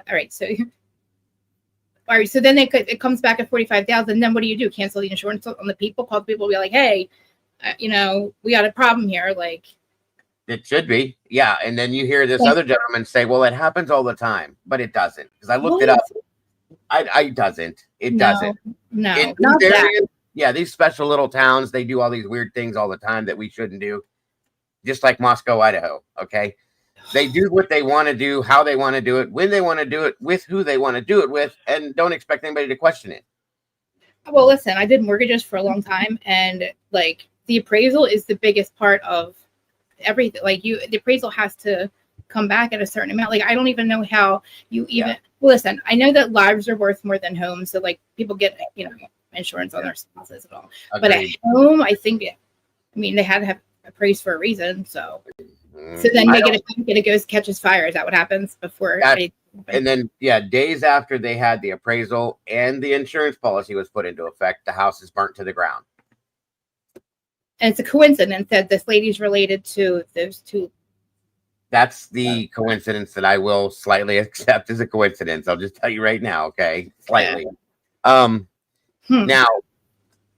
I don't know if you were in here to see the dash cam footage. Did you see that of the house itself as it was burning? Yes. Okay. That's not the full video, and I won't show the full video because you can hear screams in the background, and I don't want to trigger anybody. There's a few people in here that will hit the floor on that. Okay. I have a little bit of PTSD from what I did as a firefighter, and it gets to me. So, you can hear it, and you can watch. I always forget it. Where's his name at? I just wrote it down again for the 400th time. Anyway, the first officer that responded and tried to go in the house and was throwing up because he had such smoke inhalation. Welcome back, Meg. Wow. So anyway, he tries to go in, realizes there's kids in the house, jumps back in his cruiser and drives 32 seconds to the fire department and is yelling. You can hear over the dash cam, "There's kids in the house. let's go. We got to get there now. Turns around, he grabs a Scott mask, a SCBA mask to breathe in, thinking that'll help him. Goes back to the house, tries to go back in, and it's just there's too much going on. Meanwhile, in the background on the dash cam while he was there the first time, you can hear, and during when he comes back, somebody's there throwing rocks through the window and they're shattering. You can hear the glass breaking, okay? You can't clearly see them, but you can hear it. Okay. And it was stated to me that it was Adam Randall, who was the assistant fire chief at that time, that was just conveniently out on a walk. The fire chief is out on a walk with the fire. The assistant fire chief at that time, yeah. So, okay. When you break windows in a house that's an ongoing fire, okay, it's full blown, fully involved. What you're doing is you're adding oxygen to that fire, which makes it bigger, immediately bigger and faster burning. It'll burn faster and just overtake an area within seconds. Okay. So that was happening. There's a neighbor that was on the phone trying to call the owner to the house who was not answering, but he was right down the road. Flora Fire Department still had not responded. As you see in the dash cam when the officer comes back, you don't see a firefighter pull a hose to that front door for another 10 minutes. It's a 32-second ride from that station to that house. Meanwhile, Delphi, 9.5 miles away from there, they respond first. Now, I will give you one thing, that a volunteer fire department sometimes is very hard to bring people in for. They drop the tones, there's a fire going. Most firefighters will respond if they're in the area, whether they're in bed, whatever they're doing, they drop it, they go. I started off as a volunteer. Okay. Up here, yeah. But here's the difference, though, Hunt, is there were firefighters in-house that night, sitting in the station. 3 of them, from my understanding, he was speaking to. You could hear it over the dash cam, and nobody moved. Why? Even after they were told there's people in that house, let's go, they didn't move. How about there's a fire? Let's go. 100%. And I listened to you can't get the 911 call. That's another problem. We've tried many times to get the 911 call. They won't release it. They will not release it. You can't get nothing. Okay. Is the case open? Is there a case open on it? It is. And I get that part of it, but just the dispatch call, you should be able to hear it. Even if it's in case. Nothing. From what I was told, and I understood, it doesn't exist anymore. That's a problem too. Okay. So these are all the little things. Now, the owner, that one of the two owners is on the board of trustees for Flora. 2 of the people that we explained that were involved in the Delphi case that basically should have been charged, at least one of them, never was. He lived 9 houses down from this house that caught on fire. Okay. It came out from the other gentleman's ex that she was told, which is hearsay, it doesn't matter in court. Yeah. She was told by her ex-husband, that him and this other gentleman that lived 9 houses down were responsible for the fire, as well as Abby and Libby's death. Never brought into court, nothing. All of this has happened. And once again, here we sit going, hey, George, you know what I mean? Yeah. Like, what would be the connections? Like, what would be the motive that they would all be like, that the Delphi case would be? Let me give you this. Okay. These are assumptions. Yeah, that's what I think. Speculative theory, yes. So, as I said early on in the beginning of this part of the show, that 1% of Flora and Delphi are African American. 1%. So out of 6,800 people, 68 people. Okay. It is very well known that these areas do not like Black people, period. They just don't. Very racial undertones in all of these areas. Okay. So be it. The Odinistic thing with the Delphi stuff, the heathenism, they're all involved. A lot of people are involved in this. And it's a working white supremacist group, I guess you could say.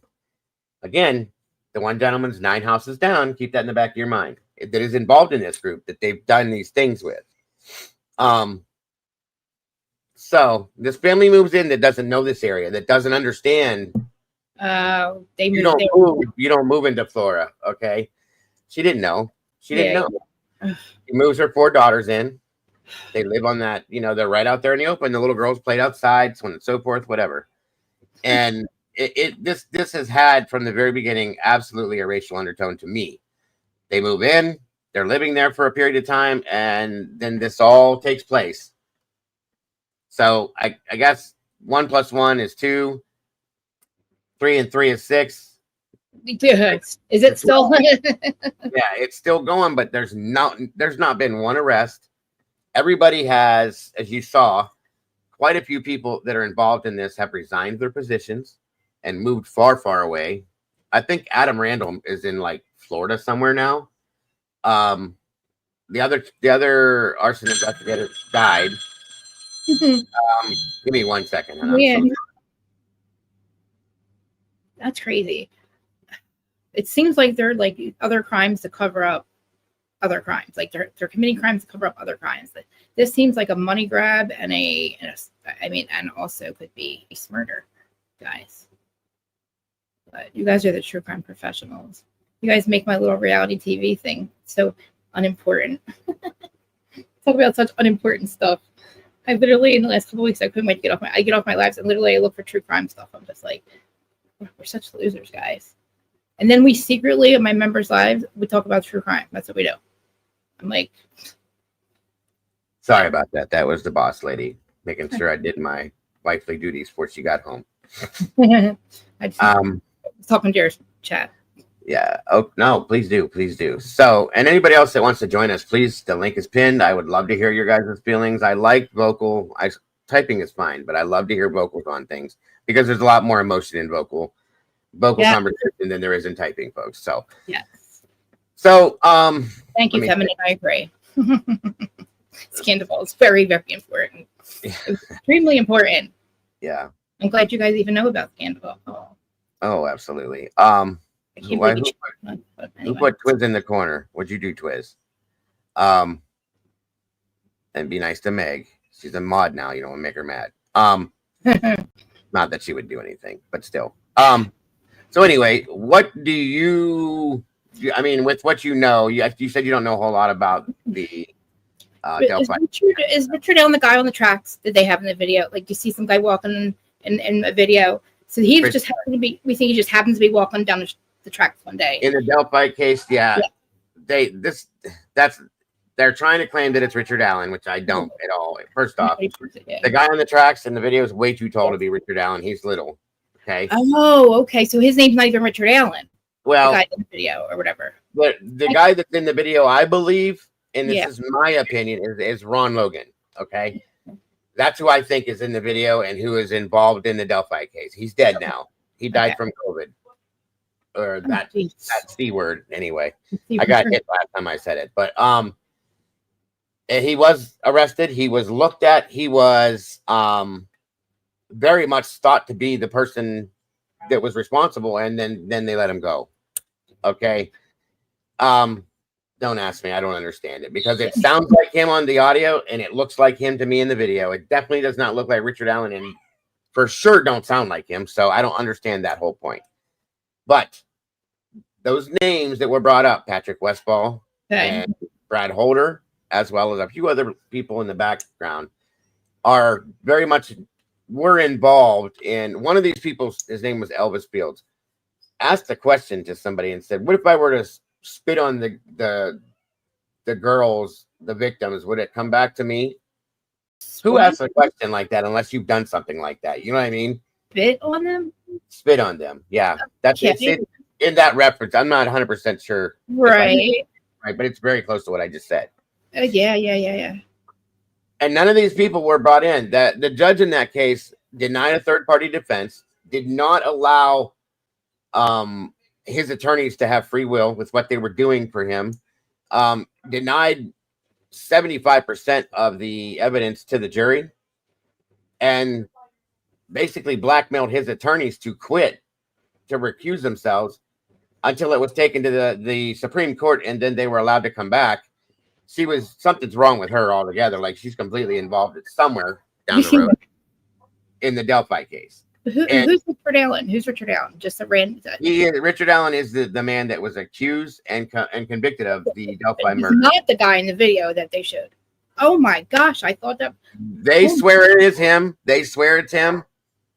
I'm telling you, it's not. And there's probably many people in here that will agree with me. There's no way. Richard Allen is 5'4". The guy on that bridge is between 5'10" and 6'2". There's no possibility it's him. You know what I mean? They tell us not to believe our own eyes, not to use critical thinking skills, no logical deductions. Like we're just supposed to believe what you tell us, not our own eyes. And you hear his voice. We hear Richard Allen's voice in an interrogation session, and then we hear Ron Logan's on interviews, and it sounds just like Ron Logan. Ron Logan's girlfriend said he did it.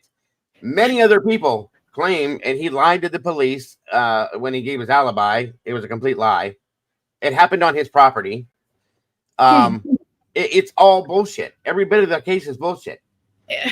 But they have this man in prison on this now. He was And they convicted. just found this guy and said, "You're the guy on the tracks." This random guy. Well, the video was found on the girl's phone. Abby Right. filmed it on her phone. Okay, Yeah. they found it, and the phone was found underneath her. The way they got Richard Allen is because he came in years ago when it first went down and said, "Hey, I was there that day. I want to help." Now, you tell me somebody that committed this crime is going to come in and do that. Sorry, Come on, man. Oh, you're wrong. Nobody's that dumb. No. So anyway, and they slowly but surely pinned him down. 6 years later, they let him go for 6 years. He worked with the public at the CBS. There's a picture, supposedly there. Everybody says it looks like him. It don't look nothing like him to me. Just end up in the bar that the man frequents regularly. Right behind him in one of his photos, you can see it. Nobody ever said, "Hey, that's you. You did it." No. It doesn't even look like him, hon. Nobody in that town ever looked at him until they brought it to him. Then they find one bullet that came out of a gun. It wasn't even shot through the barrel of the gun. It was racked. Like you rack a gun to load it. Okay. Somebody had racked the gun and then they took it and re-racked it to unload the barrel. The bullet was found underneath the bodies in between the two girls. Bullshit. Bullshit. Bullshit. When they had the trial, the only way that they could prove that bullet went through that gun was by shooting it through the barrel. It was never shot through the barrel. So it was absolutely inconclusive, the whole thing. They had nothing on this man. Oh, man. DNA, the bullet, everybody that owns that gun, I have that same type of gun. Okay. Yeah.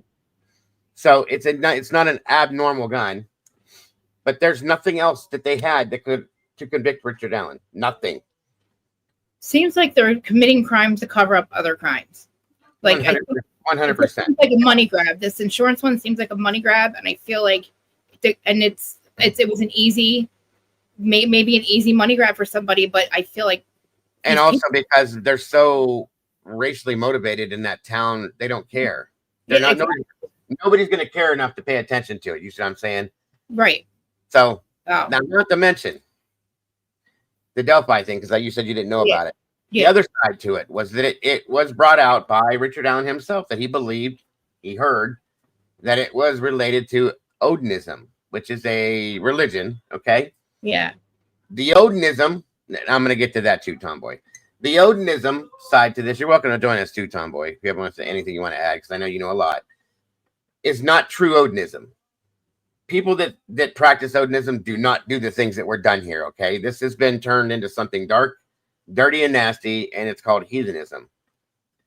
So it was stated in the very beginning that was an issue. There were 3 officers that believed in it. One of them's dead now. Yeah. Okay, and the other 2 tried to stay with it, but it was never allowed by Judge Gall to be brought up in her courtroom. You do not say that word in my courtroom, or you're gone. That in itself says a whole lot to me. And multiple people in the community are involved in this Odinism, whatever this group is. Okay. So when the 2 attorneys were recused, they brought in 2 other attorneys. William Liberator, I think his name is. Anyway, he was Richard Allen's attorney for a short period of time. And he did an interview after the fact and stated he was scared. He said it scared him. He goes, I'm going to tell you right now, I'm no longer his attorney, and I've taken on many people that I did not believe were Librato. Thank you, Tomboy. Librato. That's it. William Librato. I don't know why I said Liberator. He said, I've taken on many clients that I do believe are guilty and many that I believe are innocent, but not many. I'm telling you here and now as we speak that Richard Allen had absolutely nothing to do with this. He's 100% innocent. And he said, I don't have to say that. Well, and he said that the Odinism thing is a very real thing, and it scared him. Then at the same time, Richard Allen has a prison guard that is attending to him that is wearing Odinism patches on his uniform. That's not allowed anywhere. Okay, my brother-in-law works as a CEO in a prison. He just laughed at me when I asked him.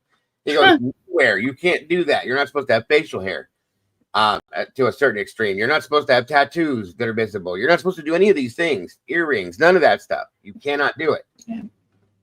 But he could, and so it was brought to their attention by the attorneys. The warden said you have to remove him. So the guy goes and gets it tattooed on his face. Wait, and he works there? He works there. And he's allowed to come back to work. Yes, he was allowed to come back and take care of Richard Allen. Richard Allen did confess to it many a time, 64 times, I think, over phone calls. But during a couple of them, he actually says, there's somebody here. I have to say this in a sense. You could hear that it was coerced. It was coerced by, they were threatening his family, I believe, and himself. That's how that whole story went down, okay? There's more to it. I'm just giving you the quick. Yeah. But all of that, like I said, there's links from that to the Flora situation, okay?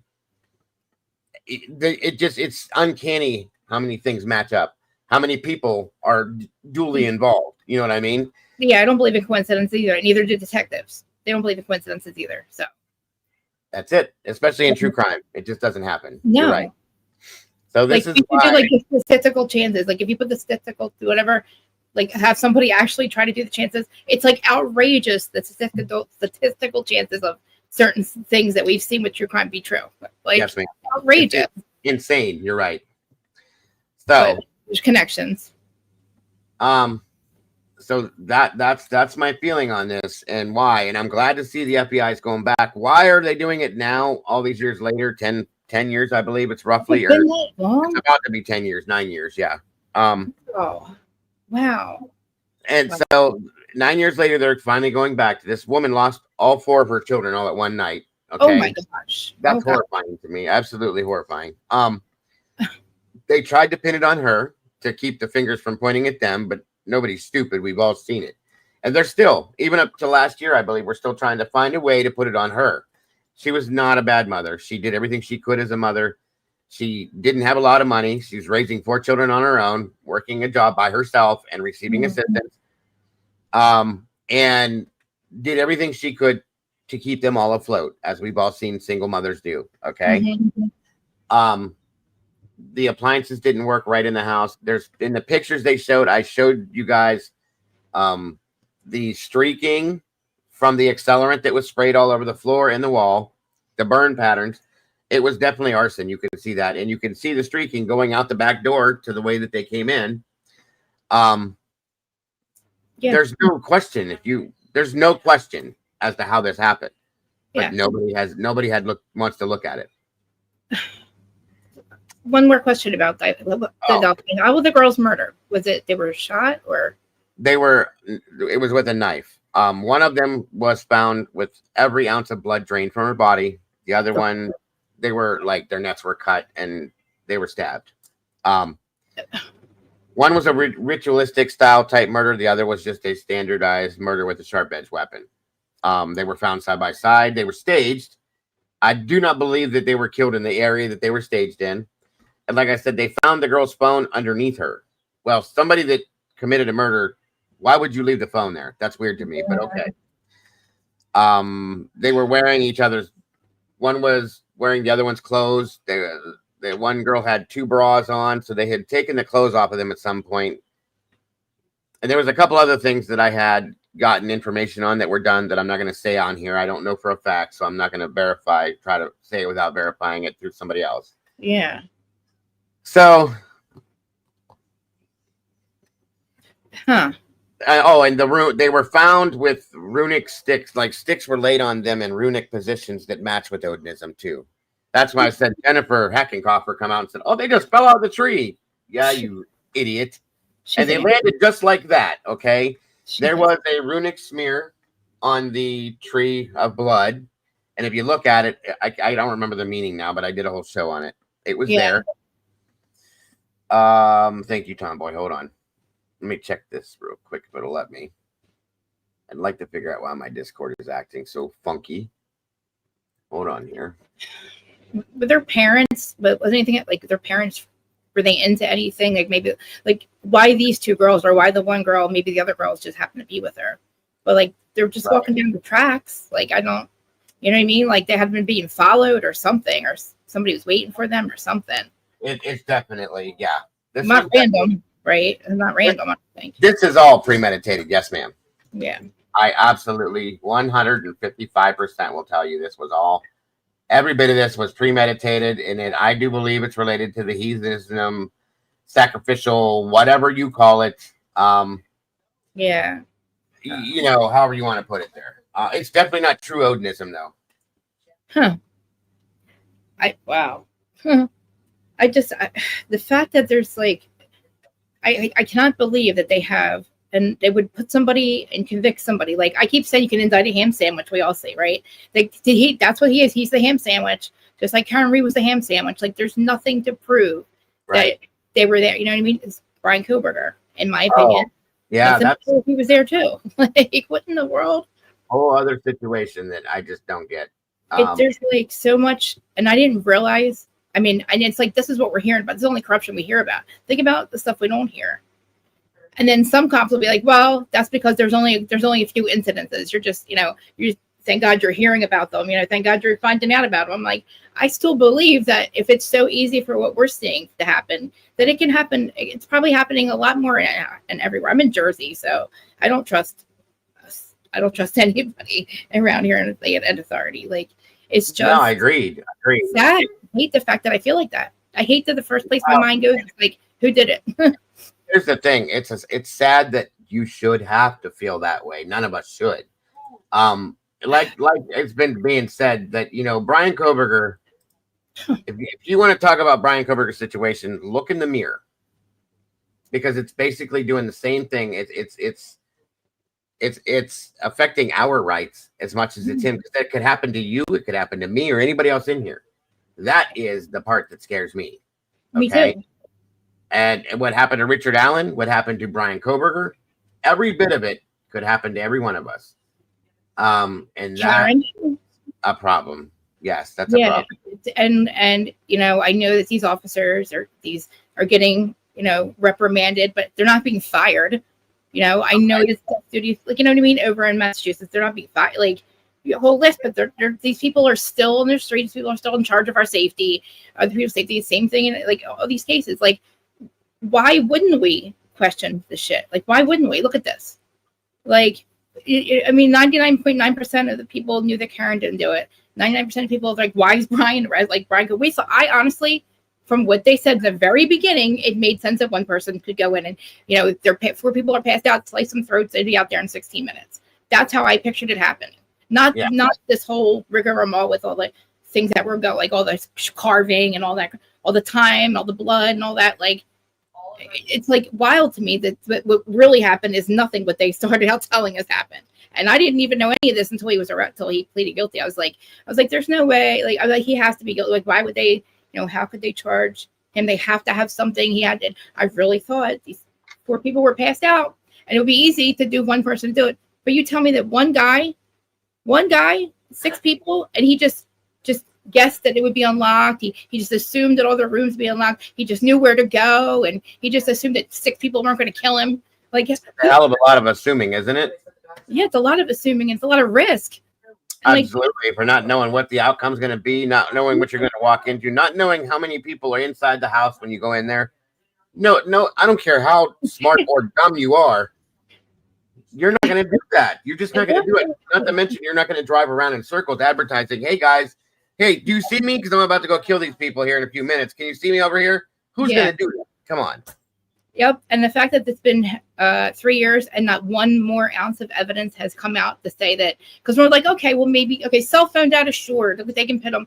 If they can tell us that John O'Keefe walked westerly and 45 feet into a house, they can tell us where Brian Kohberger was, or they can tell us where. 100%. Yeah. And like Heather Why just aren't said, they? You know what I'm saying? Why aren't they? What's the problem? That's, Like, that's a great question. And then the state admits that they can't put him in the house. Well, that's your whole case as far as I'm concerned. If Then you fuck admit the fact that you can't put him in the house, why are you, what? I don't get it. and the thing is, the real murderers are out there. This one's poor John. There's no justice for John O'Keefe. The person that murdered those 4 people, there's others, that those people are out. Obviously, they're out there. They're very close by, I think. They are. And Yes, it's like, what in the world is happening? Like, I don't understand it. They're telling us not to believe our own eyes. They're telling us to literally go to court and be jurors, basically be jurors and be like, oh, yeah, oh, sure, I believe you. Trust the process. That's it right Trust there. the process. Trust the process. Sure. Yeah. You got me on that one. And listen, Nope. I went away for a couple of years, but when I was caught, and I was like, yeah, I'm guilty. Like, there was no denying it. I knew I was caught. There was like, I knew it. I knew I was in trouble. Like, there was no denying it. And it is so hard to say. I don't know about anybody else, but sitting in front of somebody that's interrogating you, the detectives interrogating you, like it's feds, anything, it is so hard to lie to them. It is so hard to lie. Because it's like, they're asking you questions they know the answers to already. Well, that's why they have the jobs they do. Yeah, you're right. They're important, but look what's happening. Why are other officers okay with people investigating a murder of another police officer? They're okay with solo cops and leaf blowers, and you got people standing around that are in charge. Are like, oh, okay, sure, let's go charge somebody with this. Like, what in the world? And like, I'm telling you, if it was here, I would be having a town hall every goddamn night, and that judge would be out. I would try to get the judge out. I think they need Doge in there to get. I need Doge just clean house. Right. Because it seems like this happens too much. Like, here's what the problem is, and this is why I will continue to talk about the investigation or lack thereof and the case surrounding what happened with Brian. I may not talk about Brian because he made a choice, and unless that changes, I'm gonna leave it alone. The investigation leading up to that, the case surrounding it, the people that were involved, I'm never gonna stop talking about it because the world needs to know how corrupt and ignorant this is, okay? Yeah. And if we just keep letting it go by, it's just going to keep happening again and again and again, like it has with Delphi. And Karen's case almost happened that way. Deborah Collier's case, Kylie Rodney's case, this case. There's so many of them that are happening. And as long as we sit quietly and let them do their thing. Look at Birchmore. Like, look at Birchmore. How dare somebody take 30,000 text messages and get rid of them first? Like, why are you okay with doing that? And I don't know how these people sleep at night. Honestly. Agreed. It's why it's important for your show and a lot of others. Like, you do this a lot. You're on a lot. I appreciate it because I am. I try. Reality TV seems so unimportant, but like secretly we do our members only and we talk about true crime. I'm like, it's like because we're like guys, like, you know, we can be off on our little let's watch reality TV, but then seriously, like real life happens, and we're like, I have a 25-year-old. Like, I can't believe that he could get in a fight. And wait, you have a 25-year-old child? Yeah, well, he's my stepson, but yeah. I was gonna say I don't see how that's even possible. I thought you were 25. I was gonna say, good Lord, but okay. I had 20 years for that. Either way, good for you.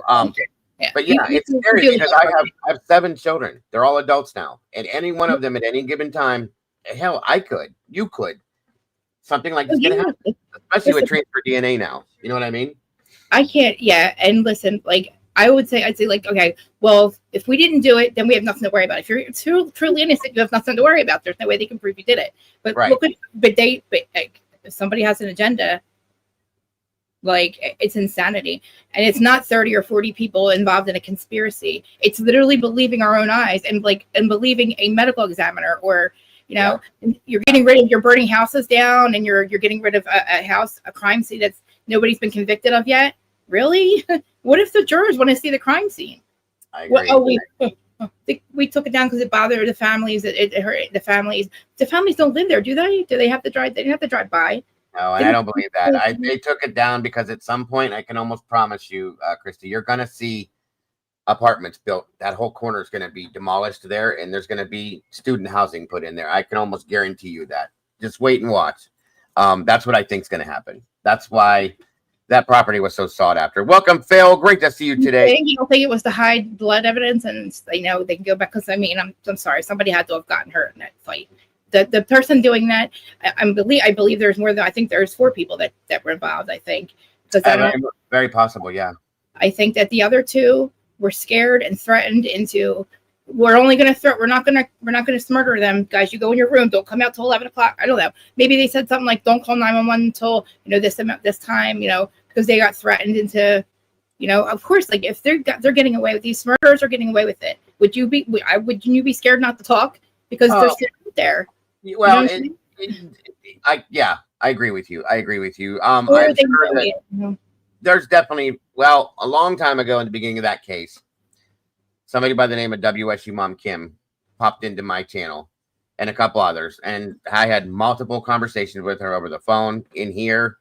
And she said a lot of things that nobody believed. Okay. How did you know? How would you know this? Well, her daughter is a student at WSU and is very, very good friends with a lot of people that are friends with the circle of people that were murdered. Okay. Mm-hmm. And knew some of them too, and said that people knew about this at 8:30, 9 o'clock in the morning. Well, via Instagram and Snapchat. Well, now we see that Dylan is on Snapchat and Instagram all damn night long. Well, there you go. And some other things she stated came out. She said that it started off with that everybody knew about it, that it was going to happen before it happened. Everybody knew who was involved in it, after the fact, during it, whatever. But said that it was supposed to be like a shakedown. That's what initially was going to be. It was a shakedown, maybe a confrontational situation, and it went way too far. Well, I can absolutely believe that at this point. Me too.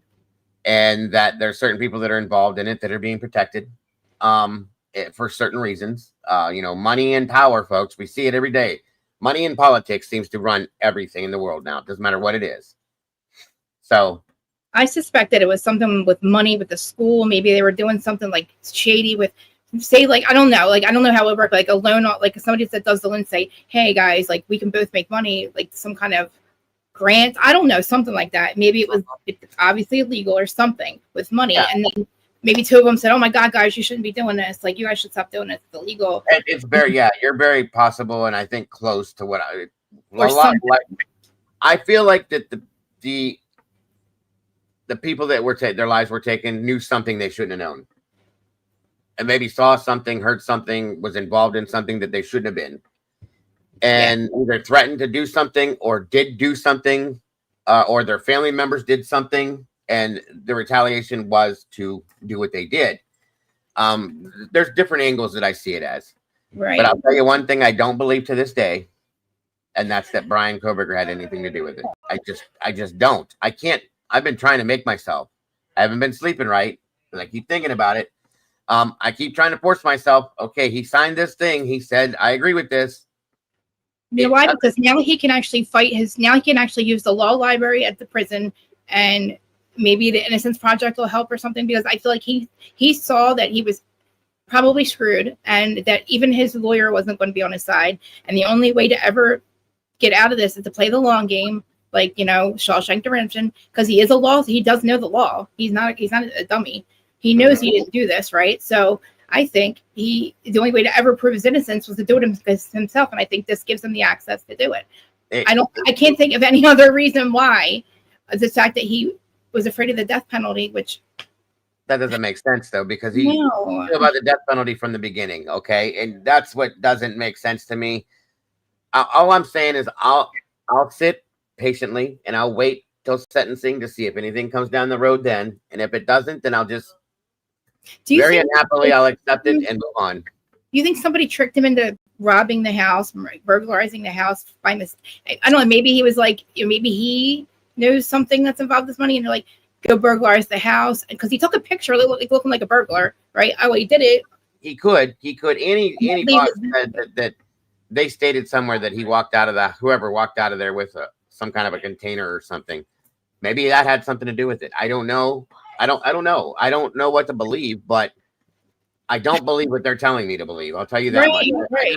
I can't process it. I won't allow myself. I really wish they would like give me a time, like give me something other than what you have. Like, how did he do? Tell me what you have that proves he would.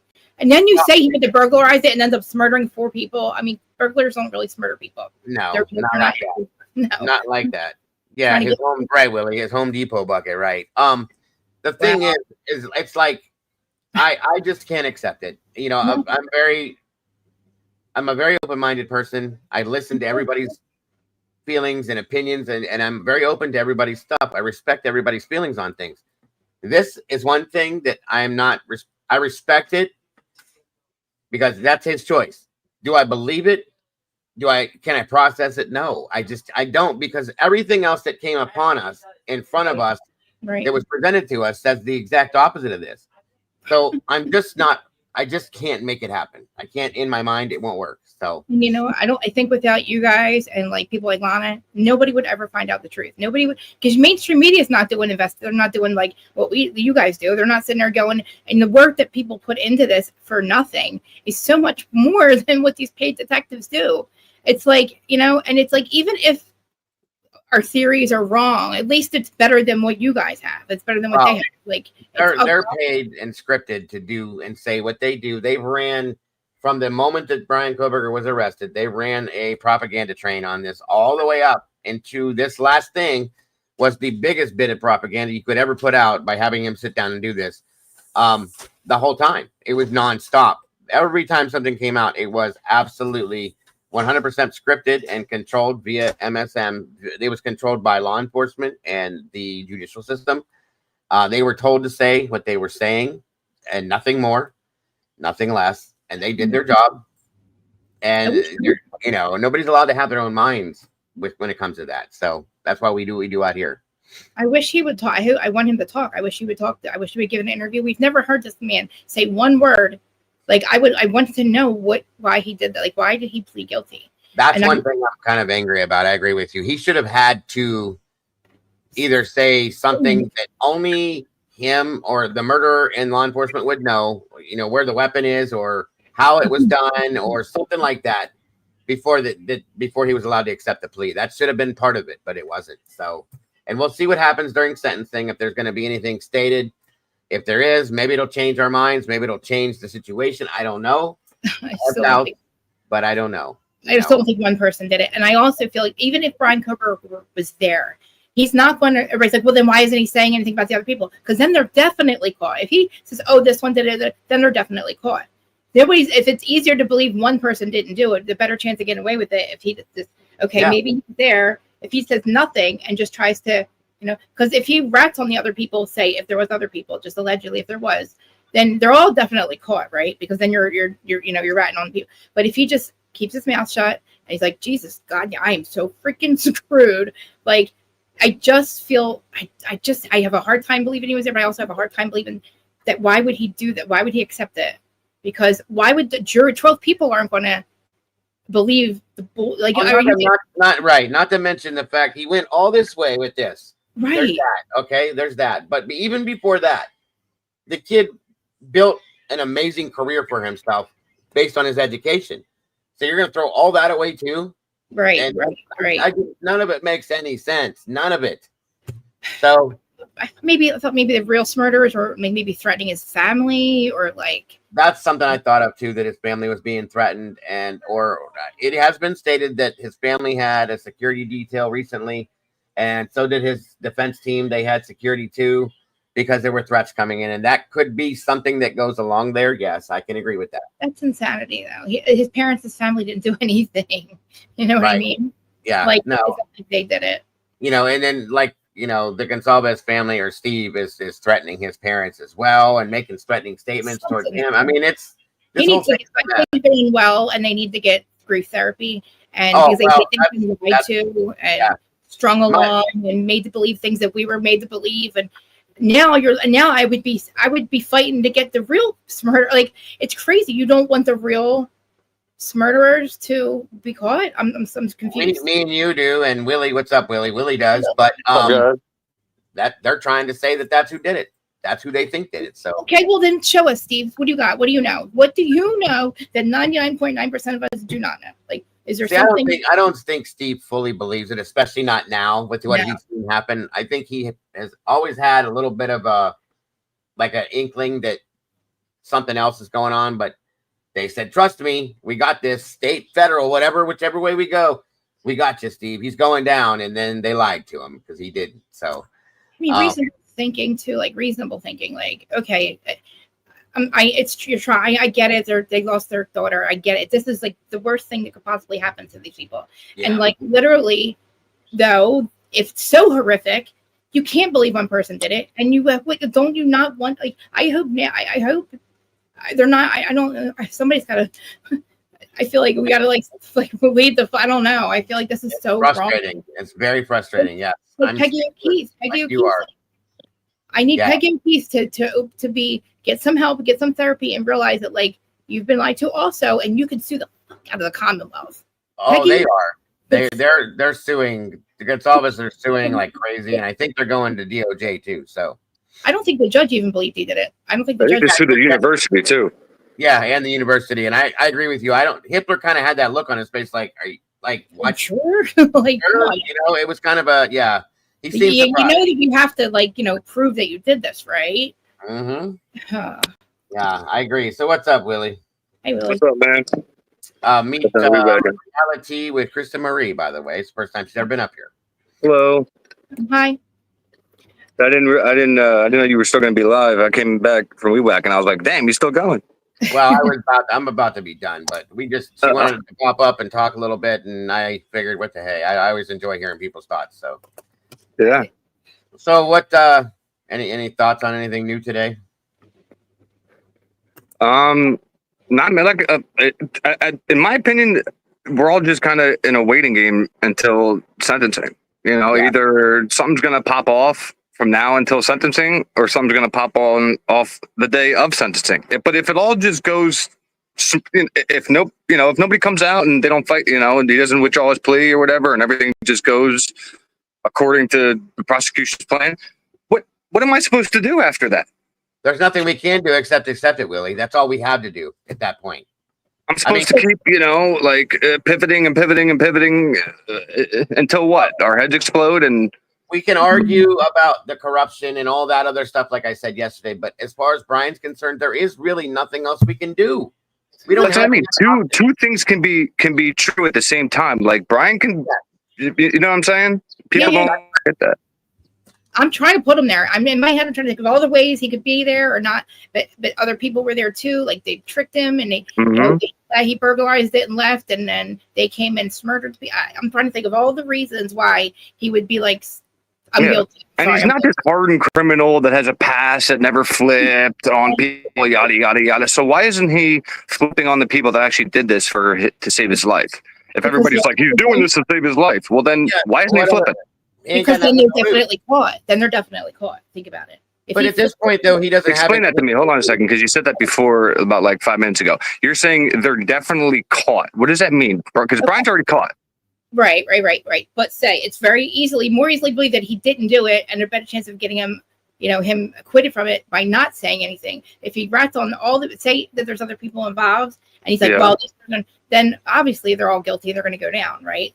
Absolutely, but at that point, if we know there's nothing in Brian's car, if we know it's kind of impossible for him to do all this by himself, right? But he's involved somehow. Say I don't know, help them map something, and that's how his name. I'd give up everybody who actually stabbed these people for my freedom. You know what? You're right. You're right. At some point. Right, you know what I mean? I mean, he was there 5 months. These aren't like childhood friends and shit that he like, you know what I mean? He's in a completely different, you know what I mean? I see it now. It's like he doesn't have anything to lose at this point. So if you don't, you're done. Give him up. Why do you hold on to it? Unless it's your dad or your mother or your brother or your sister, which we know that's not true. I'm just telling you, there's no reason to protect anybody. For anybody. Yeah. But the problem is if you don't know.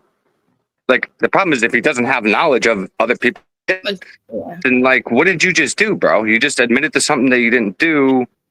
I don't know. I don't get this whole plan, this strategy or whatever. But I guess, hey, let's let it play out. So, so he can still withdraw his plea? Yeah. Sentencing, okay. yes. Okay. I mean, he can still have a chance to explain himself if there is anything. By July 23rd, he has the ability to withdraw the plea. I don't see it happening because if he was going to do that, he would have done it. But the issue, though, the judge told him directly, right to his face, if you withdraw your plea or whatever, everything that's going on today, dude, is all going to be used against you in court. Right. So I don't understand why the defense would handcuff themselves just to withdraw the plea, just to see what the state's case was. Now they obviously see the state doesn't have a case. But then why are you taking a plea? If that was to see the state's case and they saw the state had no case, then why is Brian taking a plea? Like I can't wrap my head around it, dude. The only thing that makes sense, Willie, is that there was some kind of a threat or threats or something. Well, yeah, I mean that's But 12 jurors still have to find him guilty with evidence proving so. You know what I'm saying? Like, and they still have to implement the death penalty. Yeah, which could take 20, 30 years for all we know. You know what I mean? And so they could have voted guilty, no death penalty. He'd be in the same position he's in now. What's the difference? Based on that, so the jury could have said, absolutely, absolutely. The only other thing we can do, and it's true, Fox just said it, is keep looking for the people that actually did it. But I don't think we're going to find it because it's been 3 years now, and there's nothing that we could find to look for. So we have no crime scene. Like they're like all that's gone. Like I don't know, man. It's all gone. Everything is gone. They made sure of that. That's a true fact. Phil just said if he withdraws, everything is admissible. It is all first person direct evidence. Good point, Phil. Thank you. I don't know. I'm just saying, I watched like a 360 view of like one of the cells or whatever in that place, dude. It does not look fun. Not at all. Not at all. And he's probably going to be. I mean, all right, so he's in there with other murderers, but he's probably going to be in some kind of protected custody. He'll be in segregation, I would think, at least temporarily until they get him. Yeah, for a little while. What's up, AR? AR just said he can only withdraw the plea if he can prove, and that's what I was getting ready to say, that he was forced or coerced. But see, that's the thing, is Hitler got that on the record real good the day that this happened, because he said, "You sure that you're not on drugs? You're not under alcohol on alcohol." You weren't coerced, you weren't forced, you weren't this, you weren't that. And he admitted everything. No, he wasn't. So yeah, that's going to be hard. That's going to be hard, I think. So then how is he going to fight ineffective counsel when he asked him, you're satisfied with your lawyers? Yep. Everything, as Hitler made sure that he built that record up, folks. I know. He put on there, everything he put on there, like Annie said yesterday, okay? Every question that could be asked, which is protocol, was asked. You're sure? You're absolutely positively sure you want to do this? You weren't forced, coerced, threatened, any of that. Your attorney worked well for you. You're happy with your attorney. Every bit of it, he said yes. Yep. But don't worry, dude. It's not a big deal because remember, he only said yes. Like I don't know. I don't know what I know what you're saying. I know what you're saying. I don't know. What do you think, AR? Like, have you ever seen anything like this? What do you think he's doing? Or why? You know, I'd love to hear your thoughts because it's insane. See, Twist says he isn't going to. This is the plan. I don't want to hear that. If I hear this is the plan one more fucking time. I know. What is the plan? What's the end game? That's what we want to know is what the hell the plan is. What's such a bad plan? What kind of it's not a plan. It's a suicide mission is what it is. All right. So can the Innocence Project still come in? If you don't have, like, say you waive your right to appeals and all that, can the Innocence Project still they can step in, but you cannot appeal. They can step in. What are they going to do? Hold your hand? If they come in and they prove prosecutorial misconduct or something else that was not talked about, there's a way I'm sure they can do it. It's just a lot of rigmarole, though. So there's nothing. There's a link pinned. AR, jump up here. You're welcome, bro. You know that. Always welcome. But don't they fight for people that want to fight for themselves? This is why, I don't understand why people get mad at others for believing Brian. If Brian's not going to fight for himself, I'm not fighting for him. We don't know yet. Maybe this was his he realized he was screwed with the counsel he had all around him. He's like, so then fire him. Right. Why are you pleading guilty? Fire your fucking lawyers. Jesse thought that he was going to come in during the plea hearing. Jesse swore up and down that he was going to come in. I think he was even fingers crossed and thought he was going to come in and fire the entire defense team and say, Your Honor, I'm just not comfortable with what they're doing.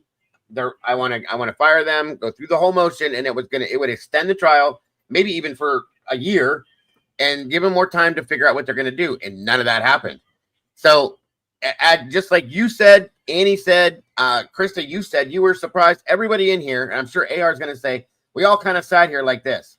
Yeah, like, huh? So what are you doing? We thought Yeah, we were dude. all kinds of new evidence. So, Yeah, I was just dumbfounded watching it. And I told you, I was on Nikki's.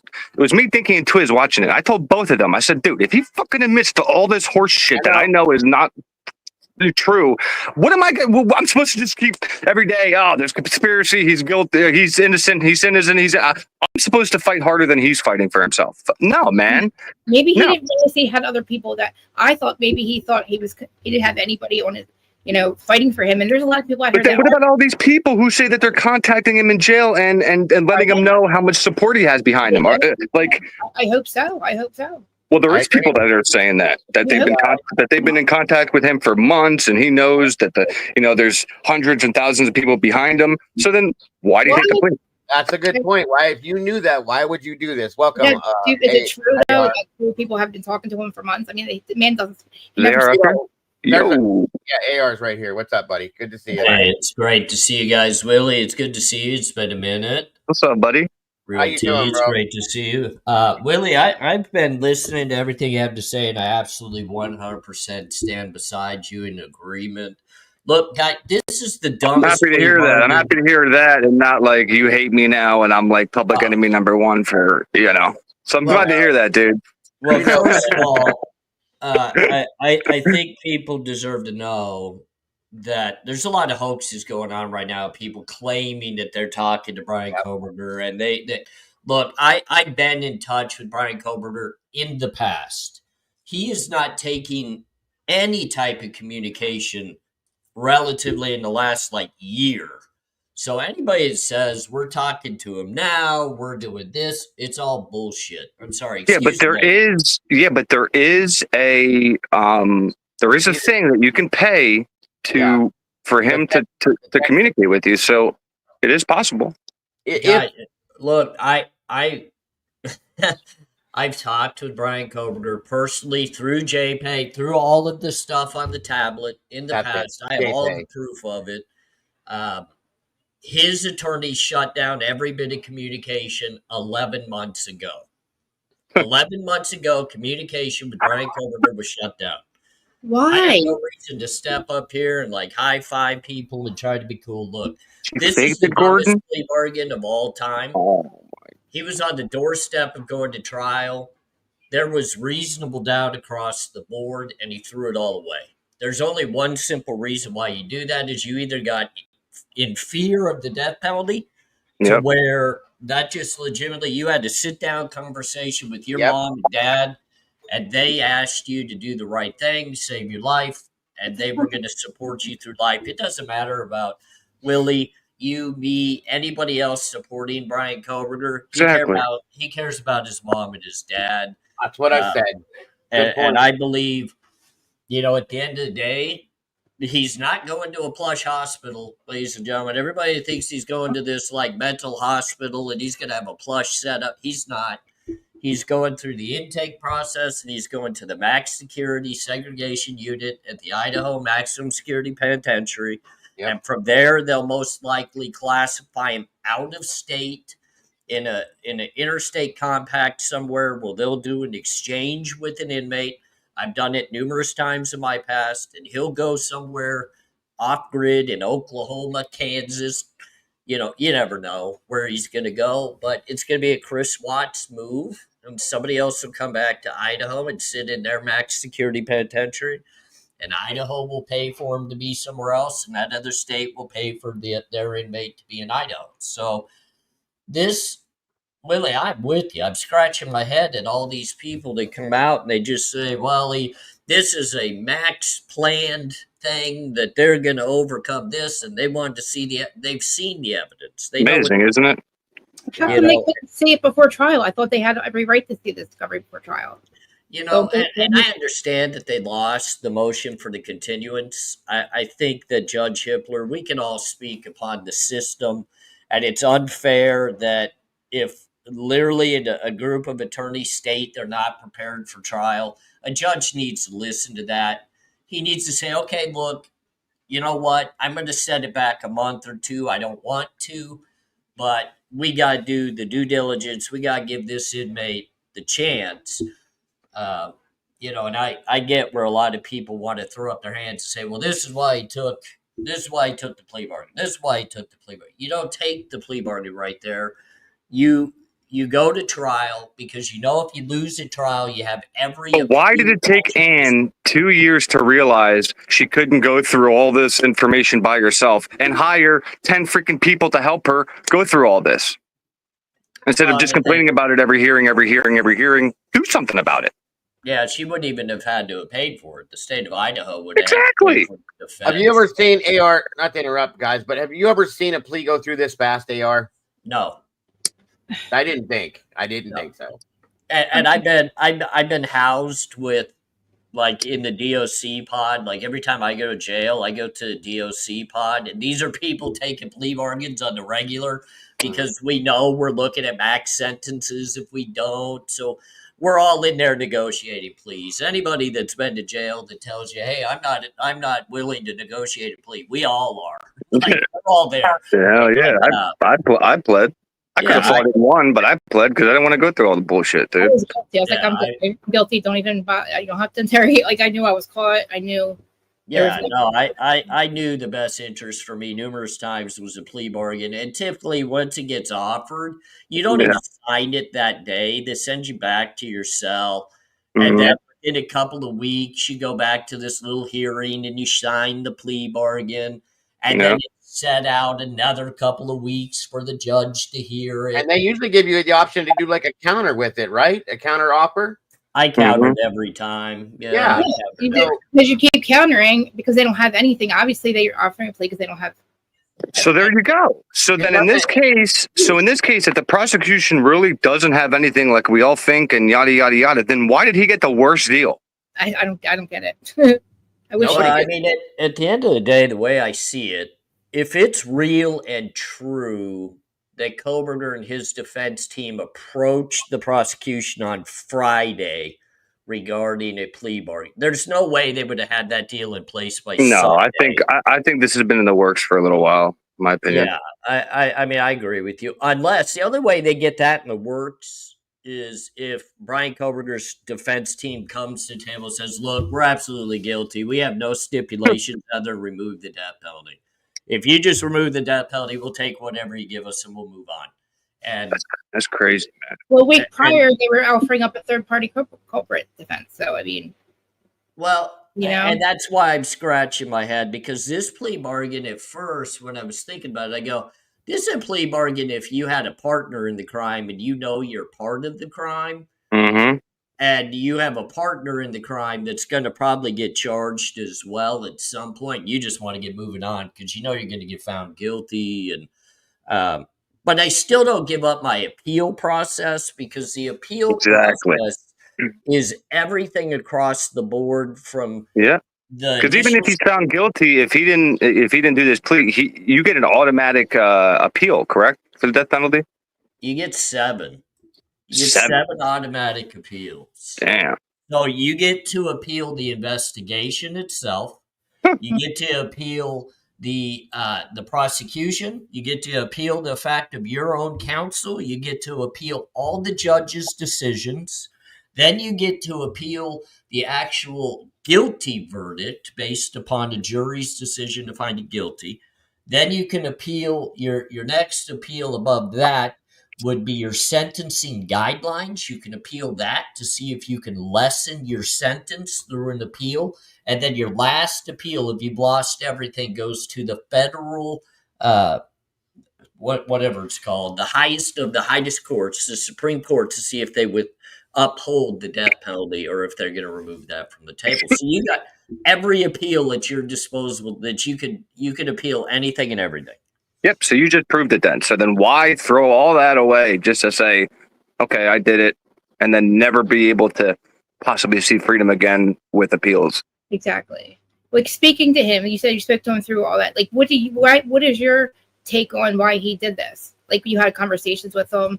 I'm sure he probably said, I don't know why I'm here. I didn't do this. Or like, what was his demeanor? Yeah. What did he say to you, bro? Because like even though I knew him and shit, I haven't spoken to him yet. I just spoke to all the Okay, people that.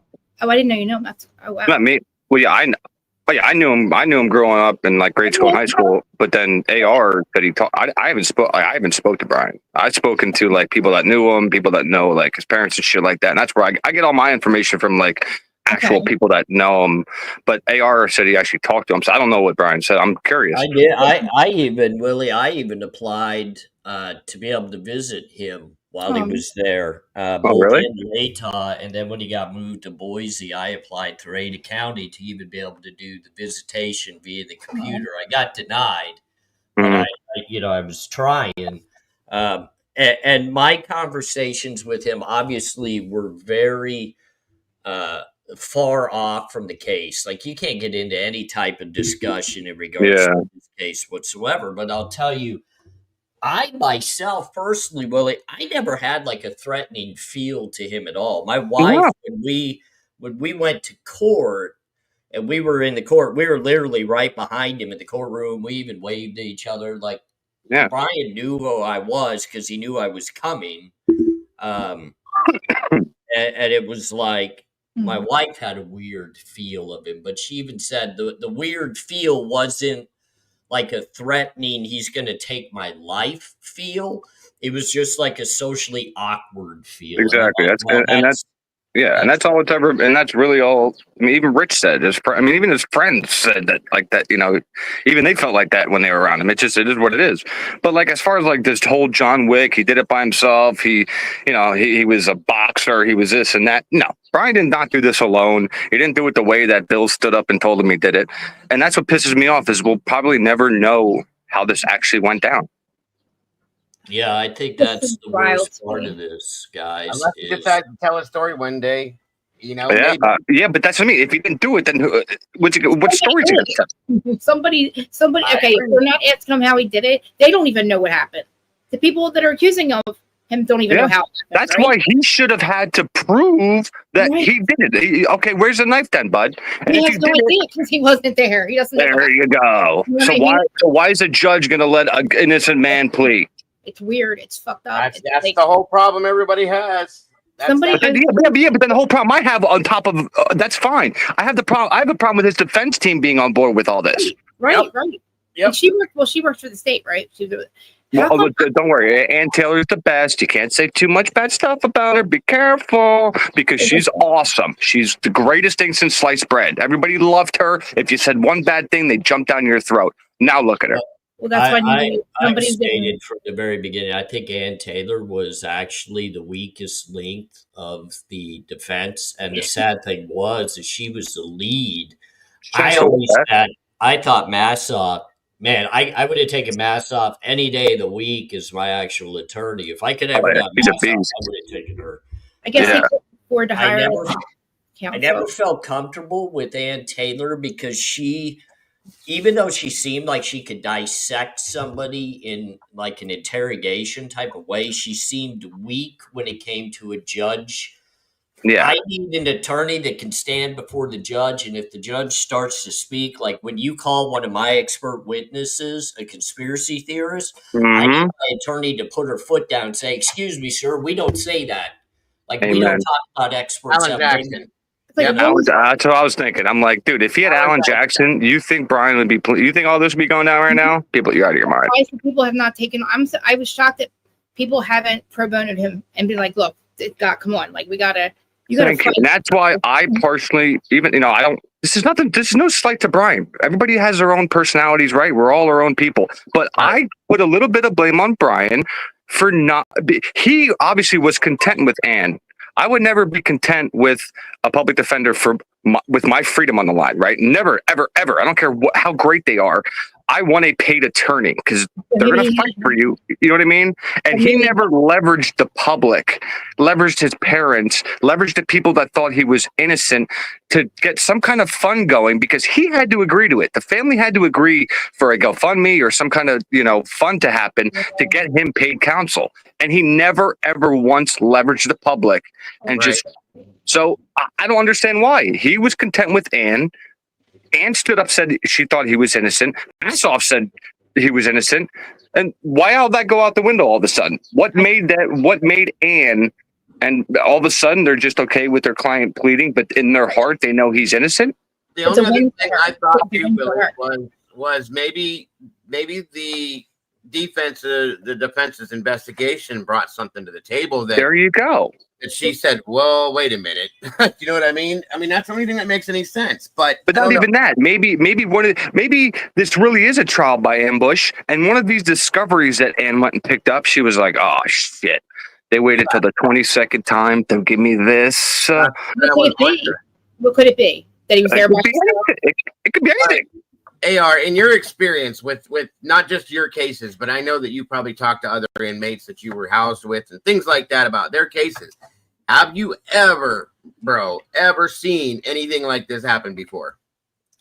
No, I can't say I have. And I've been around literally kind of the worst of the worst inmates because I was always housed in the higher level jails because of my background. Unfortunately, when you've been a criminal for many of times, you got many convictions and you keep returning, they typically classify you with people that are the same level. They're going to the penitentiary. And I'll tell you, the number one thing in jail, and I'm sure you guys have been there, when you're sitting in the day room trying to eat your food, everybody comes up to you, wants to ask you what they're looking at in their case. Like, what's going to happen to me? Right. It's like, dude, come on, leave me alone. But you know, you get to see all the plea bargain offers. You get to see all the craziness coming through, and it takes time to weed itself through. Like, typically, people that are waiting for trial don't wait until the eve of trial. Like, literally, we were less than a month away from Brian getting a jury. And that's why I think this has been on the table longer than we think. That's all. Well, that June to July date change thing on that paperwork kind of gives me the thought that happened in June instead of July. You know what I'm saying? It's very possible. I think you go back. I think you got to go back farther than that. I think that the discussion was opened by the defense and the prosecution was holding out due to the victims' families, and then I believe that Brian Kohberger maybe began holding out because he felt like he was gaining some momentum in regards to the reasonable doubt realm. I mean, when you look at everything evidence-wise, there's nothing that puts fear. Like, if it was me sitting in Brian Kohberger's shoes, which I never have been and I'm not now, so I can't speak for him. But if I try to put myself into that position, I do not take a plea bargain at the point that he did. If I was going to take a plea bargain, if I was guilty and I knew that my best route was a plea bargain, I start negotiating immediately back at the preliminary hearing. Yes. Thank you. I'm not so why did he waive his right to extradite? Why was he so eager to get back to Idaho if he did it? To be exonerated, remember? Yeah. He waived his right to extradition, right? Yeah. I mean, that's typical because, I mean, you're going back either way. I mean, unfortunately, extradition. You're going to go back either way. That's fine, dude. But if you value your freedom, and this is his first time ever taken out of society, I mean, he's not used to this shit, dude. So that's why he's like, all right, well, get me back to Idaho so you can show me this proof you have on me, and I want to be exonerated. AR, do you think he did it, AR? Look, I can't see one person doing it. I just can't. And I've been around some of the most violent of people, and I've talked to a few people that have committed violent crimes that are still even incarcerated today, and they all said there's no way, none. I agree. But the hardest part of this for everybody is I take a man at his word, especially if he stands up before everybody, but even most importantly, his mother and his father. If my mom and my dad are in the front row of my court hearing and I did it, then I could possibly say I'm guilty. Okay, I did it. If my parents are in the front row and I'm being accused of a crime of this nature and I did not do it, I'm saying, hell no, I didn't do this. Everybody's like, he was getting threatened and all this kind of shit. You don't think Karen Reed was getting threatened? Right. Huh? Karen Reed took on a whole goddamn town. See, that's something I wish we could have seen, you guys. I wish we could have seen Michael and Marianne's faces when he did say these things, because I think we could have read them to an extent, but you couldn't see them. At least I couldn't in the front row there. And that could have maybe told us a little something about maybe they got, like you said, and I said that the other day too, AR, what you had said, that maybe, mom said, hey, honey, this is the death penalty. We're never going to see you again. But if you say you did this, we believe in you. We'll support you. We'll have a relationship with you. Even if it's from jail, you'll still be here. Maybe that got in his head. You know what I'm thinking? But I don't know. Yeah, but if that's the case, if that's the reasoning, Dago, then the defense attorneys and whoever was in representation of the Kohberger family itself, because they also had an attorney liaison. Yeah, definitely. In that situation, they all need to be brought in and interrogated in some sort of room and figure out what the hell was going through all of your minds as legal representation. Good point. Yep, good point. Because if there is something behind the scenes going on, and this is the only statement that let me ask you, I mean, who do you think would be threatening? Let's set the family aside for a minute, but just say threatening Brian Kohberger to the point that he would have taken this plea. Are you talking about threatening via like inmates or actual people on the streets? Or you heard Steve's statement about the whole welcoming package and all that bullshit, right? Yeah, he's full of it, man. I kind of figured that too. But if the threats are going out and it's being heard by Brian, or somebody from the inside said, hey, bro, I heard this, that, or anything else, maybe he got nervous. But like, I would imagine that's been going on for 2.5 years. Exactly. So, I don't know. When it first happened, I'm sure he was getting the most threats out of any, But like, aren't people logical? Like logically looking at this, like, we don't know if what proof do we have that you actually did? Like, we're all logical thinking people, critical thinking people. I would think a lot of us are, right? So to threaten somebody over something when you don't have, literally, you can't even put him there. He's like the ham sandwich. He just they accidentally. Oh, they might have. It wasn't his car. Now what do? We told everybody. Now we got to make him look like he did it. But here's my problem. Even if I'm Brian Kohberger and I did it, right? And I see the amount of just misconduct from the investigation, and they knocked down the crime scene and all this kind of shit, I'm at least taking my chances. I'm sorry. Anybody can say what they want. I'm taking my chances. If I did this, years plus, like I told you guys yesterday, you're right, completely, Willie. The guy that killed my friend, that got me into true crime, has been on death row for 40 years. They're not, next year, he's finally slated to be killed. 40 years. I'm not saying Brian would sit there for 40 years, but you're going to be there for a while, and God knows what could happen in 10, 15, 20 years. Why would you take the chance of possibly, this could have been a hung jury, which is something I thought. This could have been, you could have been found innocent for all you know, but you didn't even try. The state would not be able to prove it beyond a reason. That's like Karen Reed. There's not even reasonable doubt. Like, it's factually not guilty. It's factually not, I mean, they even offered Karen, they were like, listen, if you just say it was an accident, you won't even go to jail. And she was like, no. She's like, I'd rather take my chances and possibly go to jail because I didn't do this shit. No matter what, she said, I didn't do it. These laptops are setting me to fuck up. And to waive the appeal process, that was like, when they said that it waived the appeal, I was like, okay, no way. I don't understand it at all. That's where I couldn't help them anymore. Yep, that's where I said, unless somebody asks them for an interview, Dago, why don't you even get him to do an interview or something?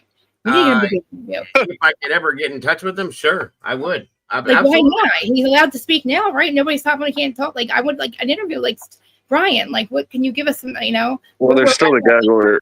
Well, the gag order is still on. That's why nobody out. But I'm telling you right now, just know that his team should be side-eyed if they don't come out and make some kind of speech after.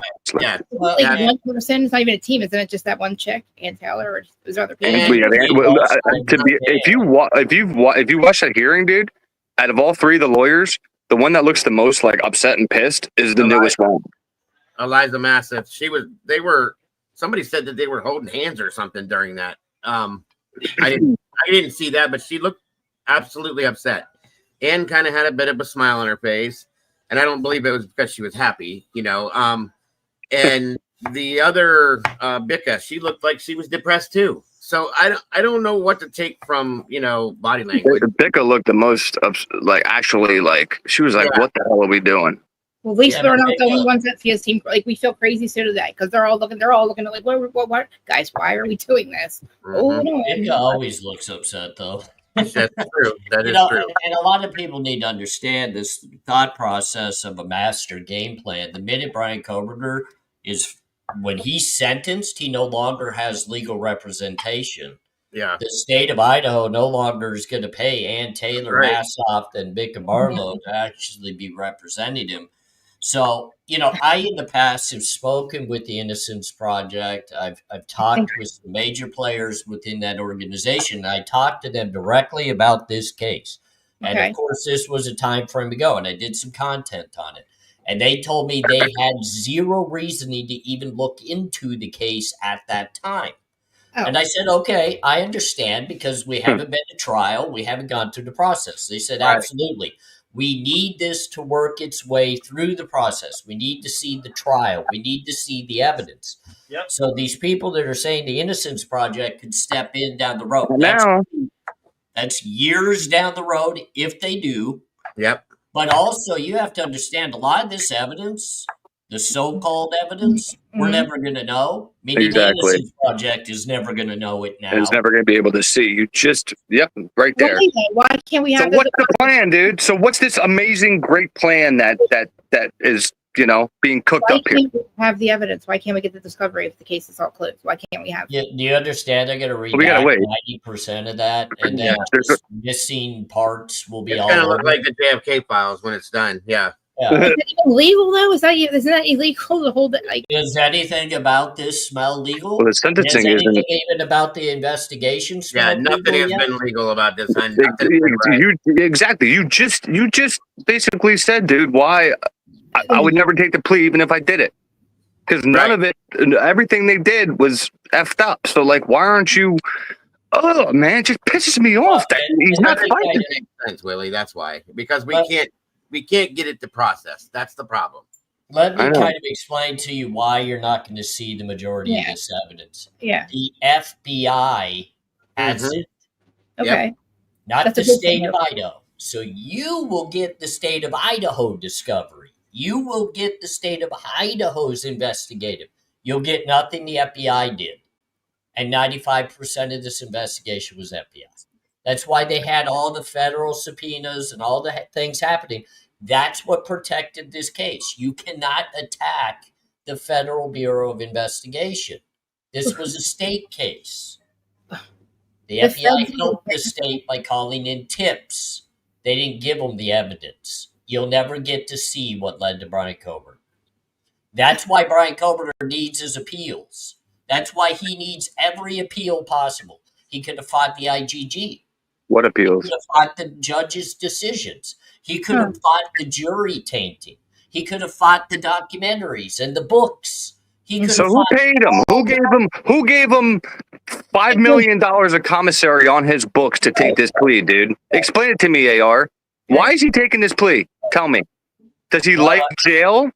Well, the only reasoning, like I said, okay, maybe the parents had a conversation, but I don't get that feeling. That's a crock of shit. Like you said, 2.5 years to have conversations.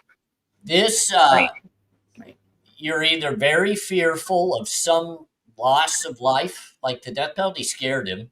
All of a sudden? Or he knows that he's guilty and he's with somebody else that committed this crime. Do they have that somebody else in federal custody that was going to testify against Brian? Or is somebody else dead? It could be. I mean, I've looked at that angle. I know exactly who you're talking about. I'm not going to get into it, but you know what I mean? Yeah. I've always felt that's a great direction to go. I always felt that way. I actually think that might have actually been the actual person. But in this plea bargain, what I don't understand is why you don't go to the table and say, here's what I expect to take this plea. I'll take 1 murder in the first, 3 murders in the second. I want life with the possibility of parole, no death penalty. Yep. And then I'll take my chances after 25 to 30 years before parole board to see if I can get parole or not. There you go. And that's it. I know you don't And have if the prosecution truly didn't had a shit case, dude, they would take that deal. Good deal. I think they would have, because they stood up in open court and said, I can't put Brian Kohberger in or around that house, and I can't make a connection to the victims. Wow. That's directly from the prosecutor. Wow. Well, that's where my middle finger would have gone up right there in that plea agreement hearing and said, hold on, okay, we're stopping right here. Right. We're stopping right here. Yeah, because he admitted to basically like premeditation. So that means, but then burglary. So he could have been like, well, yeah, I went in to burglarize the house, and then everybody was collateral, like you said, get second degree, and then, but yeah, like I said, none of that was. He was just like, yep, I'll do everything, just don't shoot me. Willie, what tells me this was not even a negotiation when it comes to this plea agreement is the burglary charge was still there. Right? How do you burglarize it? Was something stolen? Like, I'm sorry. When somebody goes into I guess in Idaho, that's automatic burglary, I guess, because for some reason. Yeah, when you enter a home with the intent to commit a felony crime, that's burglary. It doesn't matter what crime you actually commit while you're in the home, but because you entered the property with the intent to commit a felony crime, that's a burglary. I think it's a stupid charge. This is what's called trumped up charges. Every state does it when you get arrested. If you ever notice, like you go rob Albertsons, you grab some beer and you run. Next thing you know, you don't just see the one charge for robbing Albertsons for alcohol. You've got, disturbance of the peace in Albertsons. You got trespass, and you got 92 different charges. That's bargain material. He was definitely overcharged. That's been stated by many people. So and then he dropped his appeal to be able to appeal that. Yeah, but then when you plea, they usually drop, at least with me, they dropped, such and such and such, and I only got this. Yeah, but your charges are a little different than quadruple homicide charges. Burglary charge I understand, but a burglary and all first degrees, that means he premeditated this to what? Burglarize the house and kill everybody? And just he took the risk that it would be unlocked, that 4 people would be, in their rooms, and it's like crazy. The risk, like 6 people, 6 grown, you're one guy, and you're in a risk going to this house. You don't know what they're going to do to you. That's right. And then the statement that Bill makes about, well, we obviously know that he didn't go there with the intention to commit the crime. What? I did the unrealized part.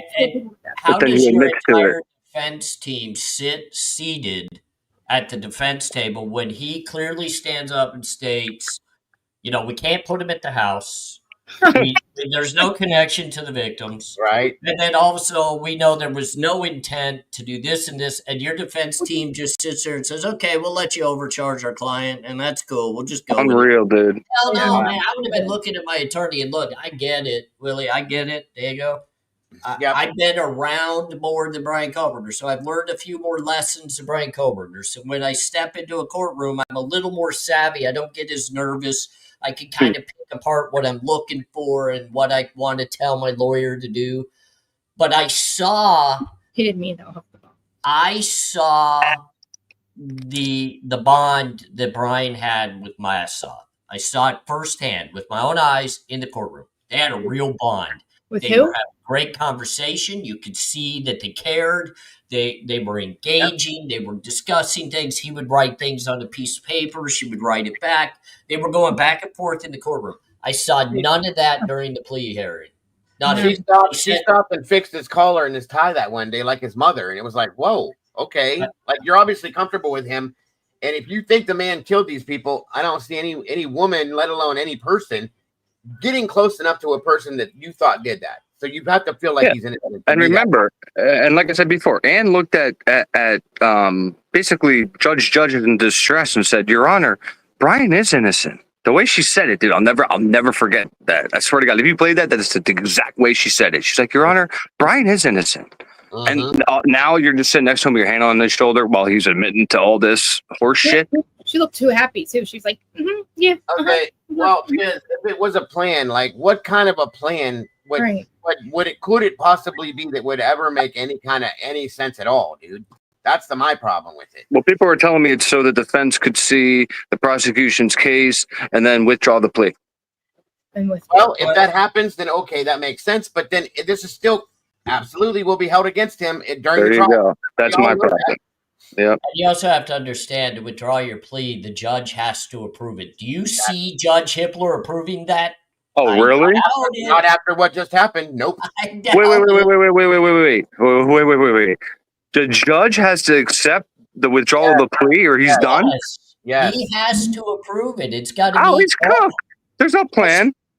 He has to meet all kinds of standards. Because to he withdraw basically that just plea. he basically just stood there and lied to the judge. And Hippler is an ass as it is. He's not going to look like an ass. He doesn't, he's not going to let anybody make him look like a fool. So in my opinion, again, just my opinion, never been through this. I'm not an attorney.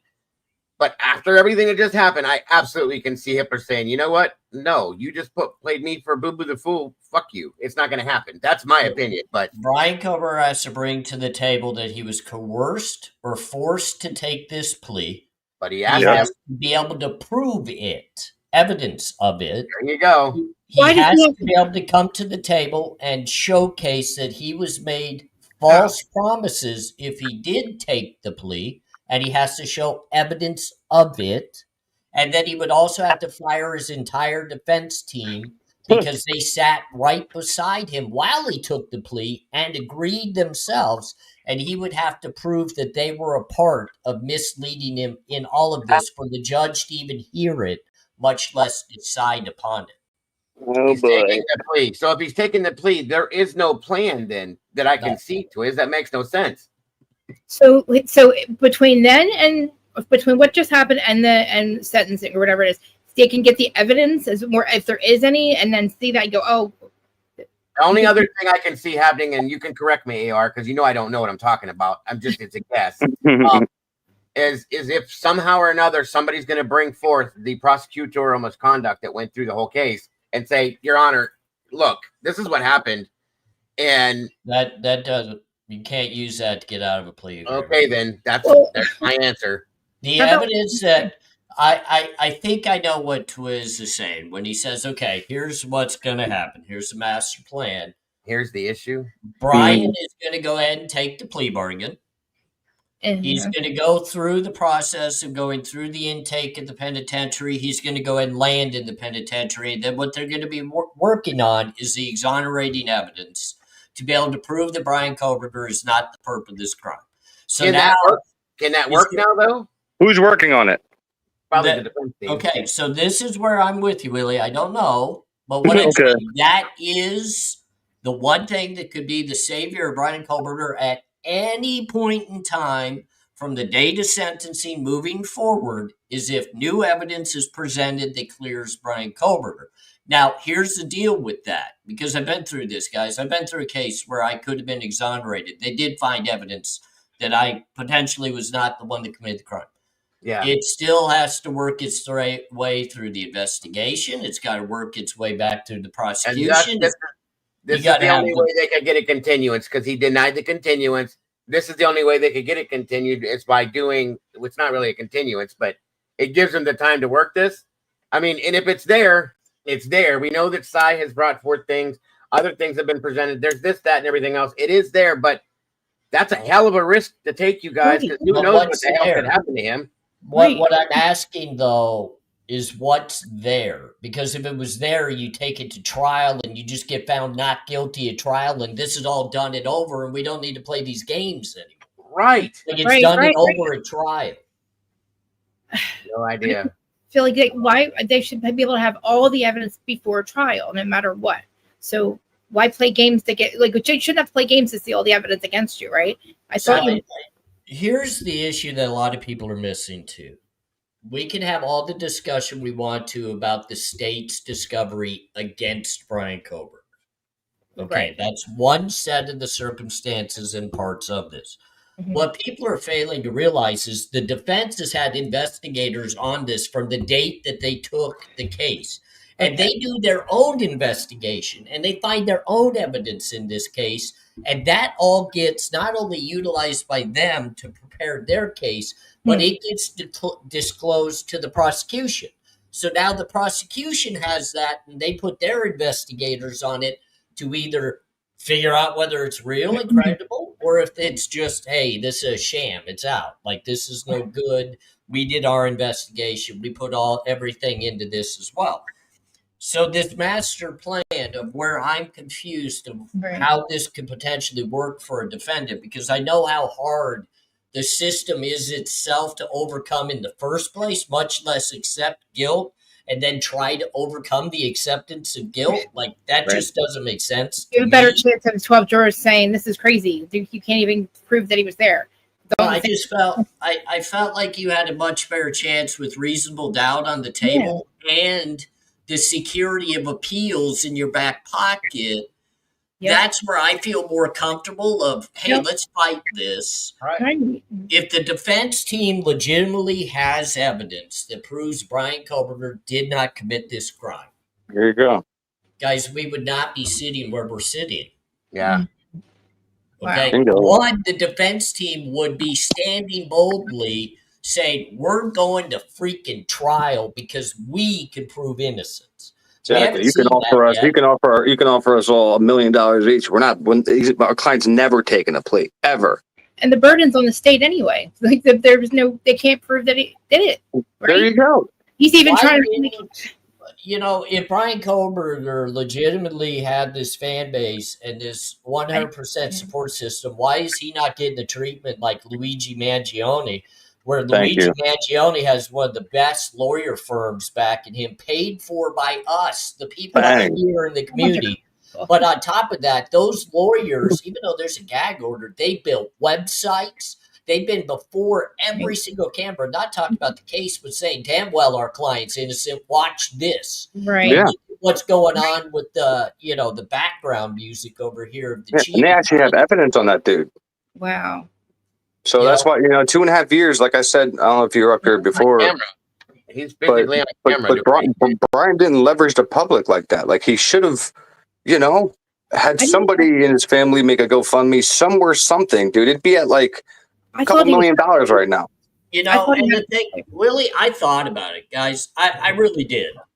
So you as got to turn guys your mic know, up a little bit. I've been on the platform since this case started. It's kind of what brought me onto the platform. And you know that I've been a big advocate of innocent until proven guilty. I've been a big advocate of protecting Brian Kohberger's family members because I think they're amazing, honest, hardworking people that maybe just had a rough time in life. I have nothing negative to even say about Brian because I feel like he was potentially working his way in the right direction to a career. And if you're socially awkward, man, I get along with you better than anybody else because I'm not all that great socially either. So it's cool. I feel bad that maybe I didn't take the jump. I didn't take the risk. I had many people talk to me about it in regards to doing a GoFundMe, not only for Brian, but for the family. And a lot of people don't understand. Mom and Dad didn't want to GoFundMe. They didn't want money given to them. There you go. So it makes it I'll let you difficult. say that. Yeah. When you engage with them and you have a very brief conversation, like, I'm willing to go all out for you guys. I want to help you. What can I do to help? Right. My wife and I will fly out there if you need us to. We'll come out. We'll set up a GoFundMe. We'll help you guys. We know the bills are getting tough. We know you want to be able to see your son. We get all this. And they flat told us no. Oh. No. Yeah. Like I know a person he sees every single month when he goes to pick up his whatever prescriptions he picks up. And the family, now that you said it, dude, I can say something. They didn't want it. No, they don't. They still don't now. Like I've known that for a while. I just don't tell anybody stuff on here anymore because people are they go ape shit. And Willie, I get called a liar because they say, well, I've had of course you do. With the family. I've had communication with family and people are like, oh, no way. No. It's like, dude, you do understand there's good people out there in this world. I got one of the most amazing wives that really touches hearts. And she reached out, to Mama Kohberger and, started a conversation. Then I got involved and it was like, all we wanted to do was help behind the scenes. We wanted no credit for it. We want we don't want anybody's eyes on any of this. We just want to be able to help. We know the bills are stacking up. We know things are rough. Can we help? And flat out, it's a no. It's a no across the board. We appreciate it, but we got this. We're trying to stay behind closed doors. And we got that. We 100% understood. Even today, they have the same stance today. And I'm telling you, I had a little birdie in my ear that I knew about the plea agreement before everybody else learned about it. I didn't believe it. I called everybody a foolish and a liar that told me there was a potential plea agreement in place, and I found out about it before it hit the courts and everything. Yeah. And I just dismissed it. I said, "There's no possible way." Well, I kept seeing that bullshit all the time, but usually, everybody would write that stupid shit and then it'd go away. I didn't know. But this was an actual birdie that has given me some very creditable information, and it's from the defense side. This isn't like, how a lot of the stuff that follows the G's or them, you get some really weird info early, and then it turns out to be half true. It got whispered to me, and I was just like, yeah, whatever. No way. There's no chance. And then, at the end of the day, it was like, holy cow, the next day he's in court. I've never seen that. I've never seen the next day in court. Well, Hitler even said, I'm just as surprised as you are. It wasn't the next day because they scheduled the hearing. Yeah. That was shocking. I don't know. I just don't know. Yeah, this is a lot. I'm with you. Like, I feel like I would never be able to plead guilty. I would never be able to do it. I wish we Hell no. I would throw up pleading guilty to something I didn't do. Killing 4 people. Your life is now gone. It wasn't even killing. It was like carved. It was a lot. I mean, this case was not what they told us in the very beginning. Like, they made us believe that one person could do it, and then the truth comes out little by little. There were so many things that weren't what they. It's just wild. At this point, he's like the ham sandwich. It's like, did they not want to admit that they got the wrong guy? Is that what it is? Like, this is a mainstream narrative built case, and unfortunately, at the end of the day, if Brian, I'm gonna forever look inside myself and say, should I have done a GoFundMe for Brian 2.5 years ago to get a paid attorney? I mean, should I have really pushed this issue? But you can't. You need an okay from the family, bro. Trust me, I try. Yeah, I mean, I'm not related to Brian. I didn't grow up with Brian. I didn't high five him on the way out the high school graduation. I didn't know him in college. I've only been able to reach out to the family and get to know them a little bit. I wouldn't even say they welcomed me in heart and soul because, we talk and that. All right, well, twins, listen, not to be rude, but like what is it, the idea that you think Relax, it is to make everybody change their name? Like, what is that, dude? What did you think it is? Wiz has been losing this shit for the past 72 hours. We gotta give him time. Here's the thing, guys. I bet we all change our minds when we find out why he did it. I'll change my mind when Brian Kohberger steps up to the plate before there you tells go. us why I need to change my mind. Well, that's what's pissing me off. Is we're getting shit for believing shit that came out of the horse's mouth. Or like, we have eyes to see. We understand critical thinking. We know, you guys do true crime way more than I do. You guys know that if it's 12 people have to find you guilty. You know what I'm saying? Like, it's just exactly. And I was saying before, like, I mean, look at the dumbasses that stood up and represented themselves in court. At least took a shot and represented themselves. You know what I mean? Yeah, she did, didn't she? Sarah, and then that other crazy dude, what's his name? He would like scream at the judge. She'd put him in timeout and stuff. But at least these people fought, even though they knew they were guilty as hell. And he pleads, and there's no way in hell that he did this alone. And then of course, it's not going to sit right with people. I understand that completely, but he still gave up. Well, so I'm going to say this too, Twistlestick. If there's anybody out there that legitimately knows why Brian Kohberger took this plea, one, they would be out here speaking upon it because they would be able to prove why Brian Kohberger was either forced, coerced, threatened, there would be a reason behind it where the system could step in and fix the problem before Brian Kohberger was convicted of quadruple homicide. And that's what's pissing me off, dude. There's people on here that aren't gagged, that obviously aren't gagged, that are saying that they're speaking to him and all this kind of crazy shit, but they don't want to, but they won't say, like, what's what's the conversation about, what's going on. Exactly. Willie, like I'm they're telling you right gagged or some now. bullshit. I'm telling you right now, I know who Brian Kohberger on his tablet is able to communicate with, and it's nobody out here. Oh, well, supposedly it is, dude. If I were him, I would be like, thank you guys. You really think I Does he communicate with Peterson, Willie, or no? I didn't say that. Can you say that one more time? Doesn't he communicate with Peterson somehow? That's what I mean. I never. I don't know. So I mean, there's a 5-hour live on how they do communicate, right. But then if you're asking proof, I haven't seen anything, heard anything, nothing. So there's no proof. I talked to Brian too. There's How's no proof. Yeah. You cannot offer proof of communication over Brian Kohberger's tablet in any way because he has no communication capabilities on his tablet right now. So when everybody runs back to Annie and whatever later on, just know that, let her know Willie didn't say nothing about her. Again, for the second time, I never mentioned her one time, dude. And I was like public enemy number one when she goes, I'm like, what the I've never heard say a word about her, good or bad. Of course not, because I don't know these people, dude. And then because I'm taking the stance that basically AR has, sounds like you have, of the dude stood up and pled guilty. I'm sorry. Yeah, it's my fault. Did you know that Brian Kohberger's parents can't even communicate with him via his tablet? Why can't? But then why does he have it? What's it for? Really? Well, he has no communication other than with his lawyers, and he's able to do research, and there's things he's allowed to do with his tablet. There's people on here talking to him. Okay.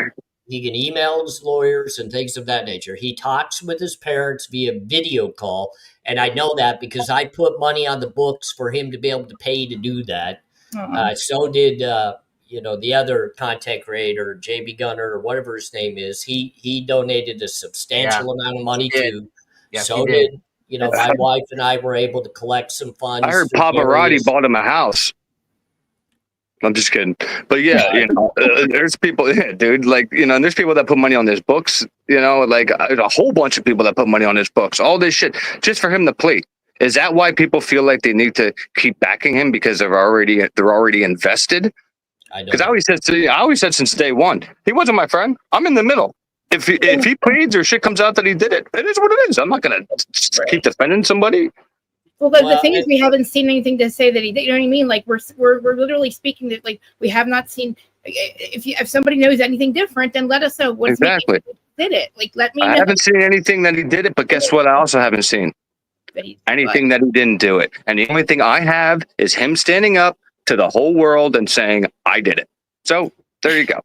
It's just weird. I've had, Diego, Willie, I've come and I've always said innocent until proven guilty. Innocent until proven guilty. I root for no criminal to get away with committing a crime, and I root for nobody to ever be convicted of a crime they didn't commit.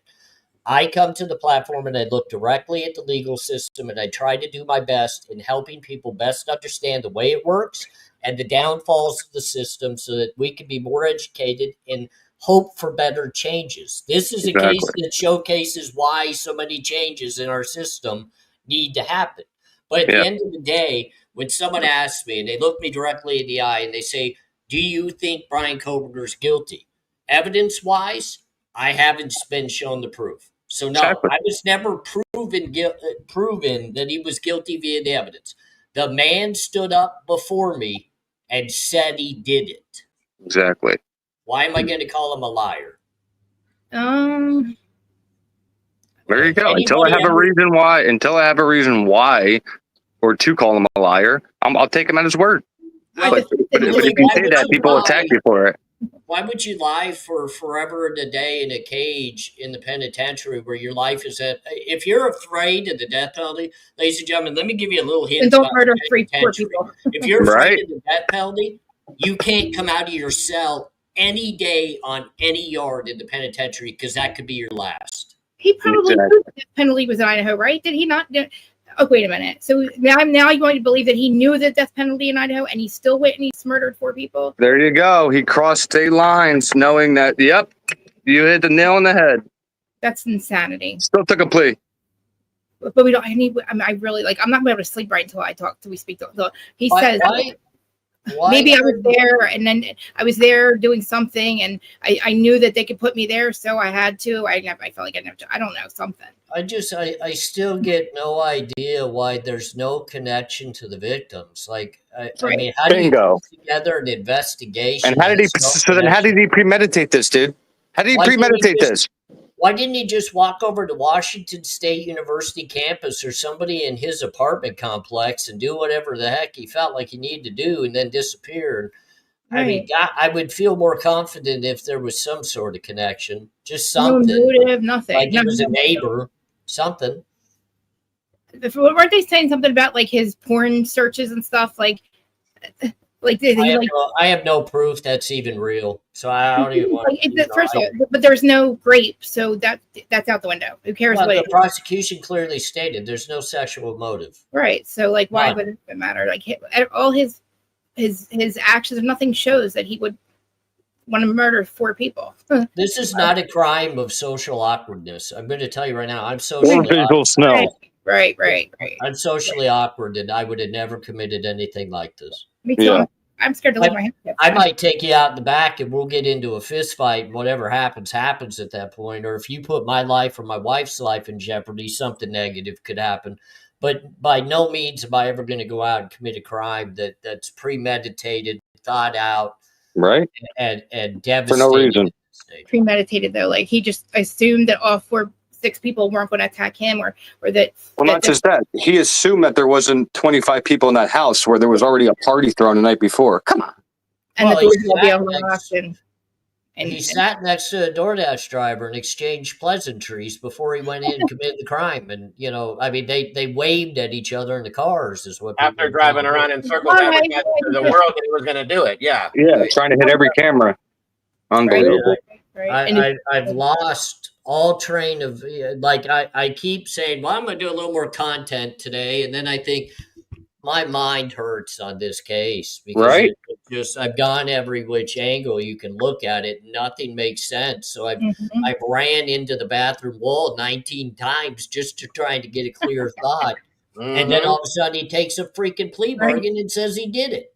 Yeah, man.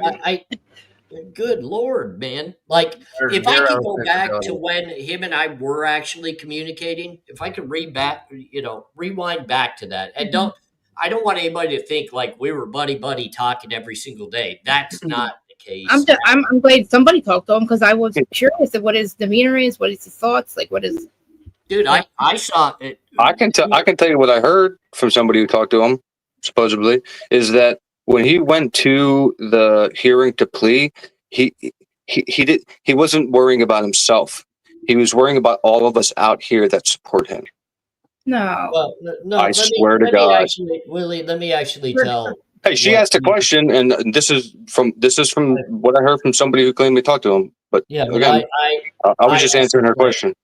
I claimed I talked to him too, and he's reserved. He is a little awkward. Like, I think sometimes he's got 3 or 4 different thoughts running through before he speaks. And sometimes things get a little muddled in what he's actually trying to say. But at the end of the day, he's intelligent. I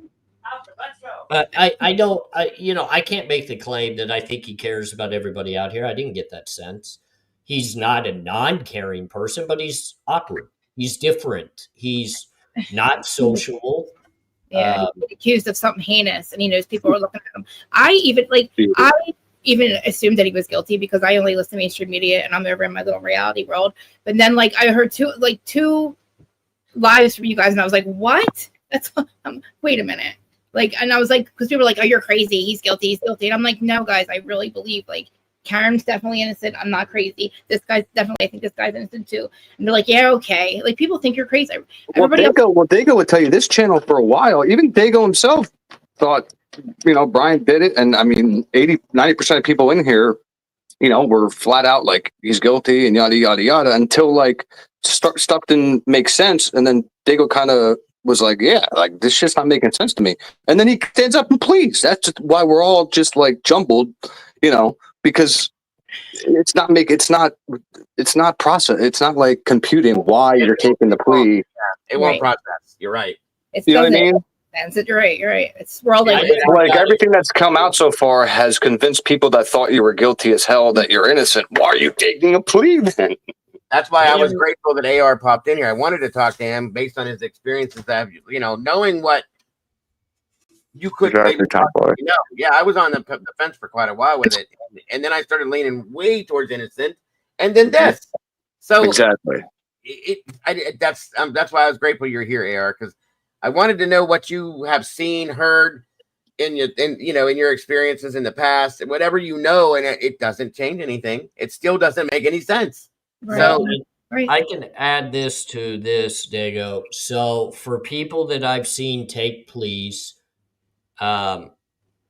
people that have withdrawn those pleas that I've seen in person, and I've seen thousands of pleas. In Arizona, literally, when you go to court, they're offering everybody pleas like by the hundreds. So you get to see them every day, all day. I've seen 0 withdrawals of pleas, and I've probably taken 6 of them myself. I tried to withdraw one myself because I felt I could get a better offer, and the judge denied it. I've never seen a withdrawn plea ever.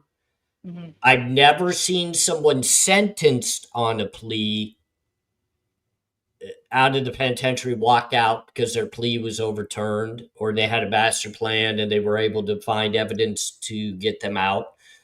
I've, in my entire time of spending time incarcerated, seen 3 people walk out the gate that were later found to be innocent compared to their guilty verdict at trial. So I have seen people that took it to trial get found innocent. And I've seen appeals work on a limited basis, but I have seen them work. Never seen anybody, like I said, anything to do with the plea bargain walk out at any point in time overcoming that plea bargain with a better result than what the plea bargain stated. Have you ever seen anybody plea to something this heinous with no evidence against them? No, I've actually seen people that have had these heinous crimes stand up even after being found guilty at trial, yelling at the jury of how innocent they were. Look at Lori Vallow. She's still, most people that commit these types of crimes in their mindset are either never going to admit they're guilty of it, or they're going to just relish in the satisfaction of the attention. So they're going to drag it out. They don't just abruptly, just out of nowhere, plea bargain and then say, I got a master plan to get over this later.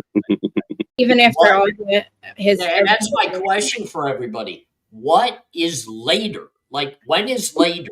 If They think it's like a couple weeks from now, dude. They don't understand. Like this, like even if there is something going, that's going to take years and years and years to, you know what I mean? Well, what does he have to? If he figured he was going to be found guilty anyway, he really doesn't have. What else does he have to lose? He has the time to now. I guess, but you just made a downhill battle the biggest uphill battle for yourself. I Because know. the prosecution had the uphill battle, like you said earlier. They had to prove it, right? Right. Yeah, I know. That's why, like, hopefully somebody can speak to him. He knows. I don't know. I feel like we're not going to be able to sleep until we talk to him. Like, I sleep like a fucking baby because I didn't, I'm not on, you know what I'm saying? I'm not on the block. Just at the end of the day, the biggest thing that I call the stupidest move, and this comes down to his attorneys. It comes down to his attorneys because they should be better educated with this. You don't give away your rights to appeal. He did, right? That is your one saving grace card. Is you get to go. Okay, so your first appeal is through the state, so you get to go before a board of judges through the state. So there's 3 judges that will hear your first appeal. Then if you are not successful in the state, you go to the Idaho Supreme Court. Now you got a whole steps there that you can go through that are numerous appeals. And if you don't win there, you got the federal Supreme Court. Right. And then you can even bring it back to accumulation to where they'll have like a pardon type deal that they can overhear everything again. And then you got a last ditch effort. But you know, the one thing that I'll test people to, because I've already done it, but if people legitimately have questions about how this could play out, the time it would take, give the Innocence Project a call. Right. Speak with their director. She's a great lady. She'll get right directly on the phone with you. She'll answer questions and just ask her, how long does it typically take in a case like the Idaho 4 case against Brian Kohberger for the Innocence Project to even begin becoming interested in moving forward and investigating or looking into things? And they're going to give you a time frame. Right. And I think it's going to shock people. Even this case, though, like when there's literally, as far as we know, I'm not calling them. So what's the time frame? Yeah, it's over 15 years, guys. Okay. Sorry to interrupt you. I just want to know the answer to that. And I get it. You're not going to call them. But for people to actually test me to see if I'm being honest, you know, the people No, in the I chat believe you. I don't think that I, you know, I don't have the time to call them. So I just want to know how long the process took. Sorry to interrupt you, 15 Real. years minimum for them to begin, because they're typically waiting for you to go through your appeals process. There Yeah. is none. I just feel like people that, all right, if I were working for them, I wish I could work for them. I wish I wish there was close to me, but like, I would be like, guys, we got, like, look at this. Like, this guy thinks he's got no chance. To me, this is what the Innocence Project's for, cases like this. Like, I would Yeah, think. but do you know how many cases there are? No, That's I'm what you have going to understand. And Okay. Brian Kohberger's not screaming innocence. Right. There are others that are actually screaming innocence that won't take a plea bargain, that will not agree that they did something. They're screaming their innocence from start to finish, and so is their family, so are their friends, so is everybody. Brian Kohberger doesn't have that. He has a YouTube and a social media platform screaming innocence of people that have never met the dude. They never talked to the dude. Yeah. Most of them haven't put money on his books. They haven't taken a phone call from him. They haven't written him a letter. They didn't buy him a book. Bullshit. Huh? Bullshit. Most of them haven't put money on their books. I don't know what you're talking about, buddy. Well, I didn't know. maybe that was a bad I don't one. know where Yeah, you're getting your info, but no. I'm just No, saying in general. No, I mean, Brian Kohberger's doing fine financially. he's doing all right. Yeah, I mean, but, you know, considering- really, to be honest with you, the majority of the people that have committed heinous crimes like this, unfortunately, they make a lot of money in the penitentiary. But listen, he's probably never even been arrested for, worst thing got was a traffic stop, right? He doesn't jail well. I would think he doesn't jail well. You know what I'm saying? Like, we're a little bit different. Like, we think a little bit differently, but like, I feel like he had no clue. I thought that I didn't know he had contact with people. I didn't know he had contact with people and stuff like that. I didn't know that he was talking to anybody. Or people put money on his books. I thought the majority of people thought he was guilty because of what the mainstream media told us. I didn't start thinking anything differently until just the end of Karen Reed's case, watching Truth and Transparency, watching her, and I'm like, oh, holy crap! I'm like, this is crazy. Like, he legit. We don't even have to believe anybody's word. They're showing us that it wasn't his car or whatever. They got the wrong, whatever it is. And it's like, I would think that, like, we're like a mock jury, right? So if the majority of us are looking at going, dude, we wouldn't be able to convict you. Like, don't you? I would take my chance. I don't know. I think he would take Exactly. And these people who claim that they like talk to him out here and shit, why didn't you guys tell them? Yeah. Like, you know what I mean? Well, what did he say, guys? Has he said anything else? Because if you guys are supposed to be telling them there's so many people that support him and all this shit, then why did he take the plea?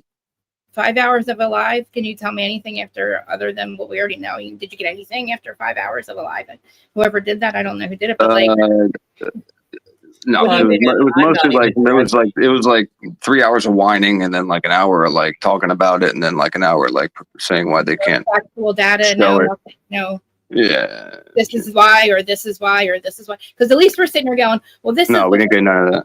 Like Karen Reed, we're all going, this is absolutely. Like, you know, like, this is, we don't have to believe anybody's word again. The magic of all this data is the fact that, like, it doesn't put it, there's no collision, right? Like, so, you know, is that a dog twist or is that a kangaroo?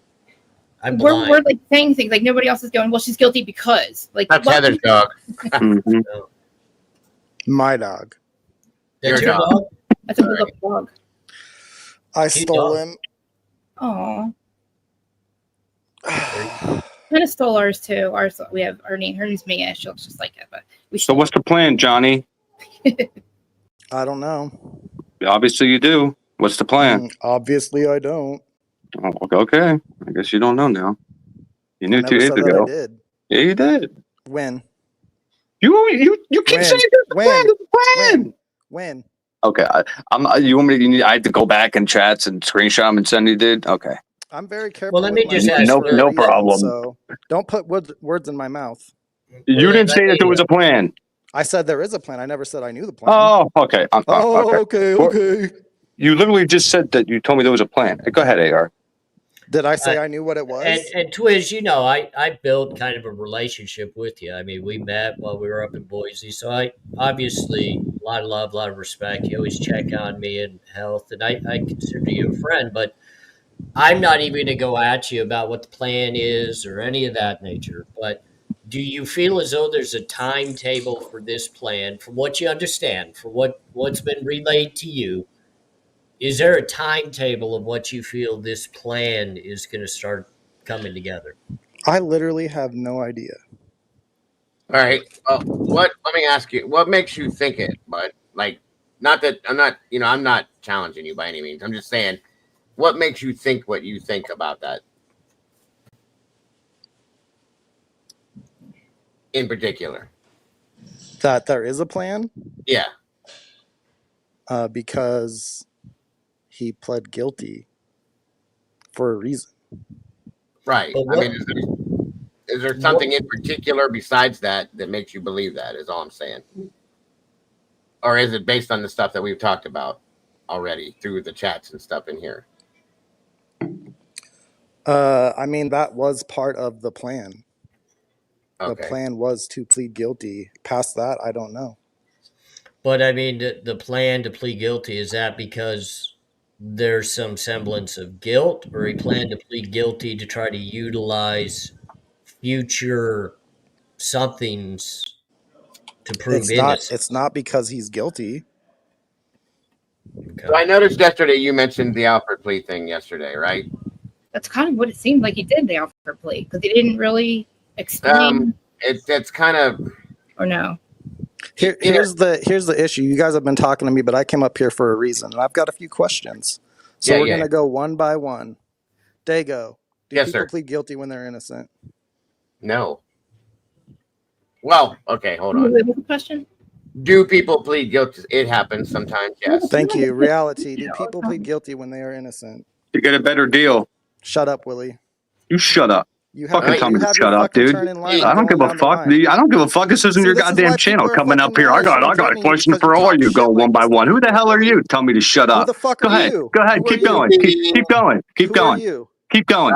Please keep going. Continue. Reality. Do people plead guilty when they are innocent?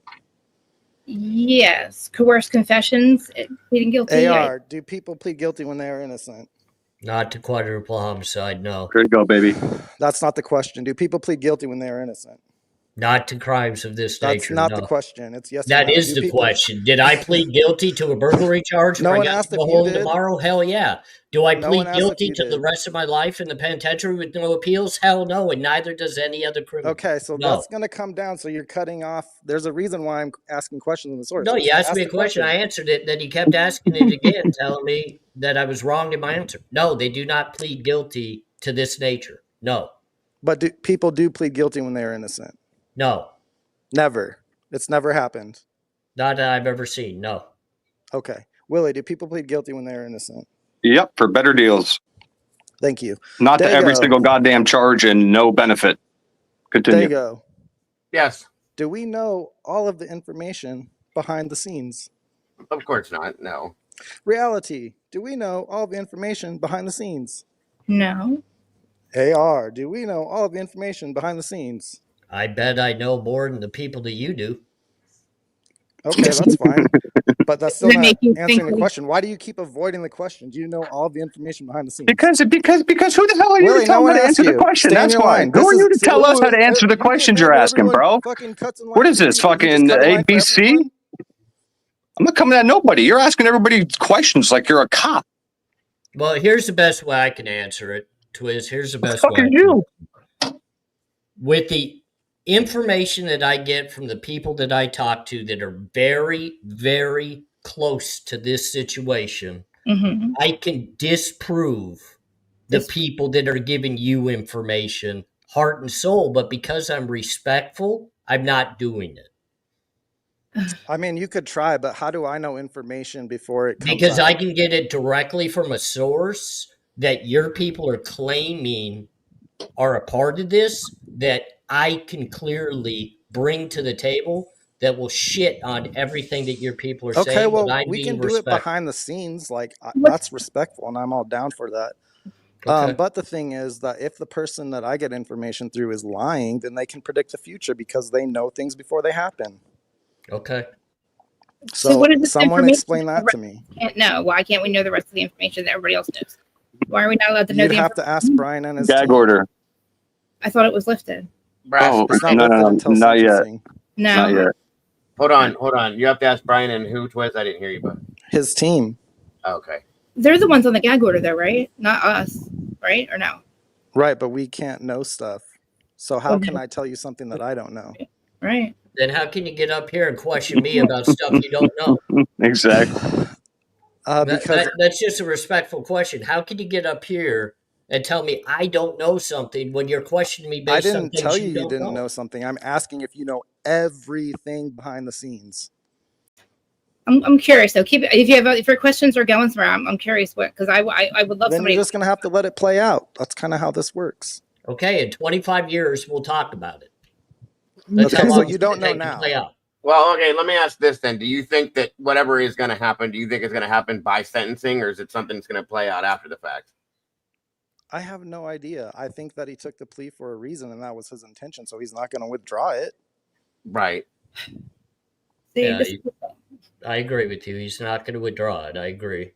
I wouldn't imagine he would either. That would make even less sense than what we see now. So, And I have made the statement, Twiz, that I actually agree. If there's a possibility of finding evidence that could exonerate Brian Kohberger, that could potentially play into taking a plea.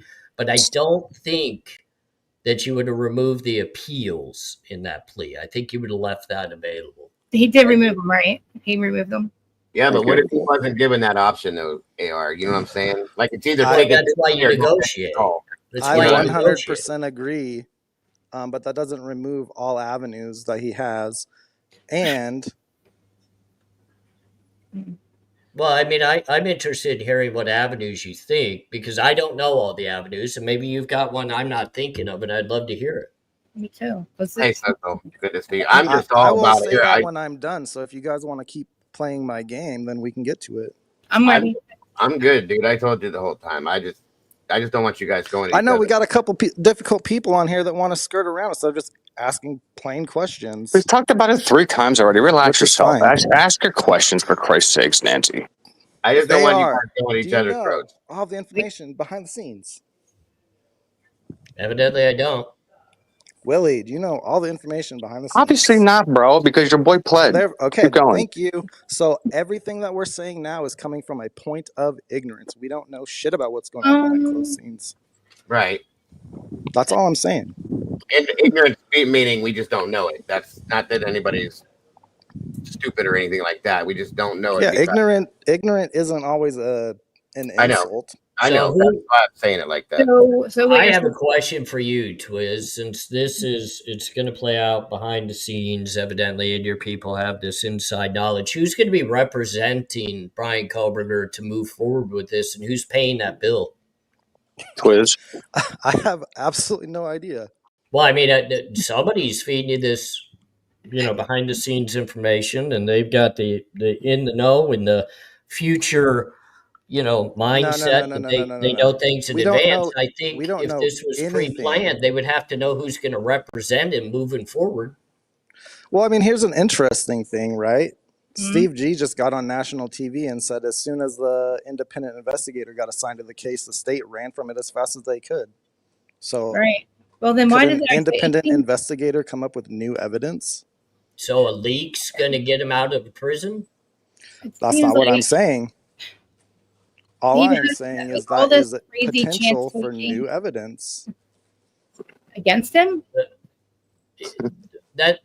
Okay, so there's a misinterpretation. The investigator's going to be investigating who potentially was leaking evidence, not looking for new evidence. So I'm not sure how that's going to help exonerate Brian Kohberger when they're looking to seal the case and the evidence that was released, not for more. They're not actually investigating evidence of the case. Yeah, but my point is, how do we know what they would find? Maybe they could find something. I thought that everything nothing was on the table, though. Exactly. And then he just took a plea bargain for the rest of his life. He had a better chance of 12 jurors saying, "Wait, what? You didn't prove anything to us." Yeah, but again, we don't know everything behind the scenes, so we can't say that. For some reason, he felt like that was his best option. Is that why you think that? Is because you think this is too crazy for him? It's like this is too crazy for it not to be a plan, or?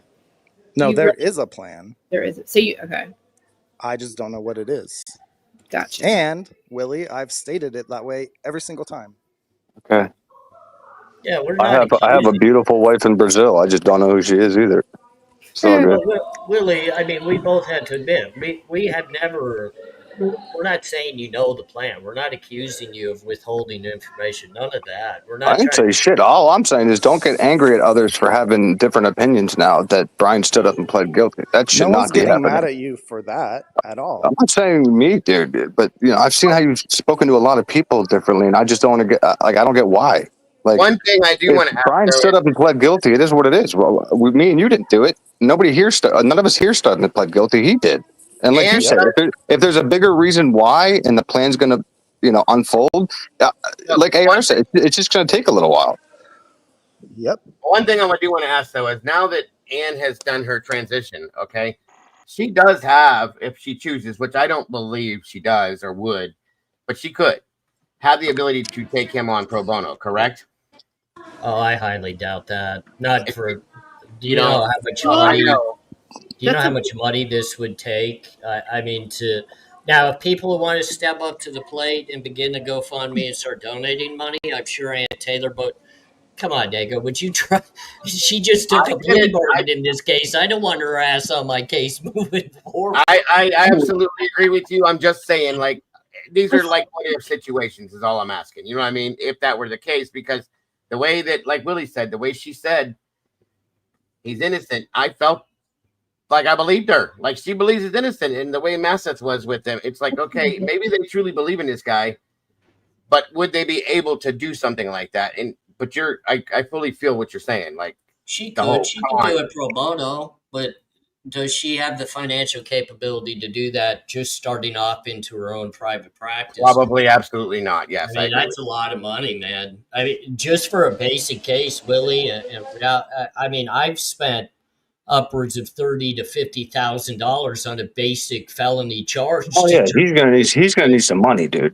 But doesn't it make nothing that speaks for like the fact that she doesn't really have to do much work because there isn't any evidence?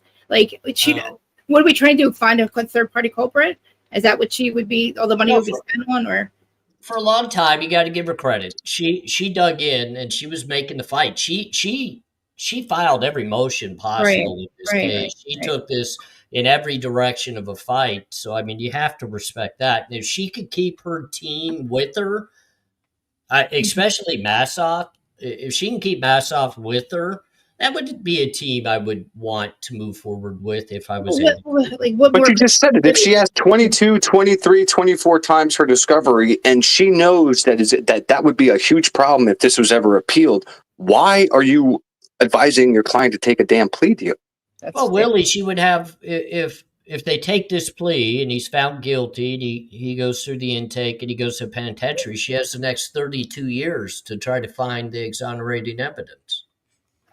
So she couldn't find it in 2.5? Well, she needs 32 more. How can you find exonerating evidence?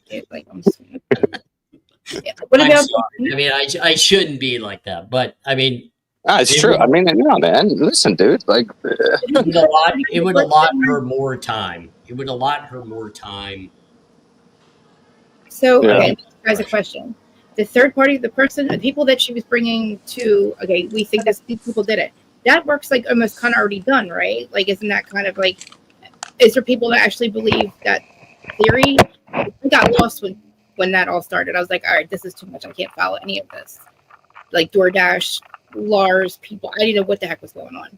So, like, I was like, okay, this sounds like people really believe that these people might have done it.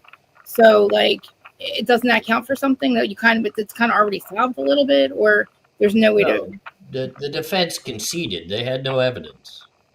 They conceded. None of those alternative perps that were relayed within that motion. They've all been cleared. They've donated their DNA. They've gone through the helping of the investigation. what about the blood DNA that nobody gives a shit about? Well, that would be important. I think that's very important, and that could lead to why maybe what Twiz is talking about behind the scenes. If they could get some independent contractors to do the testing and the investigative techniques of everything from the knife sheath, extra DNA, under the fingernail DNA. But isn't that what his I'm lost, bro. Yes, his defense team should have had the investigation be able to do that, but the prosecution may not have been willing to help them with that. They may not even have turned over the proper samples. So that's even more reason. Right, that's why you don't get rid of your appeals. Thank you. Yeah. That's why I'm angry. That's that's the biggest reason why I'm angry. Is like, this is the shady investigation will never. Oh man. Well, so yeah, look at Massachusetts. That is the most insane. That is insanity to me. Yeah, but at least she stood up to him, right? Right. I know. Twiz, let me just ask you, Twiz, and this isn't in direct knowledge of what you know behind the scenes. This is actually more on a personal note of your critical thinking. You're thinking, wouldn't it be better to go to trial, potentially lose, have all of your appeals, and still have the ability to try to prove your innocence through time, compared to taking a plea bargain, and now you're just kind of shutting off some avenues that could potentially help you in other ways, but you're willing to admit guilt now, which I mean, not even the worst case scenario, but in a possible scenario of this, him doing that took away 50% of his support system that potentially saw him as innocent. Okay. Somebody their mic. I think it might be Twiz. It was some kind of a clickety noise. I'm sorry, Twiz. I can't hear you, buddy. Here, let me turn it It off. should be fixed now. There you go. I kind of felt like once the Karen Reed, well, not that it's over, but like a lot of people are like more willing to go towards, okay, now we got to go support, we're going to check out this Brian Kohberger. Like, I don't think I had the chance to get the momentum as a he's not guilty as Karen's did, because, we had already been through one trial. I just feel like it just doesn't make sense. Nothing makes sense. He had a better chance of we're a mock jury, basically. You know what I'm saying? Like, if a lot of us are saying, geez, like this is any people that live in the same town and think about this. She put on a third-party defense her first time, right? And it was hung. But the second time, she wasn't allowed. They didn't bring up Chris, the kid, and say he fought, or Higgins and all that bullshit again, right? And she won. So that's not a reason to take the plea.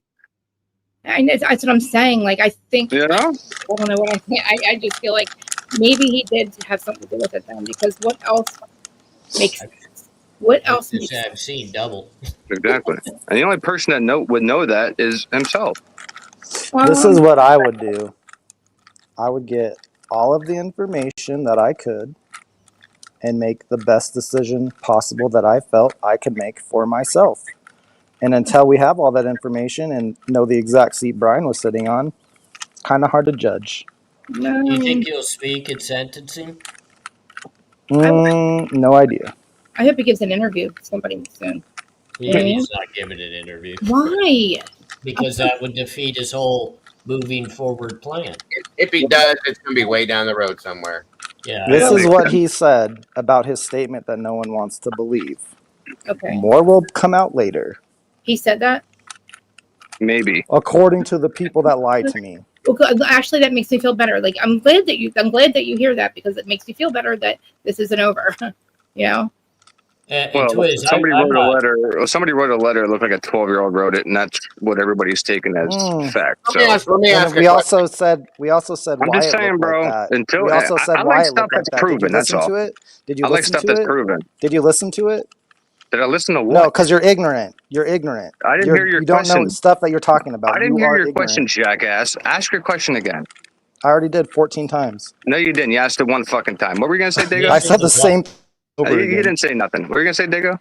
I just first off, please. Somebody got to relax. call out the bullshit. I'll do it. No problem. Y'all can play Yeah, the game. you're right. People are What were you calling gonna out the say, bullshit. Dago? That's why I'm calling you out right now. Okay, call me out on what? What did I do?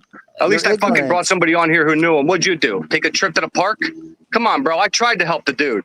I brought somebody on here who spoke good about him for a fucking an hour out of his time, 2 hours out of his time. Hung out with Brian every goddamn day of his life when he was in drugs and out of drugs. I tried to help Brian.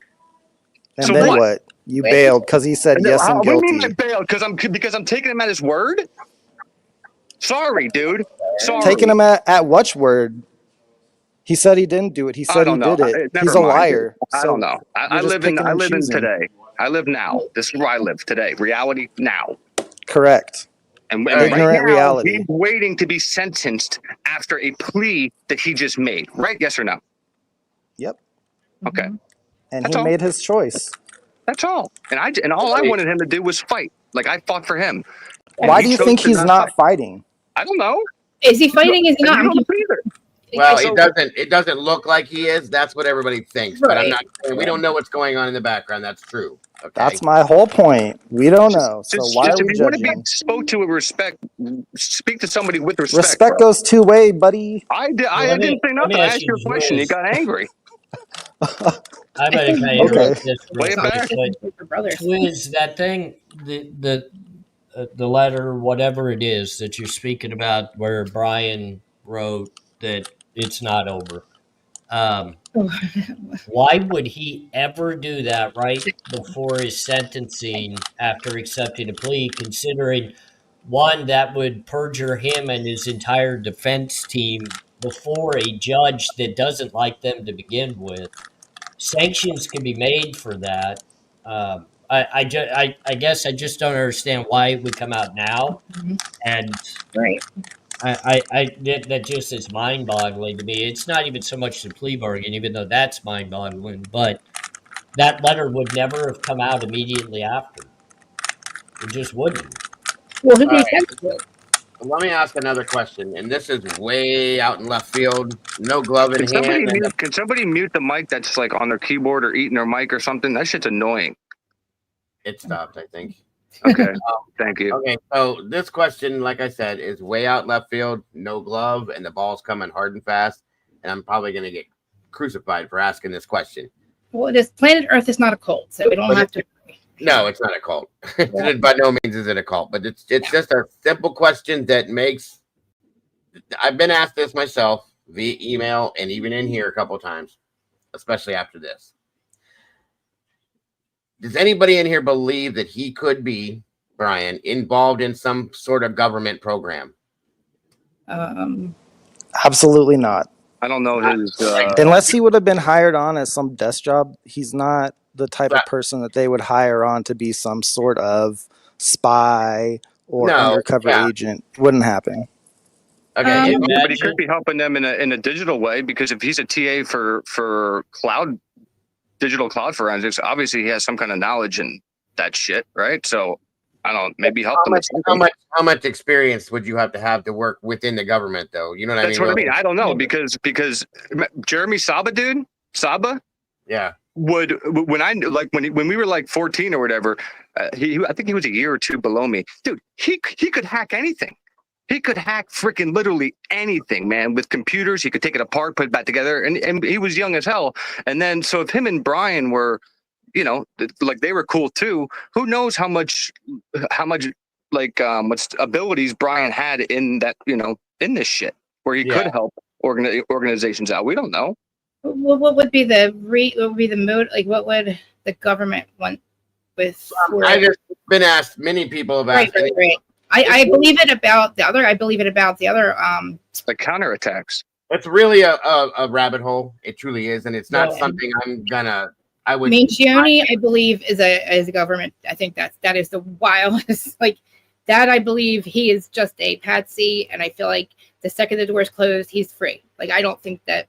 I don't know what that I can believe was either he was MK Ultra or something, and that was because like we knew more about him than the guy that was alive.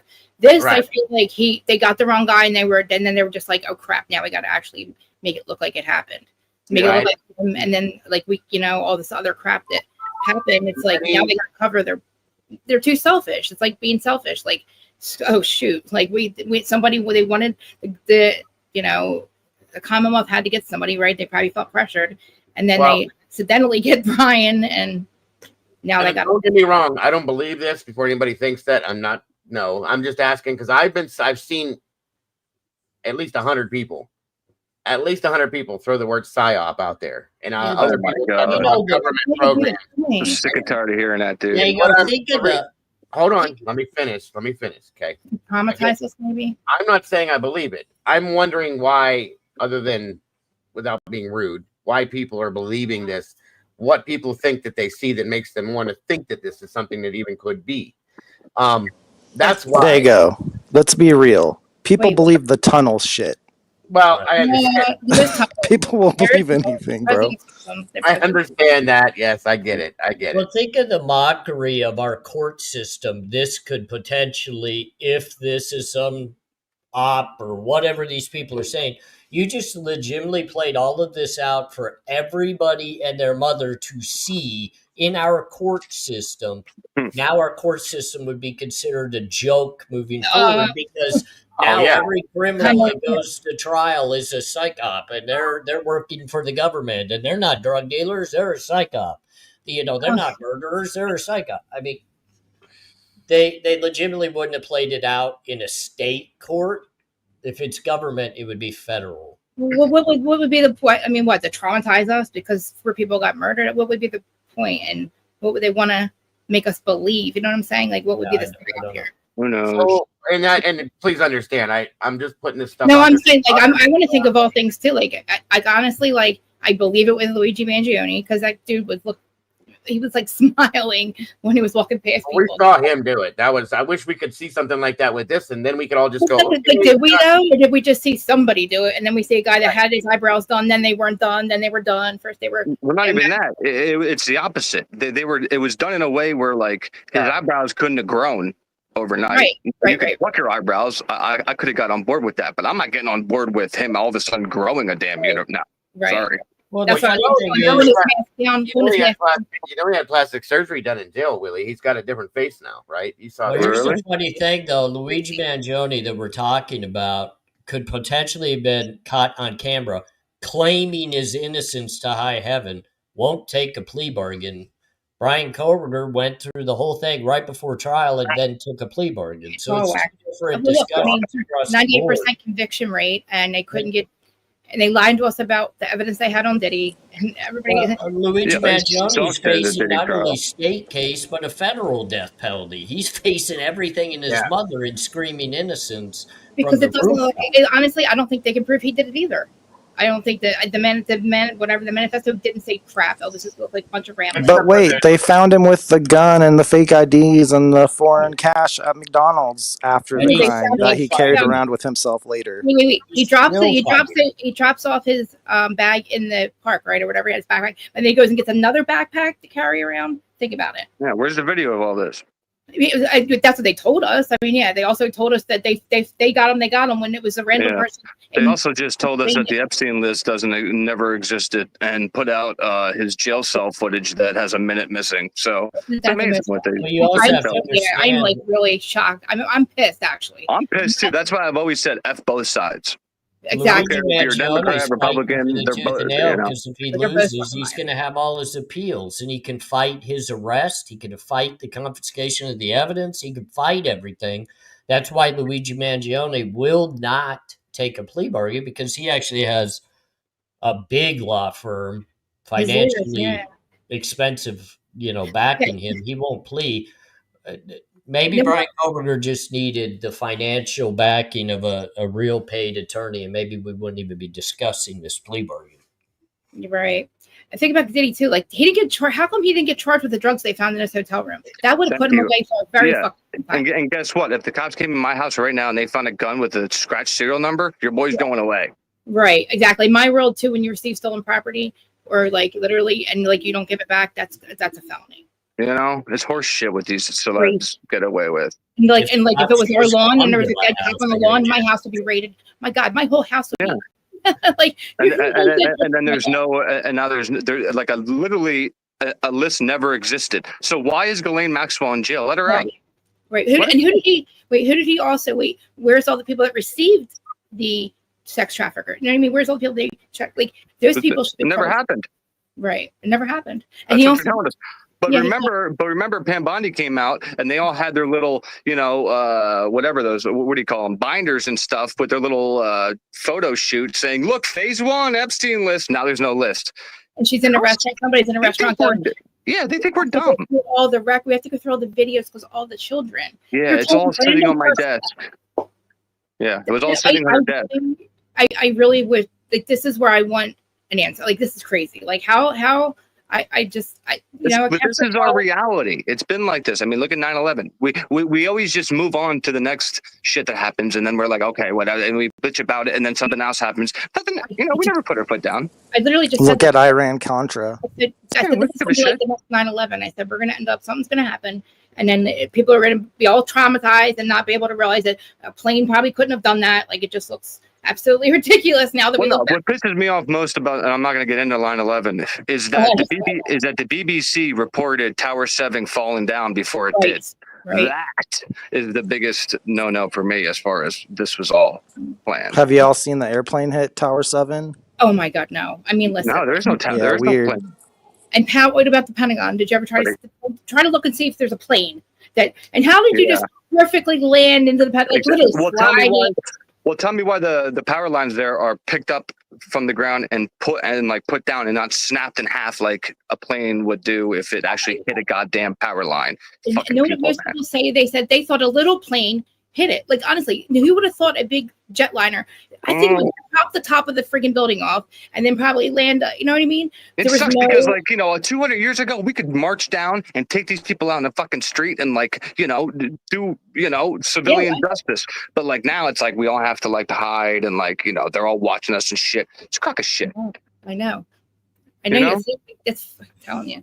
That's why I know you're from Philly or you're close to Philly because I'm like next to Philly and we don't fuck around. Like we just don't and it's like we're not. I know people take me the wrong way, but I'm tough love friend. I'm not. Yeah. I'm a reality friend. I live in reality. Yeah, that's why. Yeah, me too. I call a spade, and a lot of people don't like me, which is 100% fine with me. Not everybody has to like me. You know what I mean? But I'm always going to tell the truth. I'm never going to lie to protect people's feelings. Fuck that. Is this the reality where we should get all the information before we judge something, or what? Listen, when you're telling me, you gotta understand, I'm on Brian's side here, and you're not. So how you're looking at this is not how anybody else can look at it. Because guess what? I'm saying I'm trusting Brian. You're saying Brian's lying. No matter what, he lied. Because if he did do it, he also said that he didn't do it at some point in time. So he's a liar. It's not really plausible that he did it by himself, right? Like think about absolutely not. No matter what, he's a liar. I mean, his defense team already said there was multiple weapons. But how is this? But how does his defense team let his ass stand up and plead if they know there's multiple weapons, multiple perps, all this shit? How do they lay their heads down at night knowing that they're going to allow their client to get up there and plead knowing he didn't do it? Right. Because maybe they also think this is the best move forward. But how? No. But they're not a part of the move forward. So it's not their life. Why do they care? Listen, he has all the rights in the world. Like he's the one with all the rights here. Like his rights were completely stripped of him.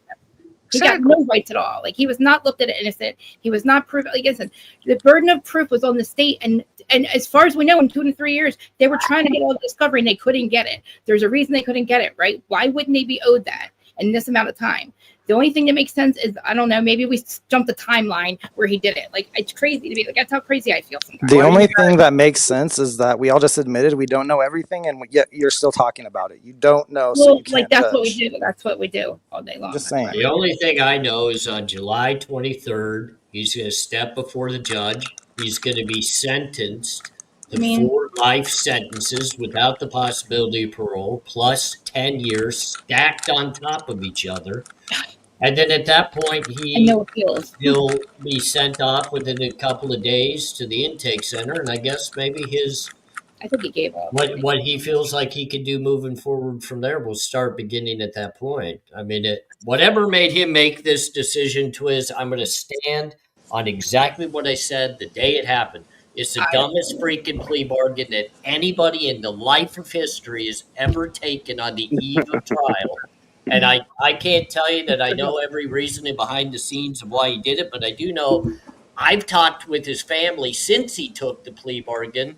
So if anybody's claiming that there's a little bit of shenanigans on that side of things, I don't know about that, because they sat in the front row, they supported him in doing it, and I've talked to him since, and there's no capital plan. They're just like regular old people, right? Salty, they're normal people, correct? Like this is all new to them, right? They don't know, huh? They They're work just for like, the school system.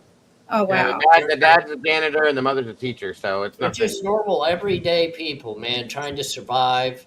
They're What not part rich. of Pennsylvania is he from? You know, they got real issues just like everybody else. Where's that at? Near the Poconos, I believe. Willie? Oh, okay. Yeah. I think. I Yeah. never leave my bubble, so I'm not 100% sure, but I don't. Anybody have any idea? You ask him where he's at? Where he's Yeah, I from? was asking her, like, is he like what part of Pennsylvania? Effort, PA, which is near it's just the Poconos, basically. Okay.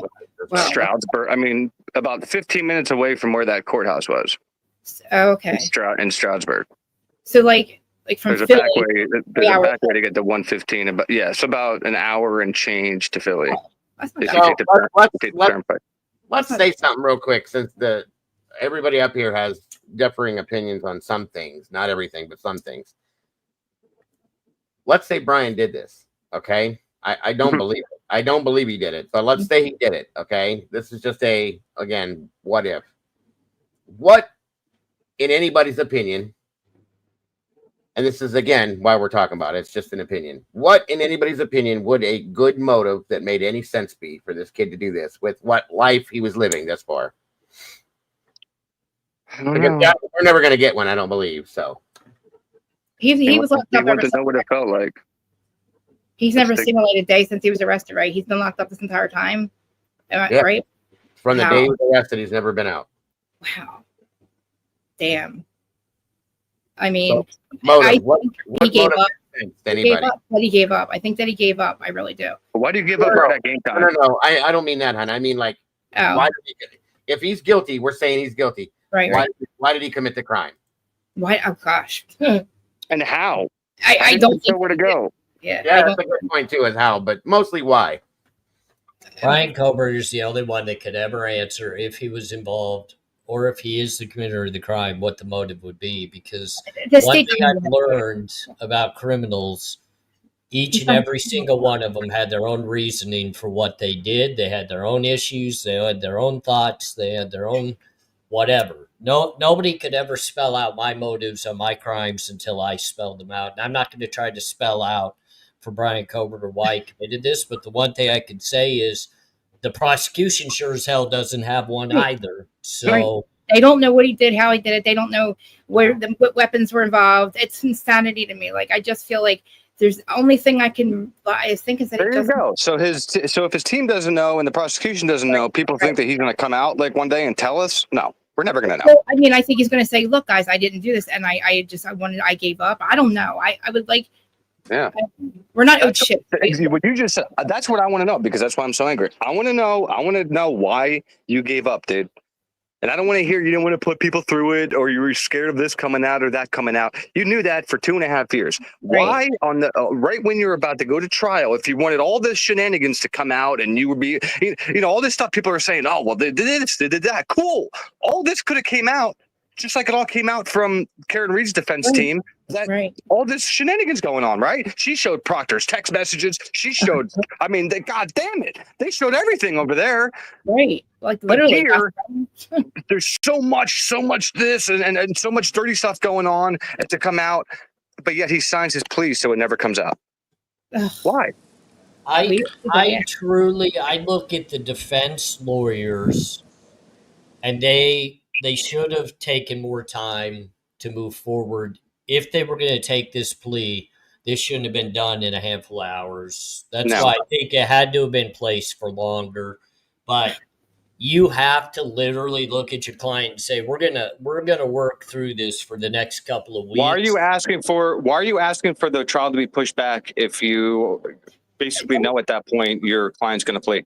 And don't the victims have a say in whether he takes a plea or not? Like, don't the victims say, no, I want this to go to trial? Like, don't the victims get a say? No. Like, doesn't the state have to ask the victims? No, they're That's like a 1% input on the decision. The state has to like consider it, but they're going to be like, "Hey, do you want him to take a plea?" And they'll be like, "No." And they'll be like, "Too bad." Is the only one that makes the decision on the plea bargain. He's the lead prosecuting attorney. He's the one that makes the decision. So everybody else can give them their opinions and give them their thought. But if Bill Thompson says, "I'm taking this plea bargain," then it's getting taken. Well, that's a good point to bring up too. Everybody noticed, and I want your guys' opinions on that now too. Do you think? Well, to me, it doesn't seem like Hitler took anything the family said into consideration at all. None. Okay. Nope. Is that surprising to anybody, or is that what you expected?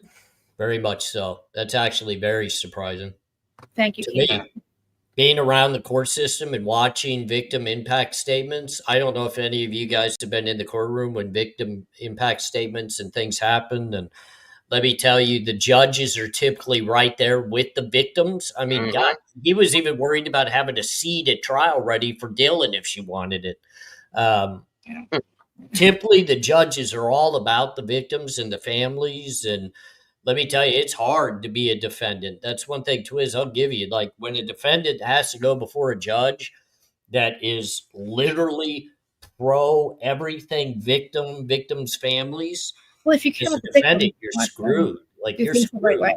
Do things the right way if you care about the victims so much. You know what I'm saying? And that's what I said. That's why I asked that question. Like, you're ignoring things that are in front of, like with Karen Reed, they're ignoring shit that's right there. That's like willfully ignoring what the hell is in front of your face. That's not caring about the victims. That's not caring about their families.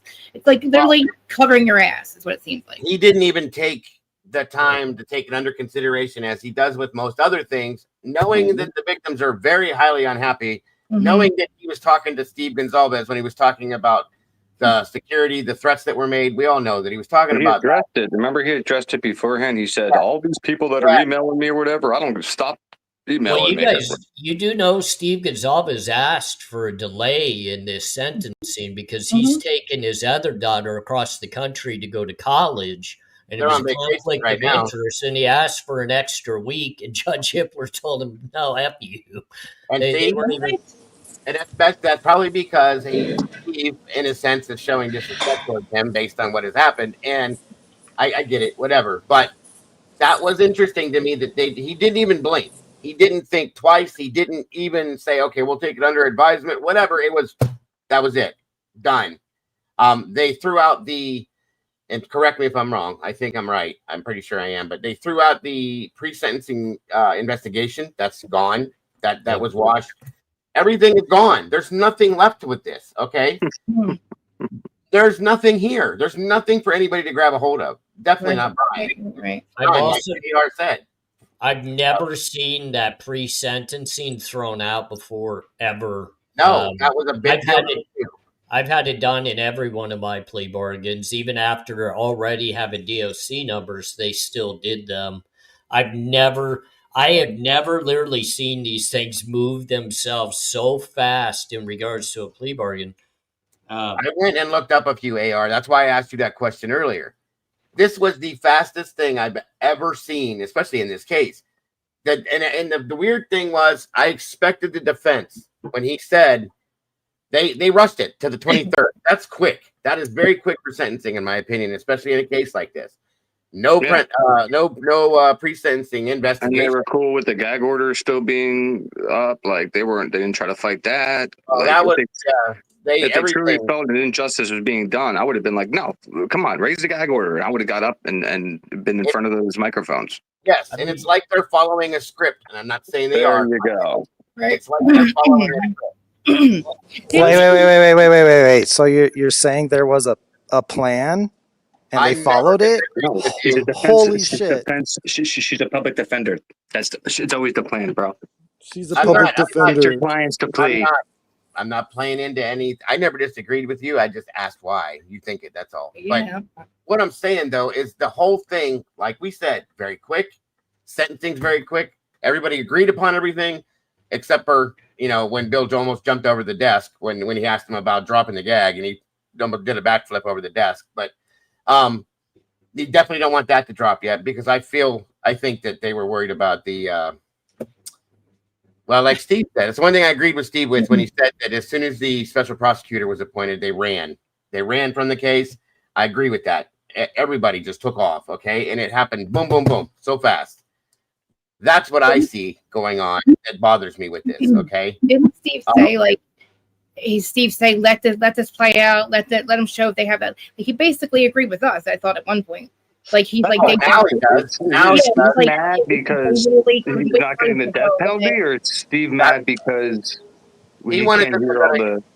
That's what I think it is, both of them, Willie. I think Steve is pissed, and that's another opinion I wanted from all of you. He definitely wanted to hear the whole thing. He wanted it to go to trial, but he also wanted the death penalty, and he didn't get either one. So he's definitely pissed for those reasons. I agree. It's only a matter of time until Steve flips over to the dark side and starts questioning whether Brian did it. Mark my words. I agree with you. He already started to, I think. I think he already. Mark my words. Yeah, I mean, think you're absolutely right. a lot of people. I don't understand. There's a lot of people involved. How come there's got to be a bunch of them that are like sitting there going, "Wait, this guy did not unalive our children, guys. Like, we have to look at this, like, or at least we don't have proof yet. Like, let's wait and see before we go and like convict this guy morally of doing something." Where like the judge, let me tell you something. If the judge actually cared about true justice, right, for these victims, he should have made Brian at least 2 or 3 things that only the killer would know. Like, give the prosecution where the murder weapon is. Yes. Tell them this or tell them that. That could be what's it called? That could be incriminating. No, that could be true. You know, like that can be found out to be 100% true. Yeah. You know what I mean? And then fine, then I'll accept your plea. But until then, you know, I'm not going to let you just agree to everything that's been going on for the past 2.5 years, because all you agreed to is a PCA. And that's all. That's stupid. If I also want to know what happened, I want, if I was the victim, you have to allocate. You have to allocate. Yes, I agree with that wholeheartedly. All the lies that you got from like, oh, at first it was this, then it was this. The door is open. Verified. Thank you. I'm sorry. Verified. Verified. No, you're good. That's what I was trying to think of that word too. But yeah, he should have to allocate 100%. And that should have been part of the plea deal, and it should have been put in place. The judge should have said, but again, I have to remind myself, because I'm being reminded repeatedly by a couple of people, that the judge only has so much power with this. I understand that. Again, AR, back to you. Question for this. If the judge, does he have that power there in itself to do something like that? Could he have done that? He's done it in 2 of my cases. He rejected my plea bargain unless I actually gave up information in regards to the committing of the crime, and I had to make statements that I gave the motive and the reasoning and then the end result. So I literally had to give a speech at my sentencing for the judge to be able to accept it and sentence me. So it could still happen. It could still happen at the sentencing, because that's typically when it does take place. But it seems as though Hitler at this stage is just going to say, Mr. Kohberger, do you have anything that you want to say? Do you have anything you want to add to this? And I think he's just going to move on. And the family are going to get to stand up and like berate him, right? Yeah, the victims' families are going to shred him up. What the fuck? Damn. See, that's another reason there's no way I'd take a plea deal if I didn't do it, dude. To have 4 families stand up and call you. If you didn't do what they're saying, would you care? If I was I wore earplugs.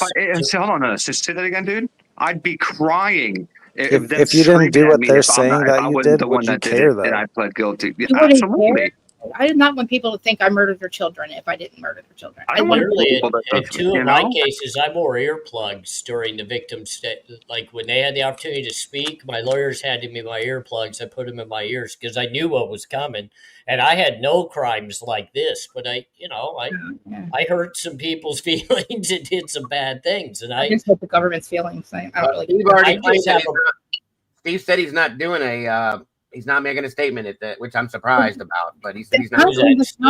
Me. Like he's just Steve? yeah. Steve said he's not making a statement at the sentencing hearing. The one I would watch is Kaylee's sister. Watch Kaylee's sister. And her mother. And her mother, yes. I don't He said the think the mom- family isn't going. Won't be there. Did he say the family? I didn't know if it was him personally or the whole family. So Well, I there you mean, go. like, you never know, but that's what he said was the family. Yeah, so they may change their mind by the time it happens. Who knows? How far is Idaho from where his parents live? Like, is it far? Like, would he be sentenced to a prison in Idaho or around where his Yeah, parents? he's going. I actually looked at it last night. There's a thing you can do. Type it if you type it in, and you could check out a 360-degree angle of it, Yeah. of the cell and stuff. And the jail to kind of like walk you through it. I think it's Idaho. It's Idaho. Yeah, Idaho Max Security Unit. Yeah, and Is you that type plus that you? in. Yeah, it's like the second or third one. I think it says like 360-degree or whatever, and it's actually pretty cool. You can like turn your phone around and like see behind you, and it did not look like fun. So I mean, literally, I was in. it's in the top 10 most dangerous prisons in the country. It houses some of the most He's racially divided affiliations within it. Damn. On typical average, it has about 800 inmates in segregation units. It's got wire fencing on both tiers. Is Chad Daybell there? Is Chad Daybell there? Isn't he in Idaho too? Yeah, he's in a segregation unit, Is probably. he is the what's it called? The firing squad. Did they bring that back? Is that true? Yeah, that's at that facility. It's on that complex. But And is there people sentenced to that? they're on that complex as well. Holy crap! Where Well, do I I go from here, Willie? Idaho. Say it again. Where do I go from here? Oh no. It's a YouTube video. Oh, well, that's Yeah. If you type in like the name of the institution, then it's there's not like a full tour. Like I tried to find like a full tour of it, but there's like a 3-4 minute tour where you're in a cell. At one point, you're like they have the camera in the middle of the cell by itself, dude, and the door closed and you're just looking around. It's like what the fuck? It's crazy. I have to. I can't. I got PTSD. I know, me too. I don't want to. Because for some reason, when I first went to jail, the first and only time I went to jail, they threw me in what's called you guys know it's called the suicide flats. Yeah, Suicide turtle watch. cage. Yeah, and I was behind plexiglass and a cage. Yeah, Chad. Yeah, all you get's a roll of toilet paper and Yeah, I couldn't wear underwear. I wasn't allowed to. I swear to God, no underwear, no milk, no sport. You're butt naked, right? Yep. For all to Yeah, see. a blanket with like Velcro. Then I had a guy in my cell who hadn't showered in like 3 months because he's scared of getting RAPED by the COs. I guess it happened at a different facility. And I tried to give him every single meal I got just for him to take a shower. But that's but I thought that was jail because I've never been in jail. Here's the outside of it. Yeah, Twiz is still. I think he's still up here. Yeah, he's still here. He's muted. They screwed me. They gave me 360. Why is someone talking shit in chat? Oh, look at No. that. SRB just asked if you're still up here. So yeah, that's where Chad's at. That fucking guy. Oh my god. Come on. I thought he was a doofus. I thought he was just like some doofus guy, and then I saw the trial. I was like, wow. This is the equivalent of the penitentiary that I served the majority of my time at in Arizona, New Mexico, Colorado. So these max security units, you do have segregation in the majority of it, but then you have a handful of actual dual cells where you get, cellies those don't typically last very long because one of them typically offs the other one pretty quick. I mean, Yeah, it just dude. doesn't work I out almost well. killed the dude that I was in with, bro. He threatened to rub his feces on himself and run around the cell, and I was gonna choke him out, dude. And I was screaming for the sheriff, and they finally came and they took me out and they put me in the suicide watch in the hole. So I was the second cell in on the long row. But the first cell is the dude who's there that murdered I don't know 2 or 3 people, and then the dude to my left was a Greek guy actually, but he had bipolar, and I'm like, oh my god, this is even this is better. And and then after that 7 days, I went to the general population. I was like, oh, this ain't shit. Right. Then you're like, but then you're like, oh, and then then release you. I'm like. I was like, oh, you guys got TVs and showers. And I was like, you guys are lucky. You have no idea what's on the other side of this wall. Right. They gave me 364 instead of 365 to keep me in county just to fuck with me. Oh, I was Jesus. like, are you kidding me? Wait, how long were you in? It was it was Clifton, but it was I was on and off for 4 years because I was on probation since I was 17. And I'm 45 now, but that's how they get you. They put you in that as soon as once you're in, on probation and all that, they want you to fuck up. They wanted me to. Well, listen, I'm going to admit I was an addict for 20 years too, so I wasn't exactly doing what I was supposed to. Yeah. And my dad was my co-defendant, so I couldn't really Oh shit! Well, I'm happy you're cleaning it out and all that. Yeah, it's 10 years from now, but I've been, but seriously, still, man, there's a lot of people that lose that battle. Trust me. Yeah, it was, but I stole from the state. I mean, I was just I didn't pay my taxes. I like the situation. I didn't pay my, listen, I still don't want to fucking pay them. I still owe them 80. I don't think they deserve my money. I really don't. I really believe they're stealing from me, actually. Really, I think. We all do feel that way about that. On paper, I'm the criminal on paper, but in reality, they are. So I'm just saying. Exactly. I give them $5 a year. If you go back a little bit and you show the cell door, go back real quick where we're showing you the cell door. I want to explain why the cell doors are the way they are. You saw the slots in the door, but how, not this one, but shit, I must just hit my own thing trying to point. Right but there. See how, okay. So on those, the reason why they have this weird stuff is those can actually move to where they tilt to where they're at an angle. So you see how it's a bar that goes across right there? Yeah. And you got 5 of them. Those will actually tilt downwards.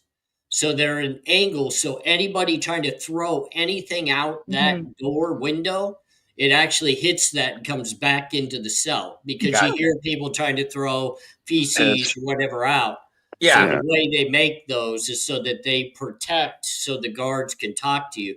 Because that little lock portion on the door where they slide your food through, these max securities, you have to go to the very back of your cell, get on your knees and be cuffed behind your back while they put your food in your cell because they now deem it's too risky because your hands get grabbed by the inmate when you try to slide things through that. Have you ever seen a cell extraction? Oh, my God. I've been cell extracted. I had to pick. We had to go in and take somebody out in an ambulance that basically swallowed glass. Oh my God! I had two people died in the cell next to me. One from withdrawal, and the other one from they maced her. They were fighting because she stopped breathing from the mace. Literally nobody gave a shit. We had to do. Oh, yeah, they don't care in there. No, my mother was. Please help her. She's like, I'm dying. She was withdrawal from alcohol, and literally, she knew it too. She's like, they don't care. The COs don't give a shit, and they just go right to their job next day. And trust me, I would know because I listened to one. That was one of the only time I did not question. Yeah. It's funny because they don't care. They don't care. Yeah, my mother worked is the nurse. Okay, she's a registered nurse, and she worked as a nurse at the medium security that we have here. It's called TCI, Trumbull Correctional Institute. Anyway, it's I guess what do you call it, level 2 AR or level 2 to 3 or something like that. That's what goes in there. Typically, it's medium security. Now we have the Youngstown Supermax here, which looks like this and then some. It looks like a flipping fortress. It's crazy. Well, and this is just your basic housing right here. This is where I'm telling you, it's the easier part of the jail.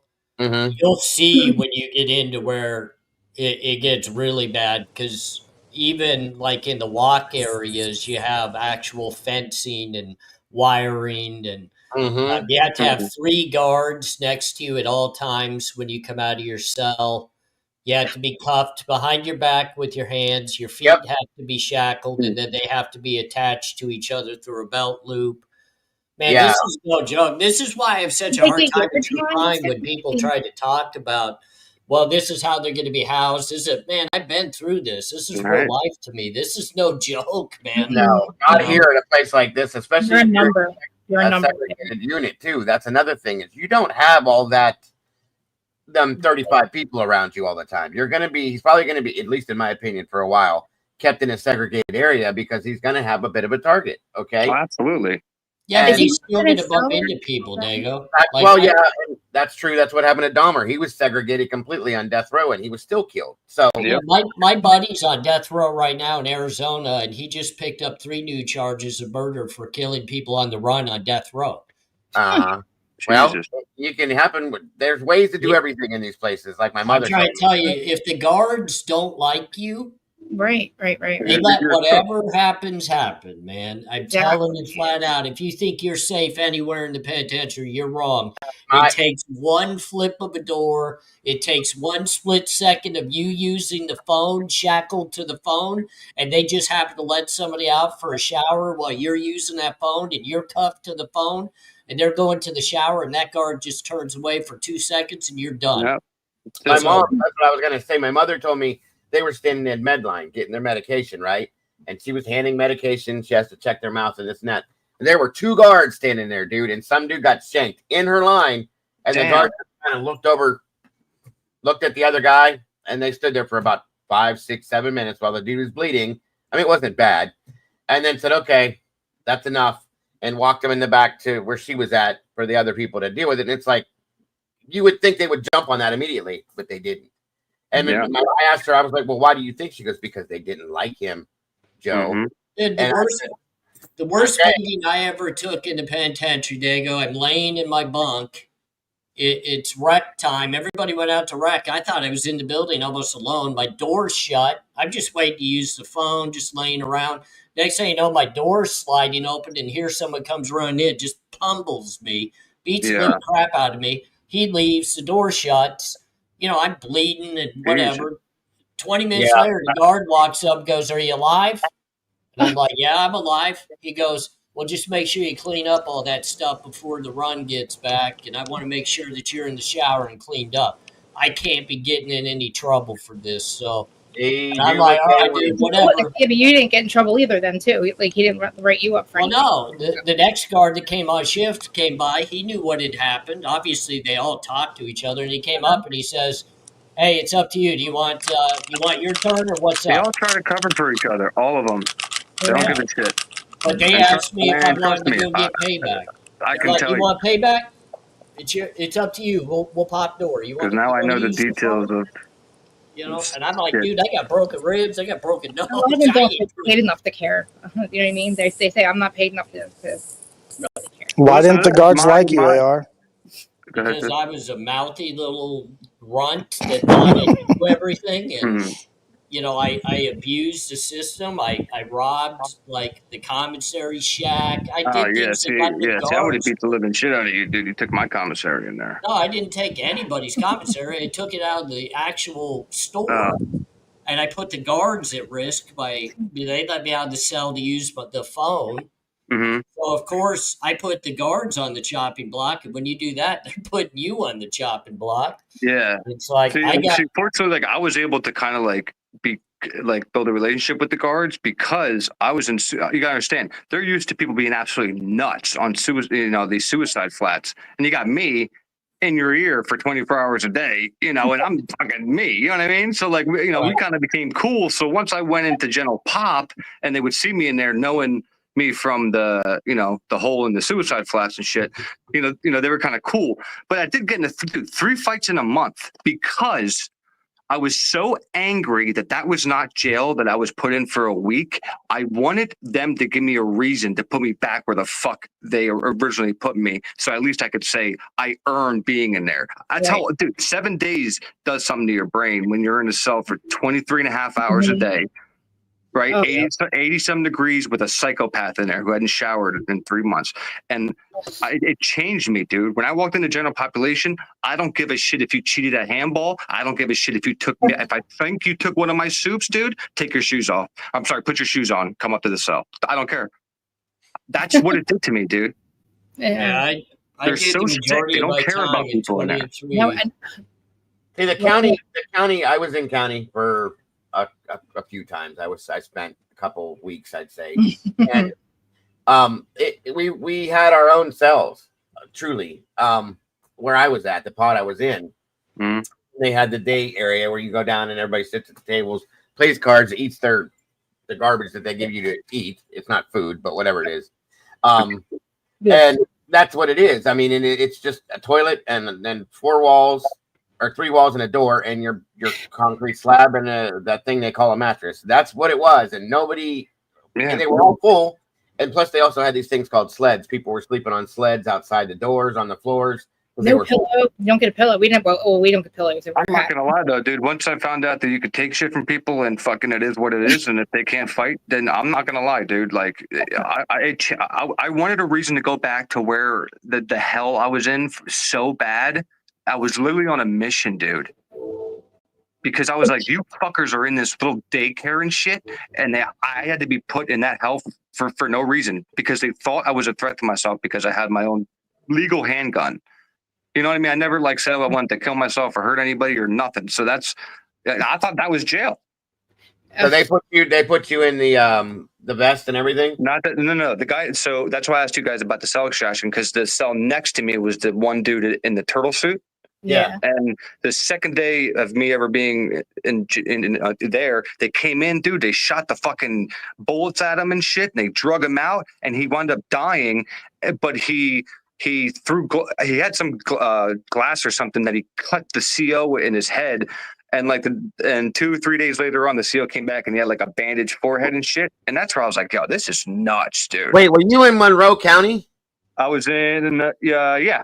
No. I was in Northampton. No, Northampton. Okay, because remember when I looked up Monroe County and I did that Monroe. No. Brian was in Monroe, and then my daughter's mother, which I was going to tell you, real, because you kind of been in the women's unit. They from I think it was like 6 or 7 o'clock at night until like 6-7 o'clock next morning, they had 0 female guards on duty, and she wound up. Yep, and she wound up what they're saying. She went into the shower room where there's no cameras. She tried hanging herself, was unsuccessful, walked back to her cell, came back to the shower room, successfully hung herself, and then the next morning she was found by inmates, not even by COs. And a person that I went to school with, his name is Don Ebinger. He was the male CO on duty that night that wrote down that she was in her cell 5 fucking times while she was hanging. Oh, wow. Did he get fired yet, by the way? Yes, that's all settled. And so the state admitted guilt to it all, and they changed their whole way that they do everything in that jail now because of it. So they're sick, man. So there was no female guards, but there was also no male. There was no guards at all then, right? But there was one guard that would come every so often for count. That was it. They relied on the cameras to find out, to figure out exactly. Not every hour, I think they walk. I will, Larry. It's disgusting, the system that that is here to protect us. No. You that's what why I did. That's what somebody said that. What did I do? Or wait. Sorry, I'm trying to catch up real quick with somebody. If whoever asked that, what I did, that was when I caught the creature, my ex-wife. I walked in and she was sleeping with somebody else, and I threatened to kill him. So I got. I would try to kill his fucking ass. I grabbed a knife and she stopped me, but still, I got charged with domestic violence, blah blah blah, so on and so forth, and spent a little bit of time in there, and but it's gone. It's all gone. Yeah. My shit was 10 years ago, and they always say to you, they're like, "Oh, you'll be back. Don't worry. I'm like, nah, watch. I'll never come back. Hell no." Hell yeah. no. I mean, the I first time I went gotta to have some love for like AR that spent a lot of time in there. Like that's, I spent yeah, that's wild. like a week at a time, a couple different times. I think I was in the max was like 2.5 Wow. weeks. Dude, one day I was insane already. I don't know how anybody can spend any amount of time in there. So God bless you if you do. It's the Hey, weirdest my, thing. my jail experiences with Sheriff Joe Arpaio in Arizona, let me tell you, that's a blast. Tent City, and oh my God. I was pissed off because I was in there for over a month because I didn't know what the hell a bail bondsman was or like I didn't know what shit was because I'm in a cell, dude, for a week, right? And they don't give you like a handbook or nothing, so I don't know how to get money or like on my books or none of that shit. I had to wait a whole week to find that out. So like, yeah, I had to live off the prison food until I got into general pop, and then I played people in basketball for food, and then I was living okay in there. But yeah, man. It was hell for a little hell.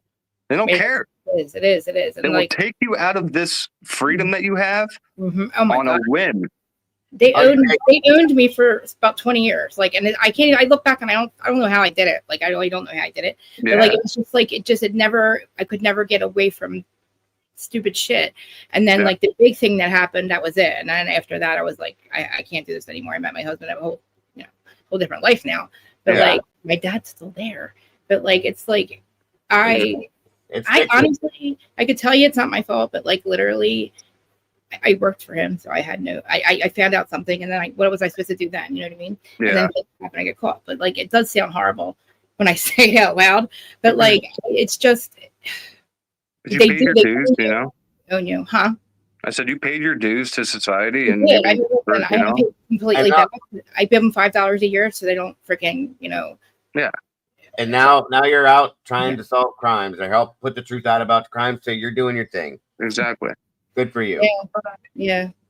I mean, I listen. When I was guilty, we were guilty. There was no like denying it. You know what I mean? But like, and during it at the time, it was like, oh man, I was like, this sucks. Like, it was the worst position to be.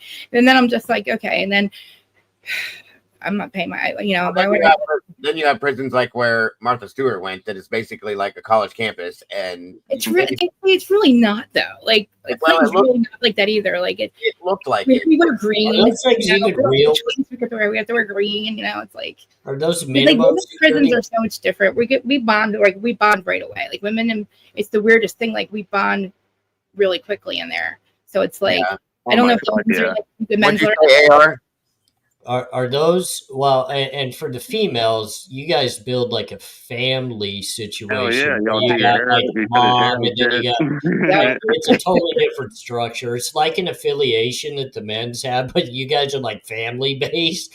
And I mean, the affiliations are out. But we all want to fight and shit in there. They all want to we don't. Like we were just like I mean, for me anyway, I don't know. I get along with each other. I'll tell you the one thing. Like the majority of the time where I did my time, Willie.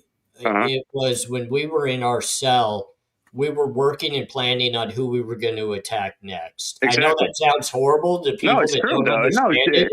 It's true. But, like, the one time this dude cheated at handball, and for the next 12 hours in my cell, that's all I thought about. I mean, listen, I would be. It sounds so stupid to say, but unless somebody's actually been to jail, you don't understand how serious something that small is in there. Like, just something so stupid. Say somebody takes a sip of your coffee out here, it's whatever. I'll buy another one. You know what I mean? It's survival. Absolutely, it is survival. really it is. And you have to make sure that you're going to live to the next day because you don't know. Like, these people don't know you. You don't know them. They don't give a fuck. Some of them. Some of them are in there. They may be sitting in county waiting to be transferred out. They're going to be gone for the rest and of like their AR life. says, you piss off one of the guards, somebody pops your door, and somebody comes in the middle of the night and they start, that's reality, dude. That happens. People think like they're invincible until they're in that situation and they're like, shit.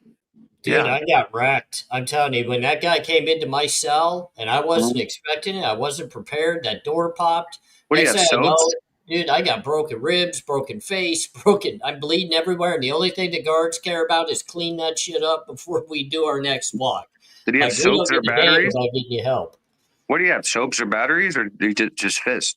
in a Man, I sock? don't even know what he was hitting me with, bro. It was coming so close. I'm just lucky he wasn't shanking me. You know what I did? I ordered a bunch of batteries because this dude would order the batteries, and then I would buy his dead batteries for soups, and then I had about 9 or 10 AA, and I put that in a sock. And I would carry that sock around like in my waistband and shit because dude, people had shank. Once I found out that like people were actually like hiding shanks in there and shit like that, they're gonna catch me being unarmed in a freaking Right, but then what if you get caught? I mean, I'm just saying, I don't know. Listen, I'd rather get caught with that and do a little more time than get stabbed up and have no weapon. Yeah. Yeah, they go for the places they know where to go for when you get shanked. My mother told me this is in Arizona right here. It's the Arizona Supermax. It says That's Iman. That's where I spent my time. That's Iman unit. Okay, but she said that they go for your jugular, your carotid. They go for where they know you're going to bleed out at. They don't play around. So, Well, you guys haven't seen the scars in my neck from where I got shanked on both sides of my neck to where I had to have grafting and surgeries on my neck. Yeah, see, this is 23-1 lockdown. This is Iman unit in Arizona. This is a 5-5. This is where they sent me after I got caught with the cell phone on the yard. 23-1 must be nice. 23 1 hour out, and you Hey, Tandy, good to see you, Tandy. When you go outside, you go out in a cage. So you're the only one in the cage, and then they'll have like 15 cages because you have 15 people on your run. So they'll have 15 cages. You all go out to a cage of your own, and you get your workout time in, stuff like that. You get one phone call a week for 12 minutes. You get one visit a month for 15 minutes. Death row is just on the other side of the slider from you, so you get to talk with the death row inmates and hear all their crying and whimpering and everything going on. And dude, the worst thing about jail, I'll say right now, and anybody who's been to jail in the chat or here knows this, is nighttime. Yeah, trying to sleep was the worst for me. Oh my God. And there wasn't people scream from it's amazing from sundown until sunup. They just scream. And I couldn't take it anymore. I was yelling at them. I'm gonna fuck all you up when I see you. I couldn't take it. The only good thing about the penitentiary is you have the 10 to 10 rule, so you don't have that. There's no noise from 10 p.m. till 10 a.m. See, I was in a hole, so it was a row, and then like 4 more rows below that row, and like not to be, I'm obviously not racist, but the African Americans, they would be up all night with their and they'd be doing all the kinds of crazy. I'm like, shut up! I'm trying to sleep. We had like ours like a circle. It's like a big there was like everything was in the desk was in the middle, and there was two tiers. How long were you in for, Willie? About a month and 2 weeks, almost 3 weeks, maybe. I should have been out maybe like a week, but I didn't know, the whole bail bond. Dude, they gave me $25,000 straight bail, no 10% for. Anybody could look at my case for having my own legal firearm that I legally bought. I don't know if you know what Cabela's is here, but it's called Cabela's. It's like Bass Pro Shop. I bought it from Cabela's. My own legal firearm that I went into a courthouse with and I told the guy at the front, I have my firearm. I was trying to, what's it called? I wanted them to seize my firearm until I left the building because I had to go get reports down on level 3. And they fucking went nuts, dude. They were like, you brought in a building. And I'm like, yeah, but I told you I had it. So that whole, they like surrounded me for they didn't arrest me right away. They surrounded me for like 45 minutes, like a whole bunch of cops until they figured out what to do. And then they took me away. And then at that point, I didn't know what the hell to do, dude, because it's not even your fault. Like you did nothing wrong and that happened to you. Like, isn't that wild? Like, that's what I mean. I thought I was following the law and everything, and I should just left the gun at home, obviously. But it's just screwed up because you can see somebody can take what you're doing a different way, and all of a sudden you're out of society. You know what I mean? You're in this cell by yourself. You don't know who to call, what to do. What you know what I mean? There's no handbook.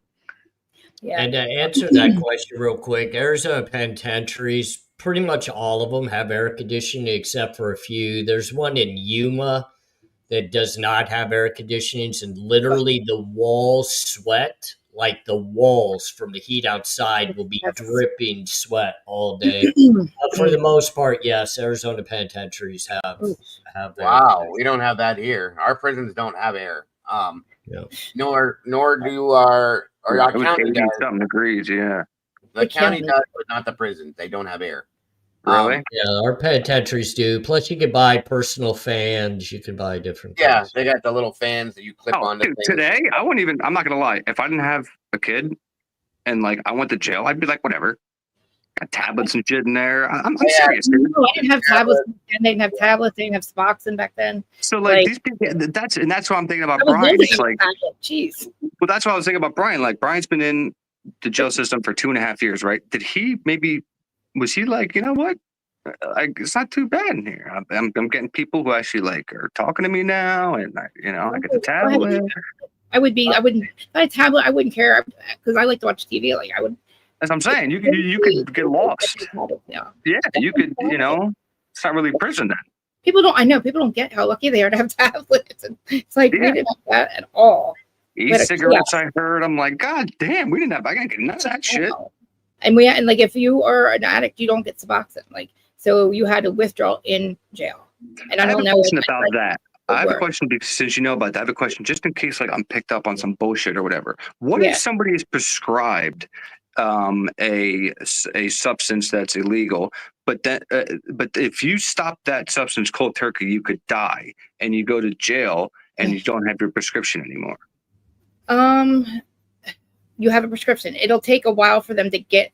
They can call and find out if you actually have a prescription, and they'll give it to you at night. But you can lie and say that I'm withdrawing from alcohol, or you could say you're an alcoholic. No, I would just tell them like, I'm like legally prescribed something where like I take every day, and like tomorrow I'm probably gonna want to take it, and if I don't, I could potentially die if I don't. They should give it to you. Yeah, they should give it to you. It takes them a few weeks though to verify it to get it. I've That's had what I mean. numerous people OD and die in myself from.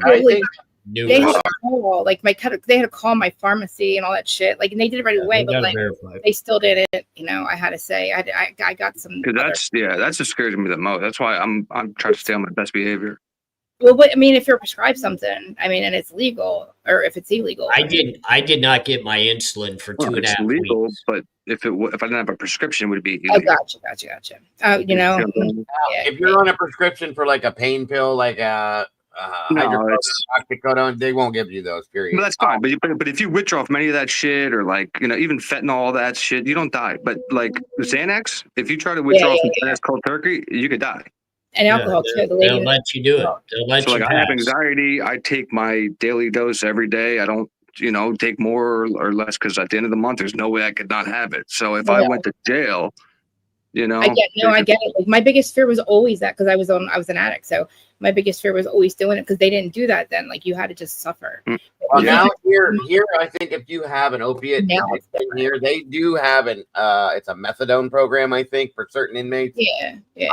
Like I was trying to fight for the counties to have Suboxone if you like for addicts because most of the people that were in the county were on something and were withdrawing, and they would say that they were an alcoholic and they would get like I think it's called it begins on L something, some other drug, and they're completely out of it. But like that didn't, for all withdrawals. But like now, counties around New Jersey. Because I hate like when I first went into jail, I wasn't on Xanax. If you tell them that, they'll give you. There's something they can give you. I know. Benzos, yeah. Obviously, I don't expect to ever go back. I'm just saying, like, it's just scary to think about. We're too old now for this shit. Yeah, exactly. Like I can't. I'm like 10 at all times. I've dealt with people that are withdrawing from Xanax, and it's worse than anything I've ever seen as far as withdrawal. That scares me, dude. Like, and then I try to like wean myself down, even like like a little bit, dude. And like at that point of the day, I could feel my heart going. I'm like, fuck. I know. Well, you're thinking about it. That's why. Listen, everybody's going to tell it's all in our head. It's all in our head, but it's literally not. It's really not because my uncle, mom, grandfather, they all had it. You go to the men's prison, Willie. Xanax is easy to come by. It's all over the yard. You can buy it. I wouldn't even want at that point. At that point, I would take the initiative to get clean. So if they would even offer me stuff that would I could take, and even if I don't feel the effects, I just not die. I would love to come out and not have to take Xanax anymore. Dude. I think it's a devil drug. Listen, dude, around here and in like my area, it's easier to get drugs in prison than it is on the street. That's no lie.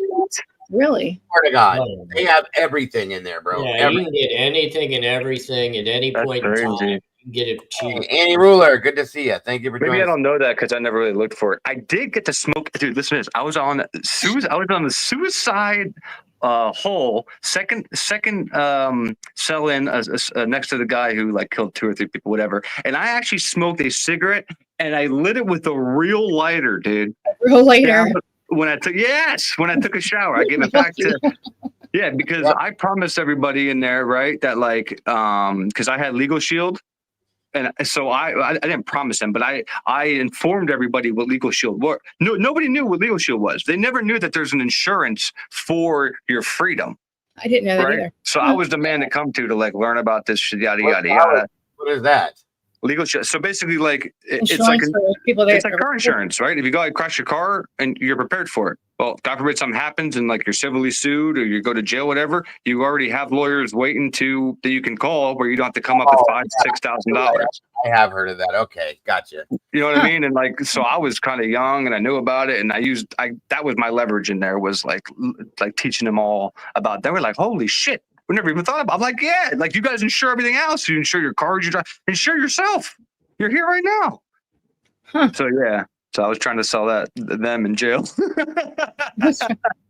I just wanted to eat fruit. Like I didn't want to eat the meat and stuff, so I ready to give me the fruit.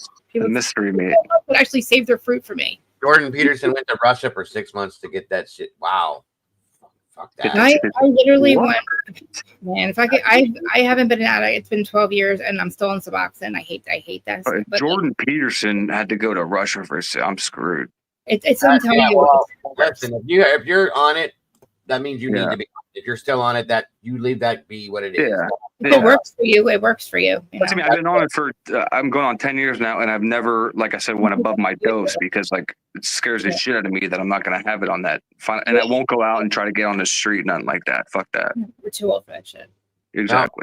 Fentanyl. If it works, it works. They put fentanyl in everything now. That's true. Oh my God, I'd be so afraid to do drugs now. I would be so afraid to do. Is fentanyl still like a huge pandemic?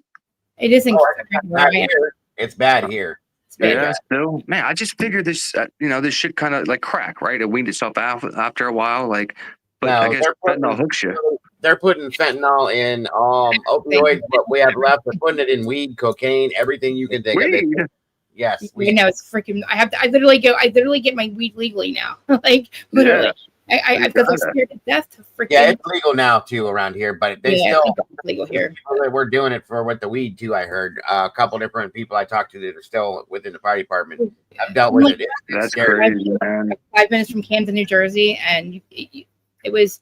I mean, so many people I know, literally, that were like old cokeheads will go get coke and literally get a line and die from it because that's fentanyl in it. I can't believe how many people sell that shit though. Like, because I would be so scared to sell somebody something and them dying, and then you go to jail for their like murdering them, basically.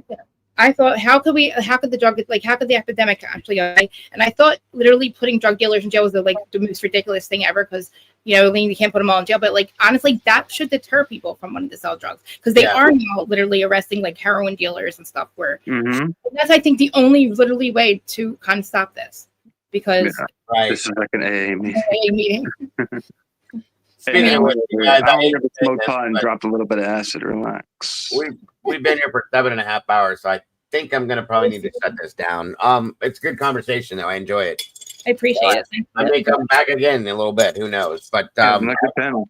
I appreciate. AR, by the way, how are you doing, bro? How's the eyes and everything? How's going on?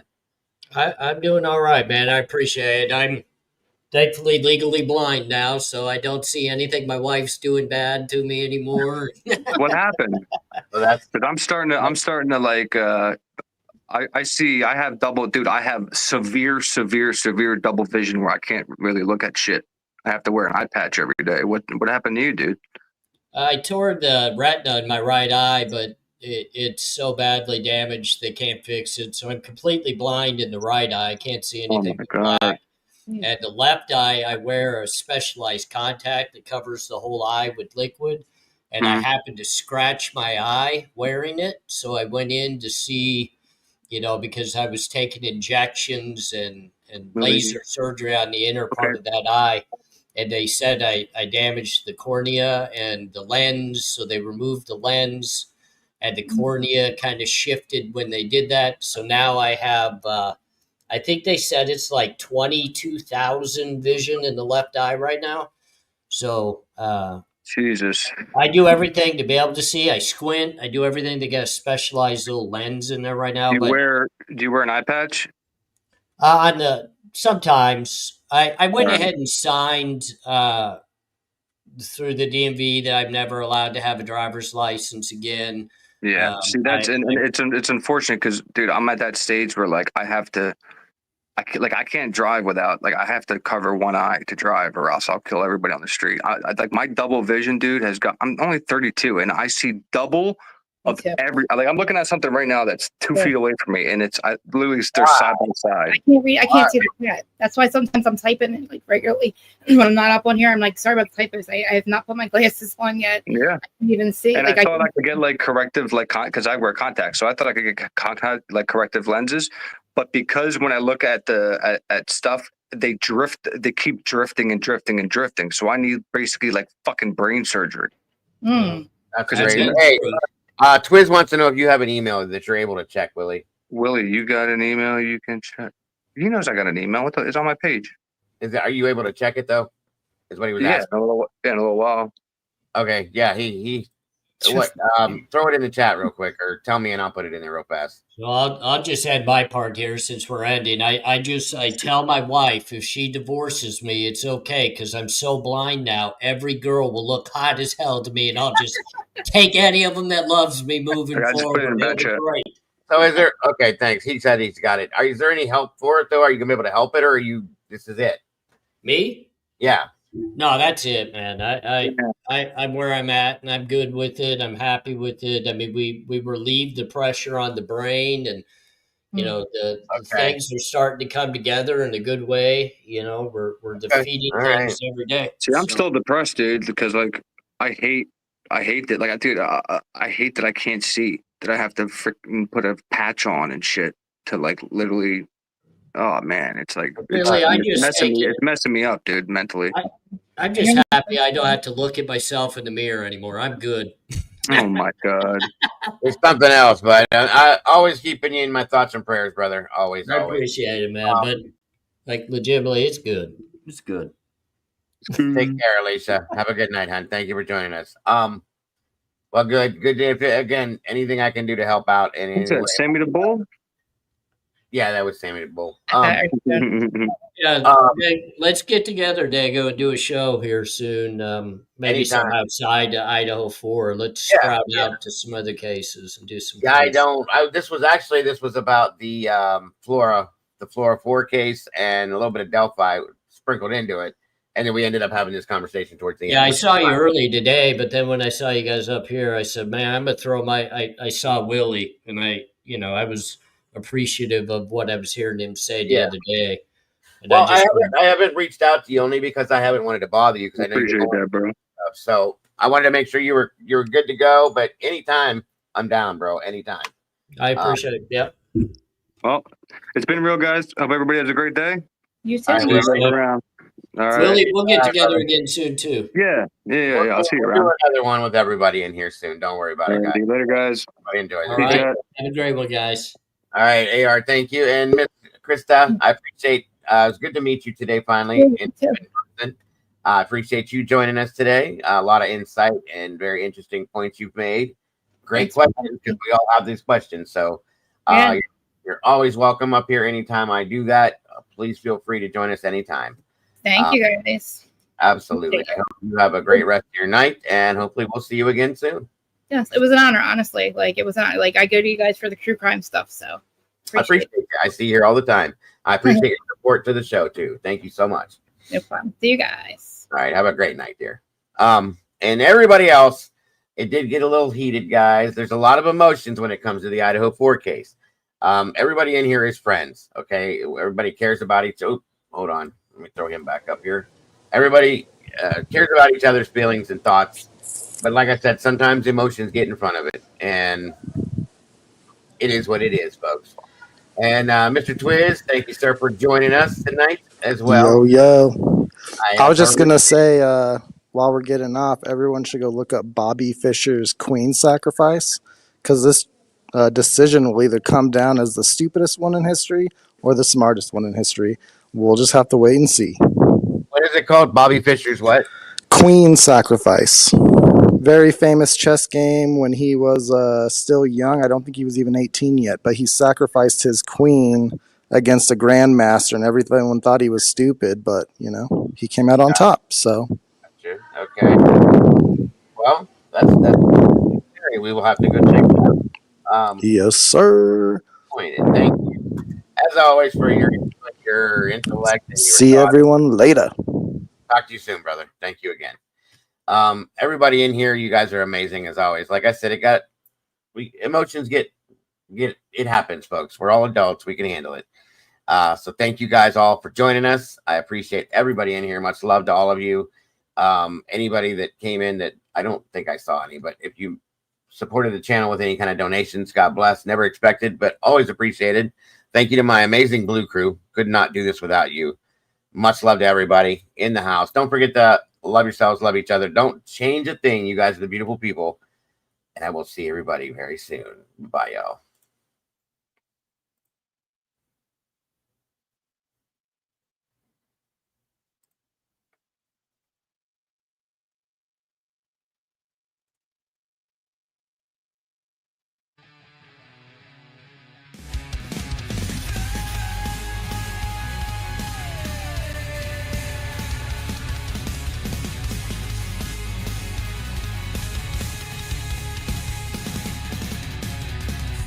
Stains on the linoleum floor, echoes and whispers from the night before. Shadows crawl where the light won't stay. Dark stories told in the True Crime Cafe.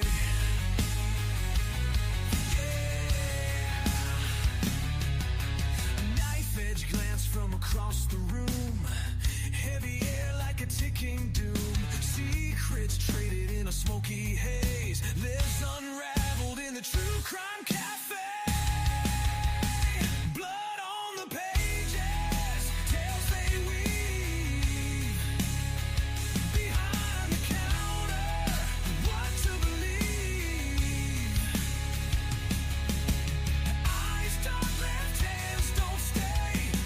A weapon in the True Crime Cafe.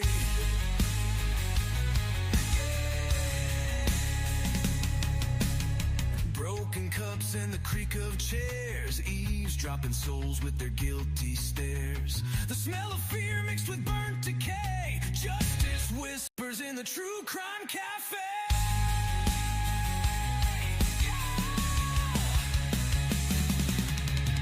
Heavy bassline thumping through.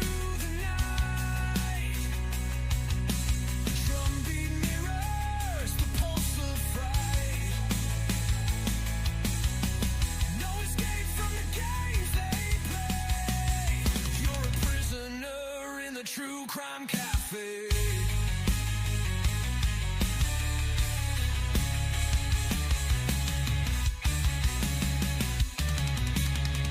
Blood on the pages, tales they weave.